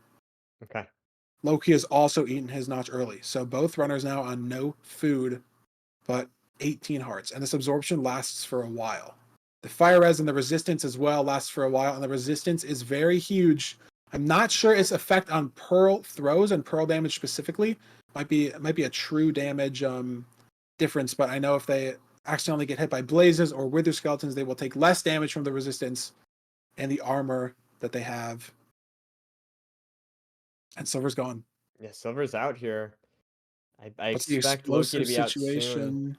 And Enough Loki's explosives for out. Look at 0. that. Yeah. Like, we are seconds away again.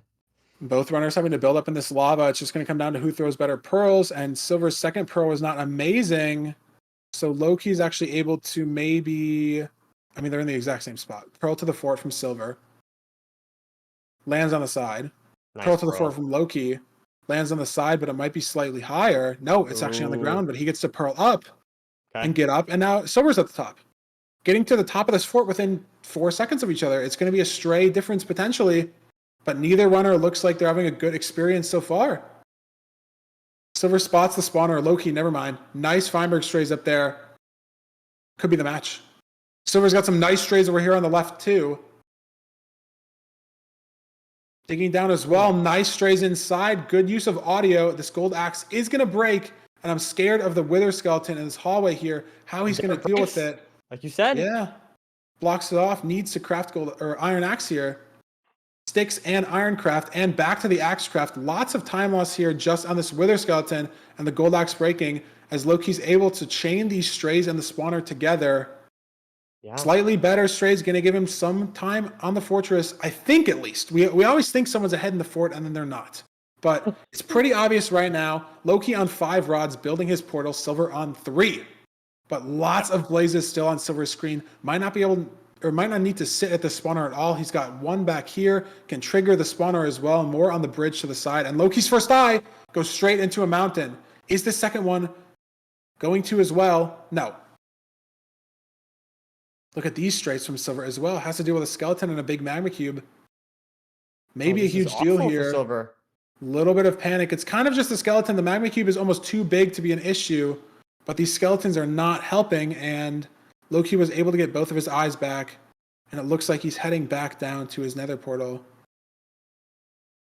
Not sure where he's going, though. Up the hill for some reason? Maybe looking for food, maybe fell. Oh, had to get the eye from around the mountain. But he's measured at this point, and Silver does have 6 rods, so he's Silver up has 1 6, rod. But how he hasn't fast is measured it all. Loki getting the 6th rod? There it is. So he's ready to go. Takes a little bit of a fall. Food situation is not good for both runners. Wow, Loki barely dodging Wither Skeletons there. Going to be stuck. Is this good terrain he can get up on? Potentially. Has to avoid some damage and get to second portal. And Silver has to get this eye measurement. It's so important. Look at the gap there between the leaves and the logs. But a bit lucky there for sure. It might be too little too late. He might be too far behind to matter. Look at Loki getting into the stronghold. He's going to be there first by 20, 25 seconds maybe. Because Silver's going to be going, but how fast can he handle this terrain? How fast can Loki handle this preemptive? And I mean, what are the nerves like either? Zeroing for $1,500? Yep. What are the nerves? I mean, it has to be prepping here. 7 bed to anchor. You have so many explosives. This preemptive looked very obviously down middle as well. Looking for light sources off of this 4-way no. Maybe back on the right where he had a light source over there. So has to deal with some small magma cubes. Is he going to be okay though? Yes, Loki finds it. Behind. He could get into the portal room soon, but not soon enough. If Loki's in first, it's just going to be over. Open. Front. If it's cage, it's easy. It's back. Kind of tall. Needs some good pearls. These pearls look very good.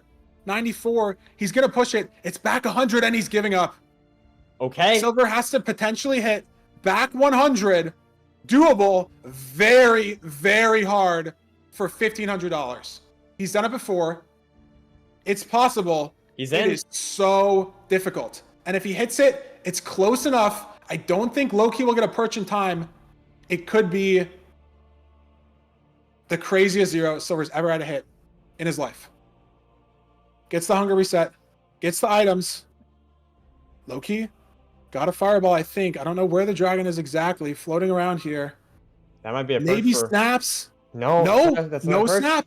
Silver's heading for the zero. Has to hit back 100. There's a $1,500 zero right here. Pearl 97. He's pushing it. Has Soul Sand. Crying Obby as well. 6, 5, 4, 3, 2, 1, 0. Can't get there. He's dead. He had to go for it. He had to go for it. You respect the attempt. And it just wasn't... It wasn't close enough. I don't know how hard it is. I think he says it's the hardest possible hittable zero is back 100 top setup. And the pearls looked good, but it was Y96 pearl instead of 100. Like maybe it has to be perfect. I'm not the guy to ask. Nerdy's not the guy to ask. But he went for it when he needed to go for it. And Loki's going to get a perch here. And as long as he gets these beds down... It's going to be I mean, 4 bed here with the axe as well. And that's it. And that's it. Wow. Wow, man. Silver dethroned after an intense best of 7. Wow. And he went for back 100. He put it all on the line. Hardest possible zero. You have to respect it. You have to respect the effort. Insane job. Silver wins. Or sorry, wow. Silver gets second place. Loki wins. Loki wins. Congratulations to Loki for a phenomenal performance throughout this, dethroning Silver and winning $3,000. I mean, I could not have asked for a better grand finals. There were 2 incredible semifinals matches today. Incredible third place match, but this blew season 1 out of the water in terms of player skill, intensity of matches, everything. I mean, this was just insane. I don't have any words. I don't know. Just crazy. It was just amazing content. Loki played so well throughout this entire tournament, and it's so awesome to see a new face win, in my opinion. I mean, obviously I love Silver. You know I love Silver. But it is awesome as well to see someone new, and I mean, he earned it. You know, he put in the work. He got number 1 season 2. That is not easy. That is not easy whatsoever. And all that practice, all that work paid off. He got the result. Yeah, I mean, dethroning Silver. I mean, first place season 1, second place season 2. Not a bad resume by any means, but not the two-peat that he was looking for. And that is going to conclude our season 2 ranked playoffs. I had a blast today. I mean, I think it was just a very, very high quality Minecraft. Every seed they were just back and forth. I think every seed they were both in the end at the same time.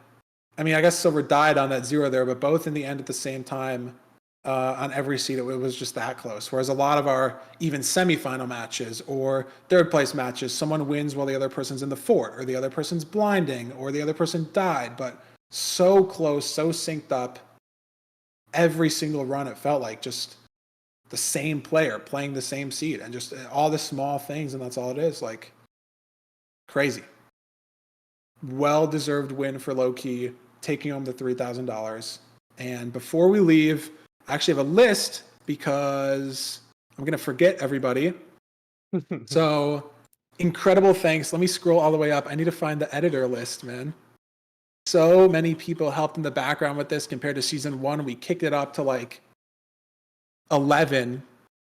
Not even. If we were at like 10 in season 1, we kicked it up to like 15. It feels like with just all this stuff in the background. I don't even know. I'm scrolling up so far to find the editor list. Where even is this? Oh my God, there it is. Okay, so for all of the players, obviously, first and foremost, for playing, for showing up on time, playing their best. Everyone did great. If they even made it to the top 16. If you played in the qualifier, if you tried to get top 100 and didn't get top 100, if you play ranked at all, thanks, because that's how we get so many people watching. So it's very, very pog. Thank you to all our editors, Curryway for doing all of the mainstream graphics and a decent amount of the interviews and things like that. Quist edited his own interview. Dewo's interview was edited by Bendo. Automat's interview was edited by Alistair. Mungee's video was edited by Rosie. So thanks to those editors. Thank you to B for editing videos. Thank you to Parker for promoting the ranked tournament on his channel as well. Thank you to Oliver for doing a load of work on the background, taking the OBS duties away from me. In season 1, all 3 of my monitors were completely full. Like, no joke. Like, watching on the main one, 4 things with the chat on my left, insane things on the right. I have like 20% of the workload this time because it all went over to Oliver. So among the OBS, he sets up all the scheduling between the players, checks all the seeds that they're playable. Thanks to Redline for making the mod, which is pretty important. Helping run the private rooms on the last day here while Curryway was slammed editing things, stuff like that. Insane. Thank you to Desktop Folder for getting the player, what are they called? Like the player graphic statistics, like the win-loss against each player, things like that. Thank you to Creo for sponsoring. We can do one last plug if we want to. We can show that art if we want to. 3 exclusive MCSR art pieces. If you buy 2, you get 25% off. You buy 3, you get 35% off. I've said it so many times. I mean, they look beautiful. And there's potentially more art in progress for ranked tournament winners, ranked tournament players, ranked stuff in general. I have to figure out a lot of things, but this is not where the journey ends with the MCSR specific art. So stay tuned to more announcements from Creo there, and potentially we'll be back for season 3. But we got a lot of stuff to work on for season 3. Going to be a lot of big changes that we've been thinking about, and a lot of time to think about them now that we are done cramming for season 2. And if you guys want to play in season 3, you can join the ranked Discord, !ranked, MCSRranked.com. Literally anybody can play. If you get top 100, you can play in the open qualifier. If you get top 8, you're automatically invited to the next ranked playoffs. So sign up, join up. It's free. You can play casual, you can play ranked. It's anything. Super easy to learn. It's like a 2-click installation. So yeah, thanks everyone. I don't think I missed anything, but I don't know if you have anything else to say, Nerdy. I guess I didn't thank you for waking up 2 hours earlier than me in like time zone relation. Yes. Up at 6 a.m., 7 a.m., 8 That's it. a.m. It's actually like Co-commentating through actually fixed my everything. sleep schedule for school, so it actually wasn't that hard for me. And also, the one person that you missed, Feinberg. Thank you, Feinberg. Thank you, Feinberg. What? Thank you, Feinberg. Thank you, Feinberg, for hosting this. I mean, I feel like, I mean, obviously I'm biased, but I feel like this is, for me, one of the coolest tournaments to be a part of. It feels like it's very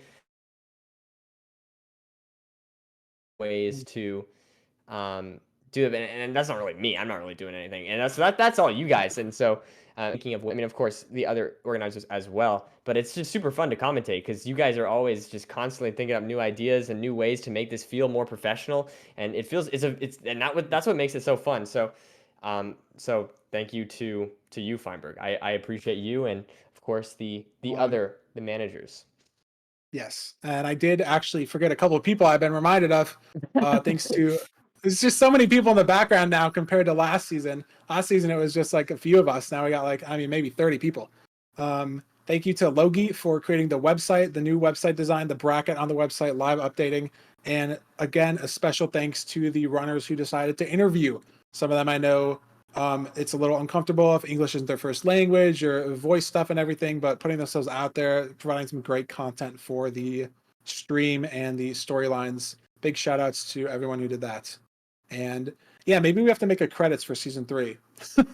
maybe we'll have a lot of time. We'll make a big credits scene, like a scrolling thing. We That'd can be put some cool. jazz music in the background, some stuff like that, like a movie credits or something, some post credit scenes. We can figure something out. Ooh, I like Um, that. I like that.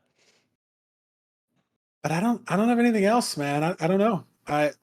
My expectations were blown away after last week, after yesterday, and after today. I mean, the amount of support, the amount of high quality gameplay, the amount of everything. Way better than last season, and I'm very excited because there's already so many great ideas and things we can do better and things we can improve on for next season. So we will see you guys whenever that is. 2 months, 3 months, 4 months. You'll hear about it before it happens. Lots of hype around it. Will Loki be able to two-peat? Will Silver be able to avenge himself? Or will we have a third new victor emerge from the ashes? Doesn't really make sense. I don't know where the ashes would be. But Maybe it's someone in yeah. chat. You never know. Could be anyone. True. Literally could be anybody. Well, I don't have anything else. I think we will see you guys when we see you guys. Whatever time it is for you. I don't know how many people stayed up for anything. I'm exhausted. I'm gonna take a nap. If you're gonna take a nap, we can be nap buddies. If you're going to sleep, we can be sleep buddies, but something like that. I don't know. I am waffling. I don't know, man. doing great. I'm You're just doing saying I am exhausted, bro. Not even like chat, not even like that. You're all making it weird though, for real. Like you raid somebody? I don't even know who's live, bro. Is Silver still going to stream? Silver's just watching my VOD. I don't know if he's still gonna stream or not. We'll raid Zalanox. Zalanox also doesn't want to play in the ranked tournament because it would be really boring if he won every single seed in under 8 True. minutes. So True. shout outs, go watch Zalanox, see some resetting, friggin' whiplash content from tournaments to resetting, but enjoy it. We will see you guys when we see you guys. Thank you again for all the support and being here. Just watching means a ton.